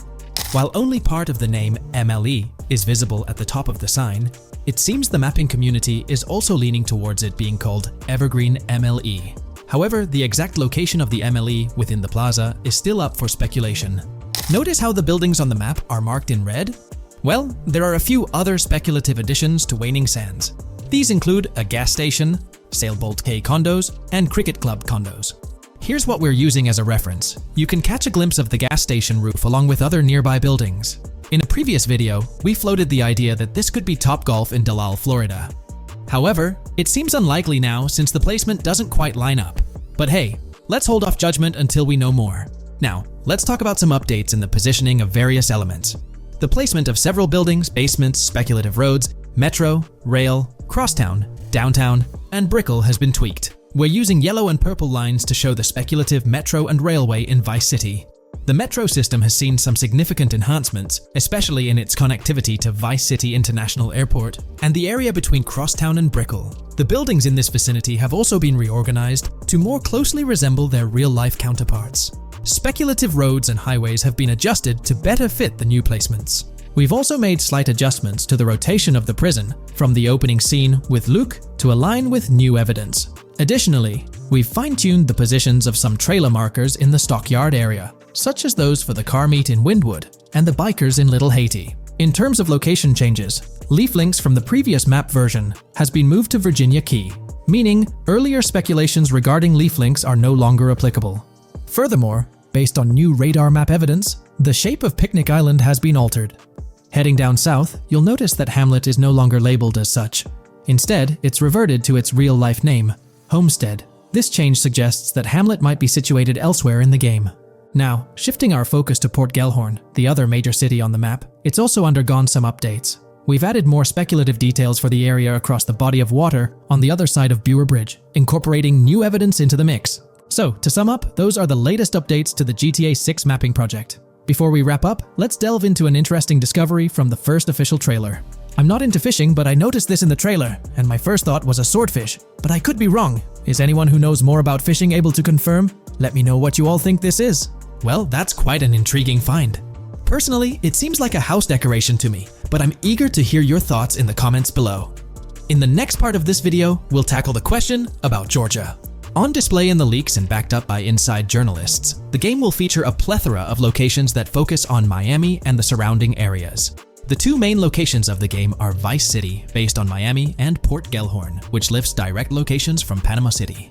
As well as this, it seems Rockstar have brought down and featured locations from Georgia, including a prison and mountain ranges not present in real-world Florida. I'm curious, do you think Georgia will make an appearance in GTA 6? Let's examine the evidence we have so far.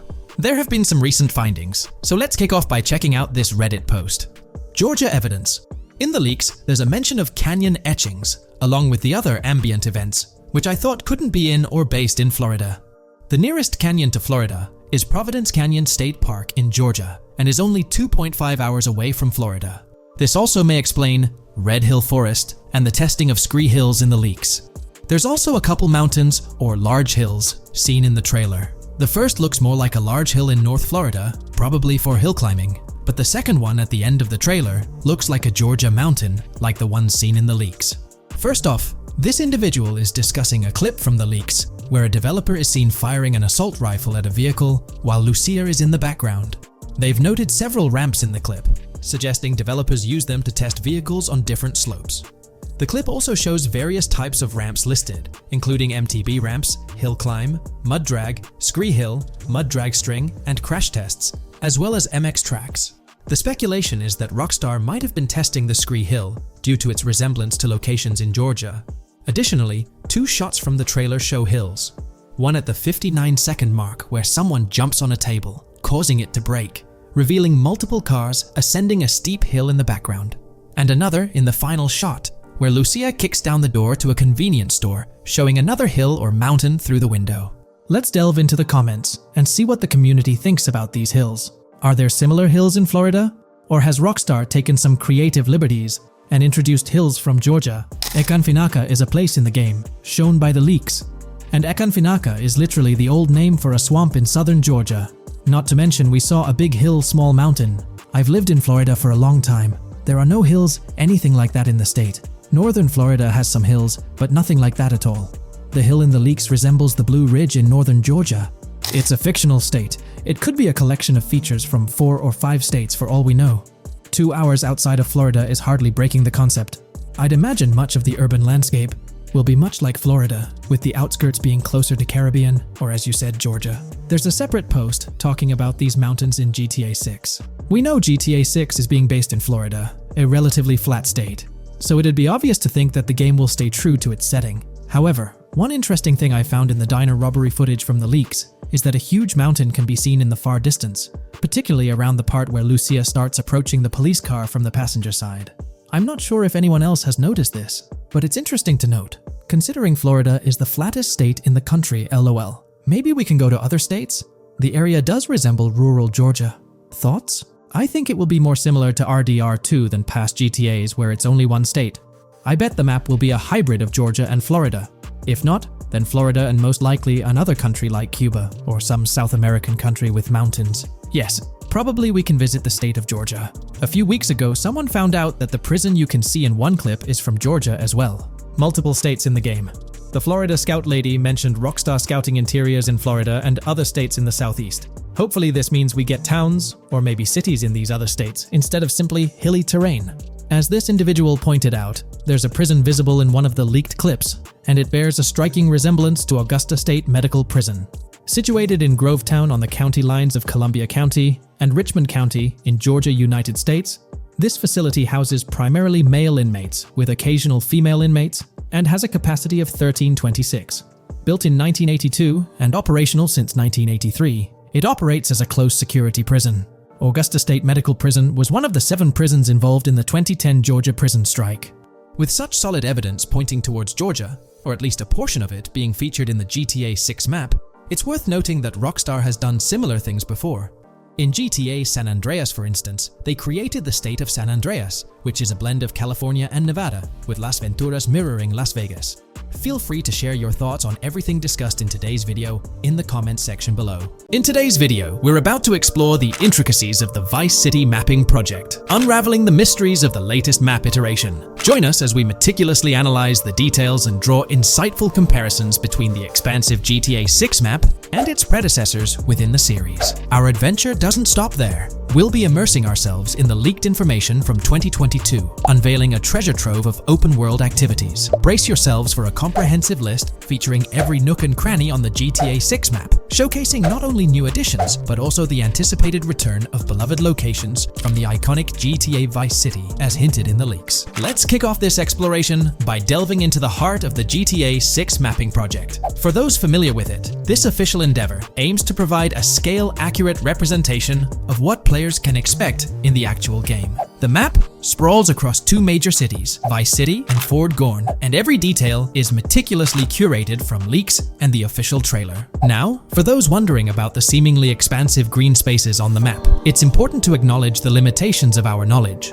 The apparent emptiness serves as a stark reminder of the scarcity of information currently available. The top portion of the map, appearing cut off, isn't indicative of boundaries or future expansions, but is rather a canvas awaiting details yet to be unveiled. Addressing rumors about the map's size, speculation abounds that GTA 6 will boast 3 major cities. While Vice City and Port Gorn are confirmed, the third city remains shrouded in mystery. There's a buzz that it might be Yorktown, potentially located north of Port Gorn. However, specifics about the placement of these locations marked in red are still elusive. Now, let's delve into the exciting prospect of exploring key locations on the GTA 6 map. These names, extracted from the official trailer and leaks, offer a tantalizing glimpse into the rich and diverse world awaiting players. Get ready to traverse the landscapes of Yorktown Red Hill Fairyland Forest, near Berryland, a whimsical Disneyland parody, Ambrosia Lake, Leonida, Lore North, Beaches Belleville, Ica, Vice City, Hamlet, Grass Rivers, and the enigmatic Gator Keys. As our journey unfolds, stay tuned for more updates, insights, and speculations surrounding the continually expanding universe of GTA 6.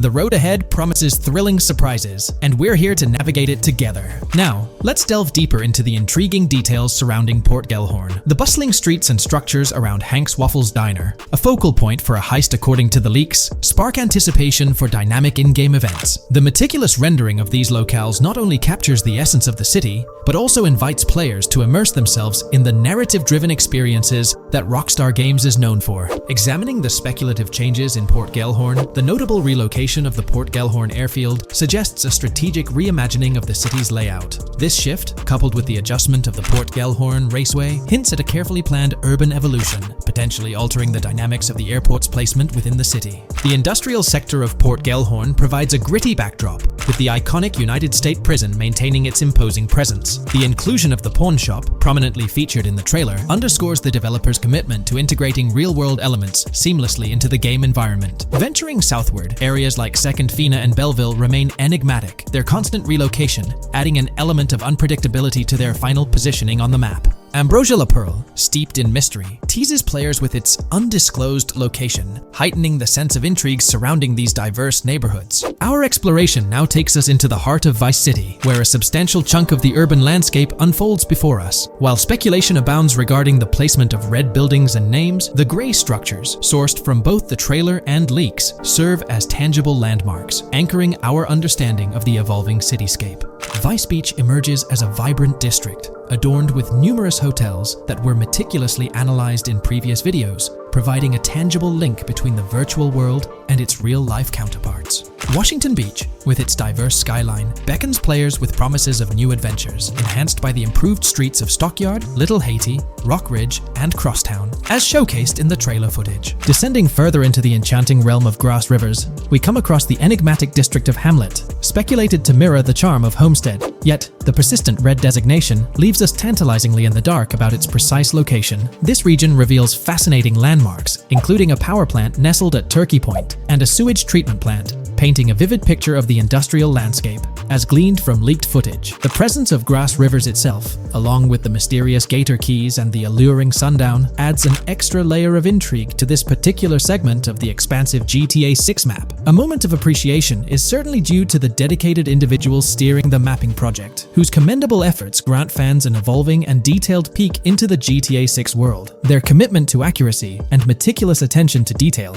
foreshadow an immersive gaming experience, setting the stage for the excitement surrounding the official release. Now, let's delve into a truly mind-blowing comparison that has set the gaming community abuzz. Our gaze shifts to the juxtaposition of Los Santos from GTA 5, Liberty City from the iconic GTA 4, and the highly anticipated Vice Beach from GTA 6. The comparison not only highlights the need for potential adjustments in Vice Beach's size, but also emphasizes the extraordinary density and detail that players can expect. Acknowledging the observed need for a slight enlargement of Vice Beach, the visual impact remains nothing short of extraordinary. The comparison underscores the incredible density that GTA 6 promises, reminiscent of the lively streets and vibrant atmosphere experienced in the streets of GTA 4's Liberty City. Speculation regarding the buildings in Vice Beach, as showcased in the mapping project, heightens the anticipation, with the close proximity of structures promising an unparalleled level of immersion and detail, evoking nostalgia from the beloved GTA 4 era. This meticulously crafted map stands as a colossal playground, harking back to the bustling streets that made GTA 4 a standout title. The intricate detailing, the tightly packed urban landscape, and the anticipated density all point towards an experience that pays homage to the franchise's esteemed roots, while pushing boundaries in the expansive open-world genre. The enormity of GTA 6, both in size and detail, heralds a new era in gaming. The astonishing comparison, showcasing the potential density and intricacy of Vice City, is nothing short of a revelation. A special acknowledgement goes out to the mapping community for their outstanding work in envisioning an entire Vice City characterized by a multitude of buildings. The level of density and detail promised is unprecedented and is set to redefine the benchmarks of open-world gaming. The concept of an expansive map allegedly featuring 3 cities elevates the excitement, presenting players with a gaming landscape of unparalleled proportions. Now, delving into the realm of open-world activities revealed in the 2022 leaks, the thrill intensifies. With 4 confirmed activities and the potential inclusion of DICE, GTA 6 promises a diverse range of immersive experiences. Golf, fishing, and races are confirmed elements that contribute to the dynamic and engaging environment that Rockstar Games is crafting. A particularly intriguing moment unfolds in the trailer, as Jason, visibly nervous, speeds away from a robbery scene, with Luke clutching the ill-gotten cash. In the distance, the iconic Topgolf in Doro makes a cameo, a real-world entertainment destination located in Doro, Florida. The climate-controlled hitting bays, HD TVs, and sports bar elements create an enticing backdrop for players to explore. This real-world integration adds a layer of authenticity, bridging the gap between the virtual and real worlds. Fishing, poised to be a serene yet potentially rewarding pastime, is expected to be available from various locations in the vast ocean. Races, an integral and adrenaline-pumping element of the GTA series, are set to deliver high-octane excitement that fans have come to expect from the franchise. Furthermore, a detailed list from the GTA 6 document unravels every location visible in the leaks on the GTA 6 map. This includes not only new and thrilling destinations, but also the return of iconic locations from the beloved GTA Vice City. The inclusion of familiar locales adds a nostalgic touch, creating a seamless connection between the past and the present within the expansive world of GTA 6. Now let's embark on a comprehensive exploration of some of the familiar locales, making a triumphant return in GTA 6. As unveiled by the mapping project. These recognizable names from the GTA Vice City era evoke a sense of nostalgia, rekindling memories of past gaming experiences. Leaf Links, Malibu Club, Washington Beach, Ocean Drive, Ocean View, and Little Haiti are just a few examples of the beloved spots that players will once again encounter in the immersive world of GTA 6. It's a poignant journey back in time as we rediscover these iconic locations, now reimagined and seamlessly integrated into the highly anticipated GTA 6 map. Venturing Exploring further into the extensive list of locations, our focus remains on the map, unveiling an array of intriguing places that contribute to the game's richness. Among these, the Jack of Seas nightclub takes center stage, having made appearances in both the official trailer and the leaks from 2022. While a detailed reading of every location is beyond the scope, feel free to pause the video and explore these fascinating spots at your own pace. From quaint small stores to the distinctive stone sculpture gracing Vice Beach, each location adds layers of detail and authenticity to the sprawling game world, some of which have been exclusively revealed through leaks. Shifting our gaze to Port Gilhorn, a diverse array of captivating places awaits discovery. The car wash, soccer field, a bustling basketball court, the Ambrosia farm, and the intriguing King Neptune statue are just a glimpse into the eclectic offerings in this part of the map. Sailing through the quays, exploring underwater ruins, investigating an underwater research facility, and contemplating the mysteries of the Bermuda Triangle add an extra layer of fascination to the GTA 6 experience. With the unveiling of the mapping project, the sheer depth and meticulous attention to detail that Rockstar is investing in the GTA 6 map become even more awe-inspiring. The possibilities for Easter eggs and hidden secrets in this expansive and densely packed landscape seem limitless. As we peel back the layers, the anticipation and excitement for the intricate world Rockstar is crafting only intensify. Today's video will delve into the latest iteration of the GTA 6 mapping endeavor. The developers have expanded and refined the GTA 6 map significantly, making it the most comprehensive fan-made project to date. It incorporates all available data from leaks and the initial official trailer. We'll explore the recent updates to the map and conduct a fascinating comparison between the current GTA 6 map and those of previous GTA games. Additionally, we'll examine a fan-created satellite view of the GTA 6 map, along with the inclusion of Tommy Vercetti's mansion spotted in the trailer. All of these elements will be discussed in detail throughout this video. Let's kick things off with the GTA 6 mapping project. Changes have been implemented across all regions of the map. To ensure we cover everything comprehensively, we'll begin our tour from the northwest and work our way down, addressing each modification along the journey. Firstly, the map's dimensions have been expanded from 16,000 by 16,000 to 18,000 by 18,000 to accommodate the newly added landmass. Each square on the map measures 500 x 500 meters. Based on the latest estimations, the map will be larger than before, requiring more space to accommodate all its features. Currently, the northern portion of the map remains unknown, which contributes to its perceived size. Hence, the map extends beyond what's visible on the screen. According to rumors, the GTA 6 map is speculated to encompass 3 major cities. Presently, we're aware of 2. Vice City, the largest city, and Port Gorn, which has undergone further expansion in the latest map update. The third location, Yorktown, is anticipated to be modeled after Tampa. Rumors suggest that it could be the third major city featured on the map. However, at present, there's limited information available about it in the leaks. The only indication we have is a sign displaying New York Tune within Port Gorn. Regarding Port Gorn, details are scarce apart from its name and general location. It's positioned north of Fort Killorn and east of Yorktown. Moving on, we encounter Hank Hill, one of the notable elevations in the game. Despite Florida's predominantly flat terrain, Rockstar has incorporated hills sporadically to diversify the landscape. Adjacent to Hank Hill are the Domed Hills, another series of elevated areas.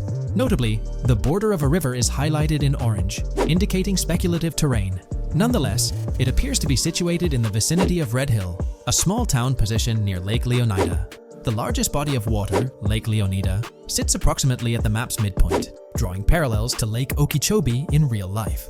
To the north of Lake Leonida lies Fairyland Forest, a wooded area neighboring Fairyland, a playful nod to Disney World. To the east of Lake Leonida, you'll find Ambrosia and Laurel, 2 additional small towns, along with North Beaches. Heading south from Yorktown, we reach Port Gorn, which has undergone expansion westward. The buildings and roads depicted in black and grey correspond to those visible in leaked footage and the trailer. Roads highlighted in red, along with orange borders, remain speculative. However, the port area shows 2 speculative buildings and a portion of the border that's confirmed. The Bay Area has seen overall enlargement, including modifications to the speculative islands near Port Gorn. Additionally, a newly added section featuring small islands and a confirmed border indicates further expansion. With these developments, Port Gorn's size may rival that of Vice City. It might not match Vice City's scale, but it could rival, if not surpass, GTA 5's Los Santos, which is remarkable, considering it's our second city on the map. Additionally, the confirmed borders of Port Goro have been adjusted based on new evidence. The remaining areas in Port Goro largely remain unchanged. We still have Han Waffles Diner, surrounded by its buildings and structures, along with Port Gorn Motel, Gorn Bluff, the Pawn Shop, Port Gorn Raceway, Port Gorn Airfield, and the United State Prison. Belleville and Econfina remain situated near Vice City. Now, focusing on Vice City itself, much of it retains its layout from the previous map update. We observed the increasing density of the map, particularly with the stockyard and crosstown area now filled in, along with the hotels in the Vice Beach area. The proximity of the buildings to one another is quite striking. Additionally, the buildings on Pelican Harbor Island remain consistent with the previous update. However, there's been a recent discovery. I'd appreciate your thoughts on this matter in the comments below, as it could potentially be significant if confirmed. According to this viewer, they claim to have identified Tommy Vercetti's mansion in the trailer. They're referring to this specific mansion situated on the middle island, directly behind the enormous yacht. It bears a striking resemblance to his iconic abode, raising the possibility that it could indeed be the one. However, it's challenging to make a definitive judgment, since it's nighttime in the footage. It could simply resemble it, but it's difficult to confirm. Nevertheless, it would be fantastic if it indeed makes a return in the game. The recent update brought significant changes to Vice City, particularly with the Vice City port. This is where the scene featuring the bolt shot from the trailer takes place. Now, we have a clearer understanding of its entire border, with some buildings identified. There are 2 speculative buildings, along with some confirmed ones. The bridges have been updated, and there have been adjustments to the speculated Raya Way. Furthermore, the FLP Solar Amphitheater has been relocated northward based on new evidence. The Vice City International Airport metro station has also undergone updates, aligning with new information from leaks. Notably, the airport now appears more complete, with an additional hangar. These encompass all the changes made to Vice City. Now let's shift our focus to the Grass Rivers, as they've also received updates. The speculative landmass along the west coast has been adjusted to accommodate the map expansion. Notably, the Lake SLW waterway now connects to the Grass Rivers, providing insight into the potential appearance of this swampy region on the map. A scene from the trailer showcased the Airbolt, a vehicle likely used for traversing these areas. Hamlet remains in its original position, serving as a parody of Homestead. It's interesting to note the location of the Shaka Shed, situated in the middle of the Grass Rivers, reminiscent of the shacks seen in Lemoyne in Red Dead Redemption 2. This suggests that this area may draw inspiration from its counterpart. Furthermore, I anticipate hunting to be quite intense in this region, given the presence of alligators, snakes, and lizards. The diverse wildlife, particularly at night, is bound to create a thrilling atmosphere. Additionally, changes have been made to the Gator Keys and the surrounding islands, as observed in the trailer. More specifically, there have been additions to speculative locations, such as Bird Key, based on new evidence. Additionally, some speculative areas across the map have been updated. That wraps up the analysis of the latest version of the GTA 6 mapping project. It'll be intriguing to see how closely it aligns with the actual map. Moreover, let's delve into a fascinating comparison between this latest version and all the other maps in the GTA series. Take a look at this comparison. On the left side, you'll find the latest version of the GTA 6 mapping project. Above it, there's the map of North Yankton from GTA 5. To the right of the North Yankton map, you'll see the island of Copico from GTA Online. Next to Copico, there's the GTA 5 map. Below that, we have the GTA 4 map. Below the GTA 4 map are the maps of Liberty City and GTA 3. And finally, at the bottom, there's the map of GTA San Andreas. One of the first things I noticed is how compact the GTA 4 map appears compared to others. Despite its small size, it boasted greater density than the GTA V map. Streets were closely packed, and every inch of space was utilized efficiently. Anyone who's played GTA 4 can attest to the unparalleled density of its city, brimming with intricate details. I anticipate a similar level of density and attention to detail in the GTA 6 map. Considering the vastness of the GTA 4 map, despite its modest size, I expect the density in GTA 6 to match, if not surpass, that level. Even though GTA 6 is already approximately twice the size of the GTA 5 map, the addition of intricate details will make it feel even more expansive. Now, let's examine a comparison between the old GTA Vice City map and the latest version of the GTA 6 mapping project. The old Vice City map has been superimposed onto the new one, allowing for a visual comparison of the two. What caught my attention was the size of the GTA Vice City map, which is quite substantial. However, in GTA 6, improvements are expected across the board. There will be more buildings, positioned closer together, enhancing the overall design and creating a denser environment. I also wanted to discuss a map that's been generating a lot of buzz within the community. Someone utilized images from Google Maps to supplement the mapping project. This method offers a clearer perspective on how the game's environment might appear in terms of scale and layout. While this representation may exaggerate the city's size with an abundance of buildings, it provides insights into the length and layout of highways, which have been overlaid with speculative areas. Additionally, looking at Yorktown, despite the lack of details, its size hints at the potential scale of both Yorktown and Port Gorn. Furthermore, the top portion of the map may resemble the depiction, although details remain uncertain. Considering the vast array of features such as multiple airports, cities, small towns, mountains, hills, and swamps, it's evident that GTA 6's map is poised to be the most impressive in the series. There's little doubt that it will set a new standard.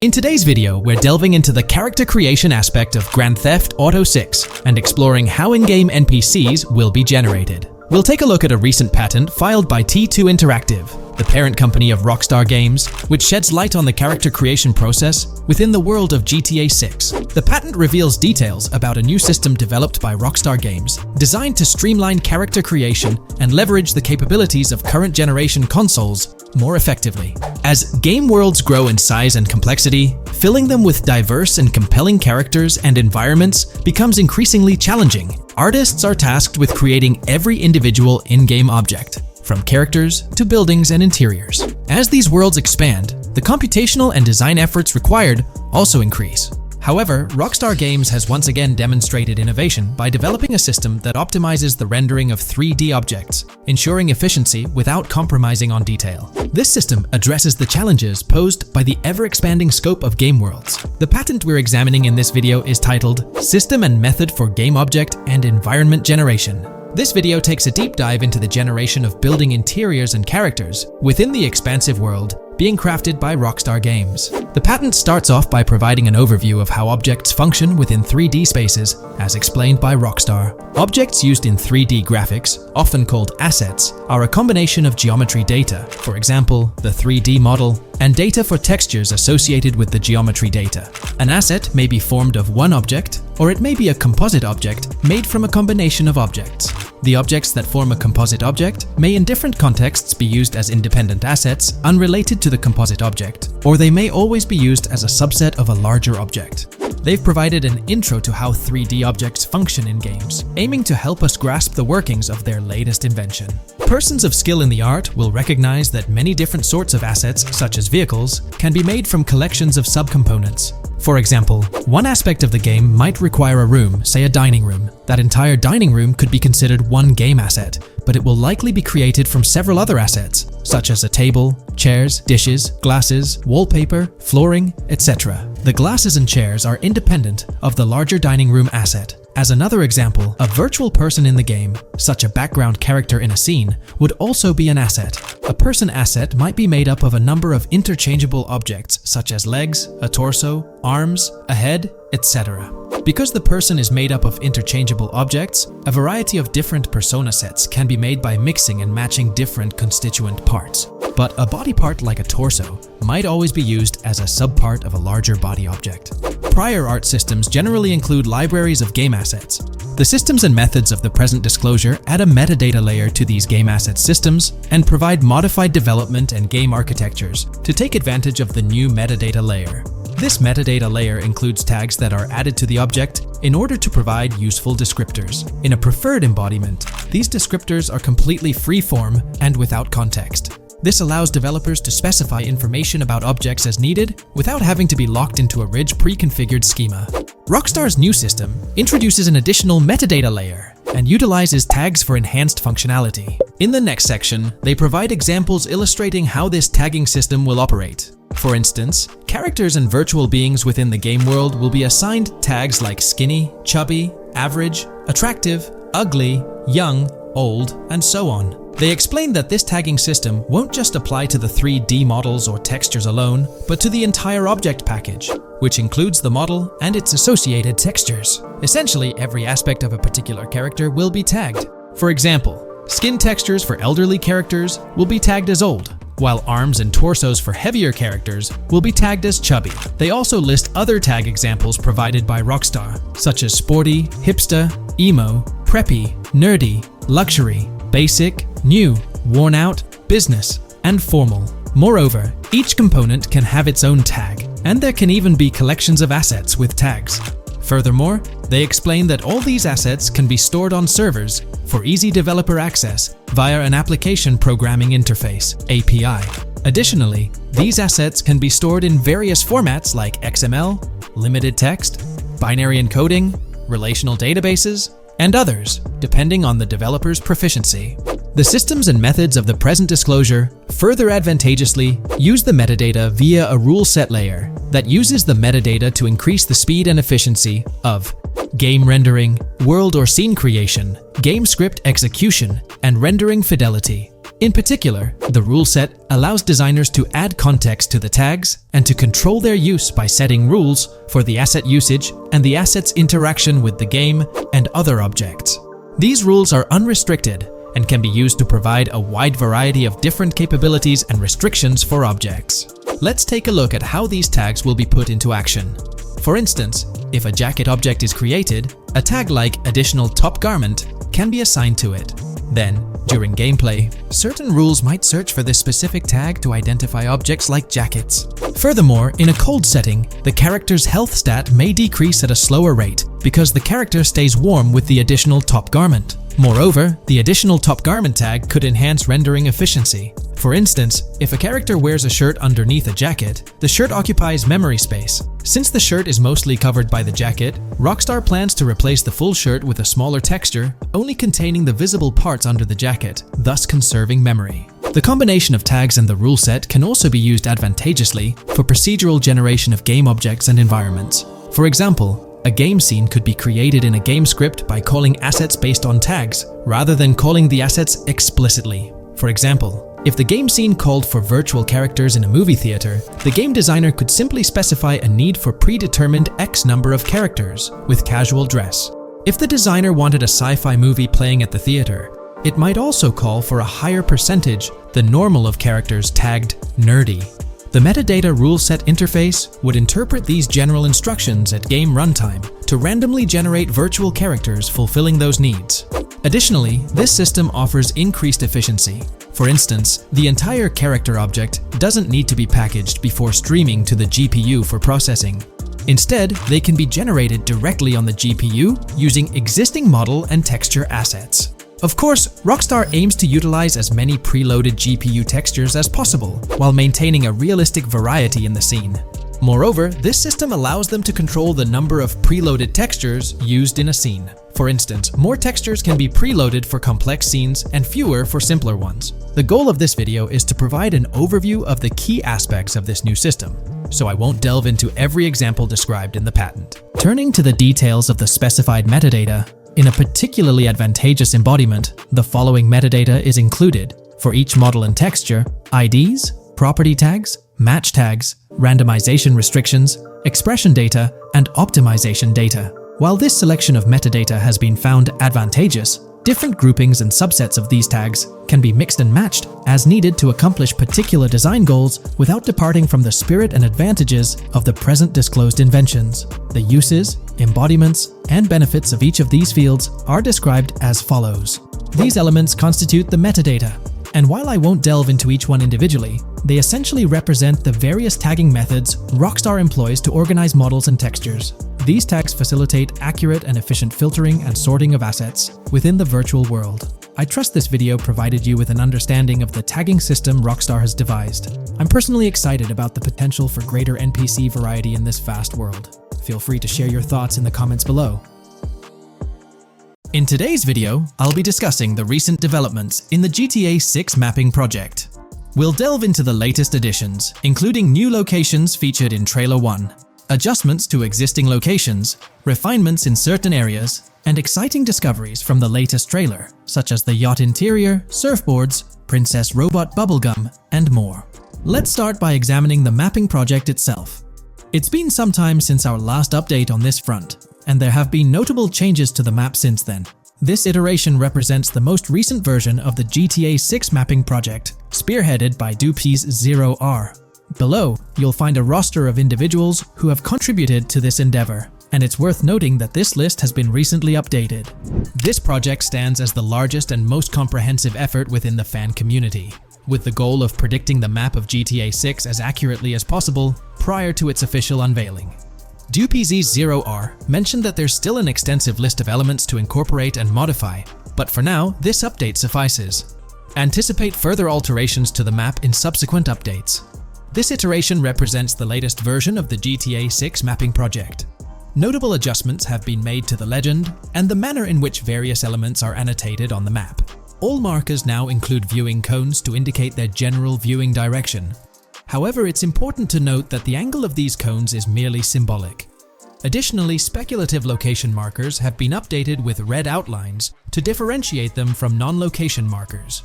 Furthermore, coordinate markers now display their corresponding clip names for easier identification. Changes have also been made to the naming conventions in the key section. For instance, you'll notice that the markers now include the names of the clips they are derived from. Let's delve into the alterations specific to Vice City. The angles of Rock Ridge and Stockyard have been tweaked to align with calculations/evidence and to better match the coordinates. By observing the outlines, you can see that both the Rock Ridge and Stockyard areas have been subtly adjusted, ensuring a more cohesive layout. There's a noticeable improvement in alignment. A notable update to the map is this section here. Previously, absent features have been incorporated from the edges of one of Rock Ridge's mini-maps, and adjustments have been made to the water's edge in that vicinity, now depicted in dark green to indicate the genuine boundaries of this section of the Vice River. Additionally, several buildings in the Rock Ridge area have been identified, including the Rock Ridge Community Research Center, Miami Police Department, Venture Apartments, Orange and Pink, 7071 Warren Thacker Manor, inspired by Martin Fine Villa, Palace Cafe and Diary, all sourced from leaks. Furthermore, there are two speculative markers outlined in red, representing locations from the trailer. One in Rock Ridge is speculated to be the Hammer Hamlet Ladies location, while the other marks the high roller scene from the trailer. You can find the timestamps for both scenes on the map.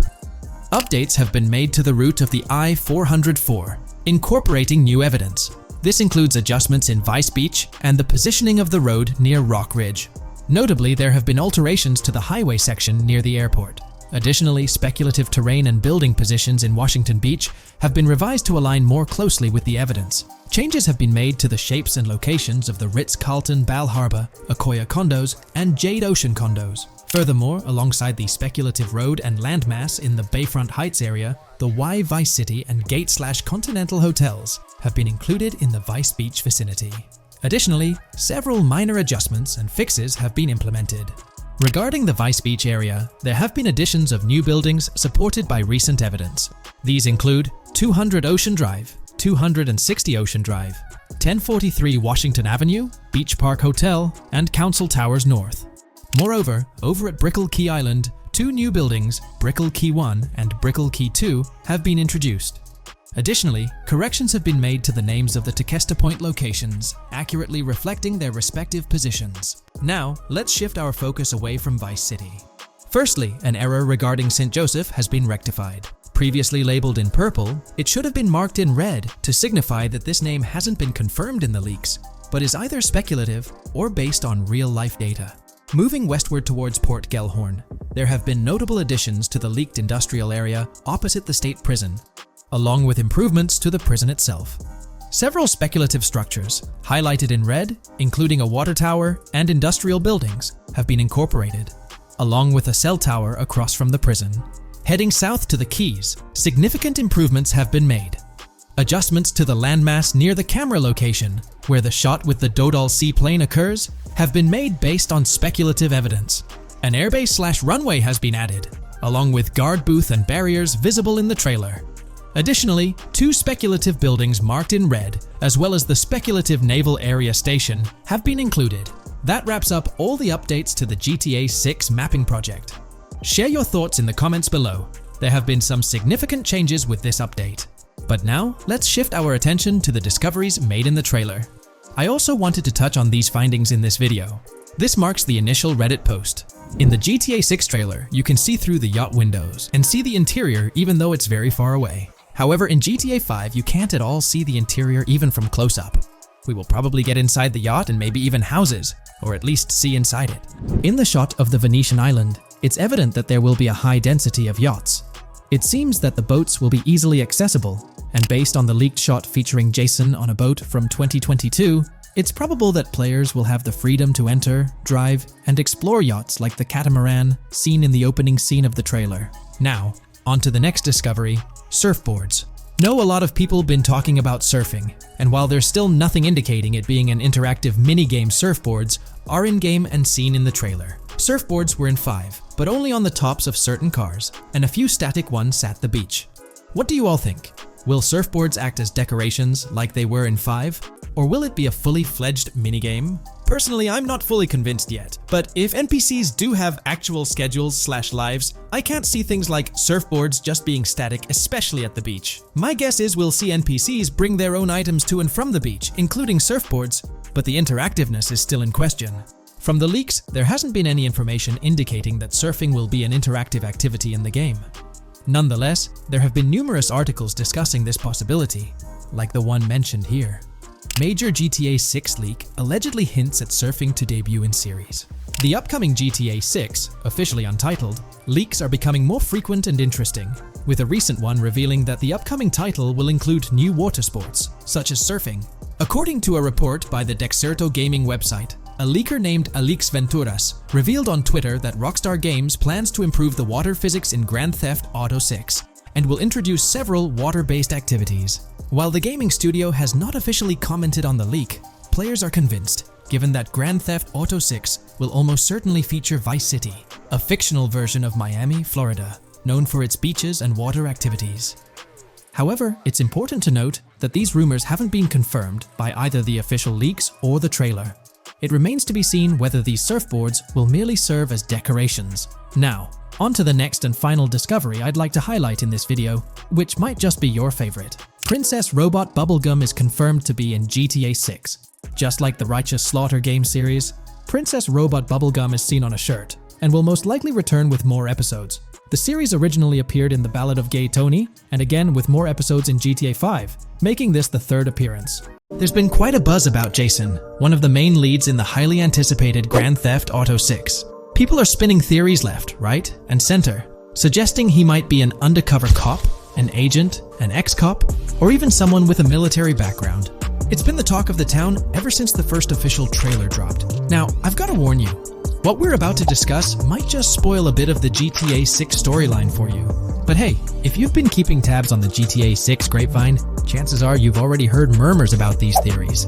Now, I gotta stress, folks, that as exciting as these speculations are, they're just that, speculations. Nothing set in stone. But here's the deal.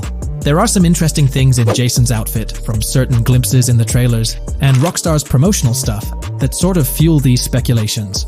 They're like breadcrumbs teasing us about Jason's potential undercover identity. So today, I'm here to unravel these clues and take you through the evidence we've got so far. We'll start with the very first trailer of Grand Theft Auto 6. You know, the one that set the internet on fire? We'll dissect it bit by bit and get into the nitty-gritty of this theory that's got the GTA 6 community all hyped up. And it's not just about the trailers, folks. Oh no, there's a whole treasure trove of articles out there discussing findings made by fans, diving into details, and connecting dots. We're gonna sift through all that too. And hey, while we're at it, let's not forget about the actors. There's been some chatter about who might be stepping into the shoes of Jason in this game. So we'll toss that into the mix as well. There's plenty to unravel, and we're here to explore every nook and cranny of this speculation, piece by piece. So grab your favorite snack, get comfy, because we're about to embark on a journey through the GTA 6 speculations, theories, and rumors about Jason. Let's start off by jumping into this interesting Reddit post.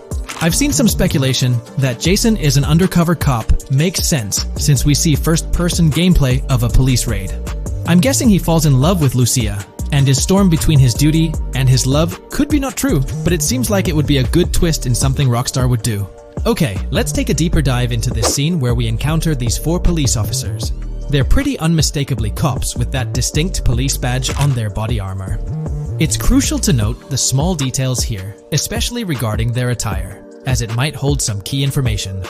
Now, among this squad of officers, there's one guy who stands out from the rest. He's chilling on the far right, sporting a casual white tank top, while the others are all suited up in body armor, their caps turned backward. This difference suggests a hierarchy within the group, making us wonder if this dude's perhaps a higher up or holds a different position within the force. The intriguing part, though, is the context of this scene. It feels like a pivotal moment, almost as if these officers are significant characters in the narrative. But let's pump the brakes a bit. It's all speculation at this point.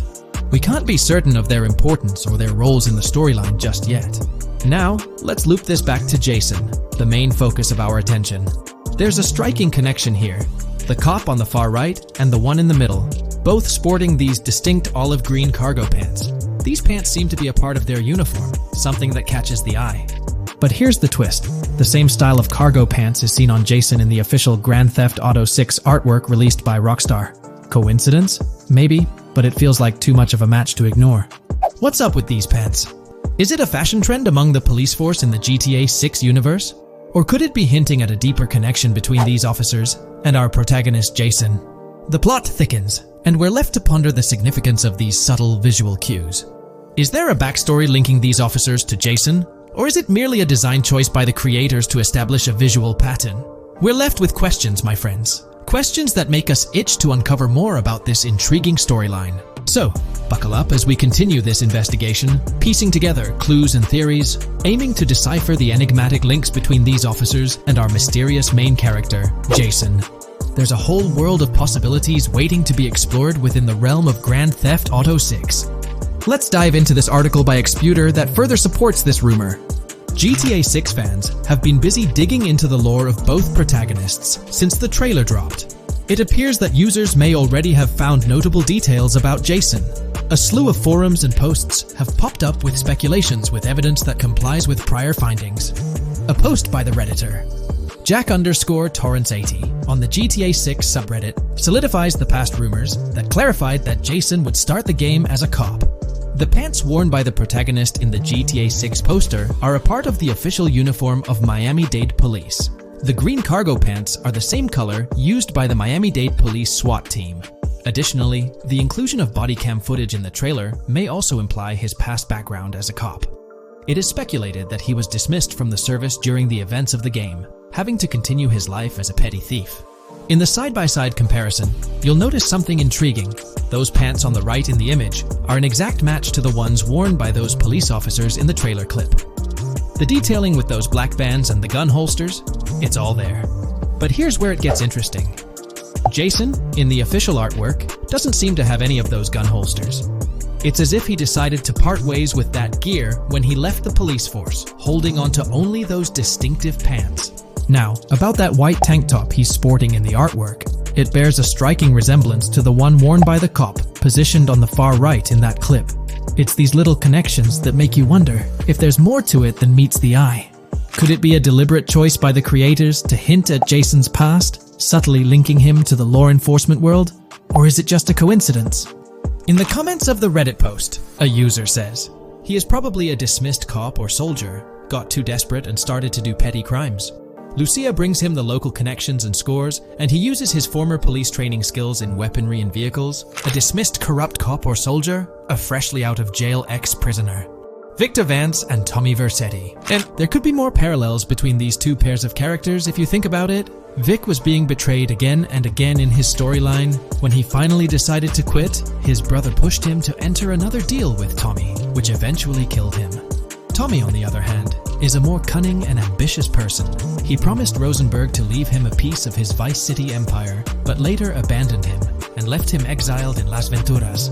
These observations really bring up some compelling comparisons, especially when looking at Tommy Vercetti and Victor Vance from previous GTA installments. There's a chance we might see echoes of similar themes or storylines reflected in GTA 6, which lines up nicely with what Rockstar teased in the trailer. Let's zero in on Jason's haircut.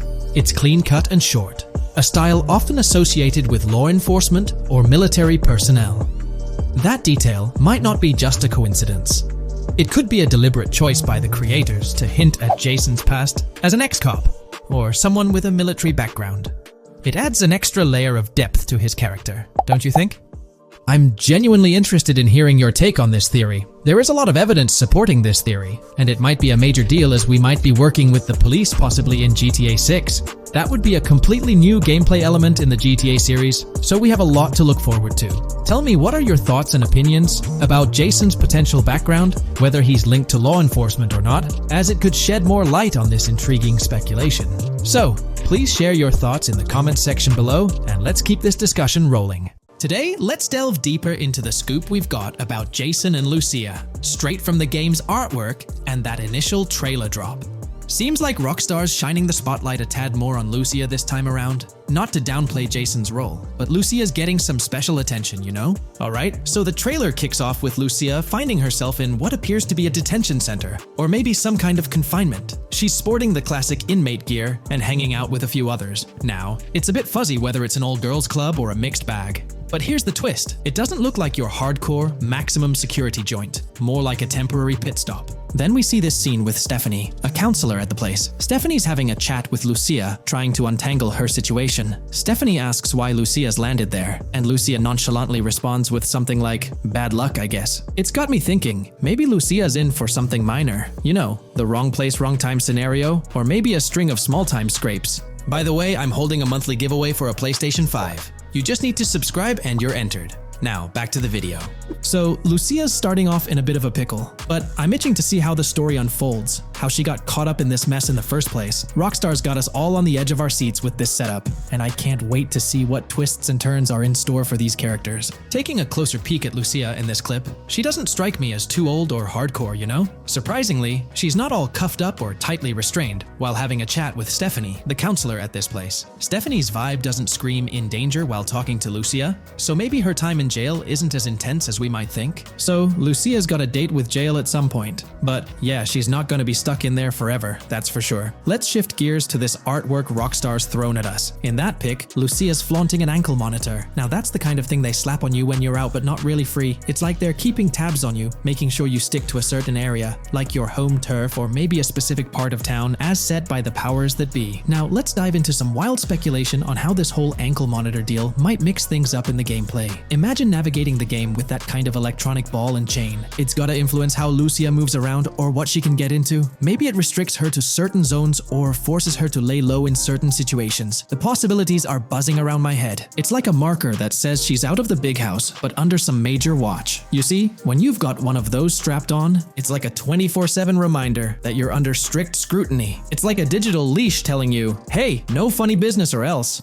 Now think about how this could shake up the game's map dynamics. Rockstar might play a throwback card to the old GTA vibes, where you're restricted to certain parts of the map at the start. As you progress through the story, you gradually unlock more turf to roam. Picture Lucia, stuck in a zone until she can shake off that monitor, whether she manages to ditch it by some gutsy escape, or someone legally gives her the green light. Fast forward a bit, and we spot Jason and Lucia in a pretty dicey scene. Jason's in the driver's seat, Lucia's riding shotgun, and they're peeling away from what looks like a scene post-crime. A couple of cop cars are hot on their tail, lights flashing, and sirens blaring. Jason's got his hands tight on the wheel, sneakily glancing at the cops as they whiz past. Then, when they're out of sight, he shoots Lucia a glance that screams serious concern. It's crystal clear these two are linked somehow, tied together by that ankle monitor and whatever legal trouble they're entangled in. How's that for a curveball in the storyline? There's this air of suspense and questions lingering. What did they do? And how does it all connect back to Lucia's time in the slammer? The plot thickens, and I'm itching to see where this tangled web leads us. Let's zoom in on Lucia for a moment. You know, it's not giving off that classic jailbreak vibe. When you make a daring escape from the big house, you don't come out with an ankle monitor like you've been given a hall pass. Nah, it's more like you become public enemy number one, constantly dodging the long arm of the law. It's got echoes of that on-the-run feel from Red Dead Redemption 2, where you're always watching your back. Wonder if Rockstar's planning to revisit that kind of storyline here? But here's a thought that's been gnawing at me. What if Jason's got this noble quest to keep Lucia out of hot water? Could be, but there's this lingering sense that they've got some pressing reasons behind these actions. It's like they're in this situation either by design or due to some pressing needs. Speaking of which, let's take a peek at the next scene in the sequence. You've got Lucia holding a bundle of cash that could make anyone's eyes widen, stacks of 20s and crisp hundreds. And what's she doing? Nonchalantly turning away from law enforcement? It's like we're getting a glimpse into the aftermath of a successful heist. And then there's this sight, both of them, dressed up with bandanas bandanas and masks, keeping their identities under wraps as they bolt out of what seems to be a rundown corner store situated in the middle of nowhere. There's this air of confidence about them, but choosing a low-profile place like this hints at something. They're not doing this for kicks. No, it's like they're in dire need of funds. Now let's talk about Jason's wheels. It's not some flashy top-of-the-line ride like you'd expect from Michael DeSanta's swanky tailgater in GTA 5. Nope, Jason's driving an older model, something more modest. It gives off this vibe that they might not be swimming in cash. The whole picture seems to paint a story of urgency. Lucia's holding a stash of cash, they're hitting a low-key spot, and Jason's not cruising around in luxury. It's like they're pushed into a corner, perhaps strapped for cash, and pushed into some tough choices. There's definitely more to this tale than meets the eye. Let's dive into Jason and Lucia's ride. They're cruising around, making these slick turns and slides. It doesn't seem like they're trying to dodge cops. You can even hear Lucia kinda squeal. She's gripping the car's side in a way that screams thrill ride. Looks like they've got a pretty upbeat and tight relationship.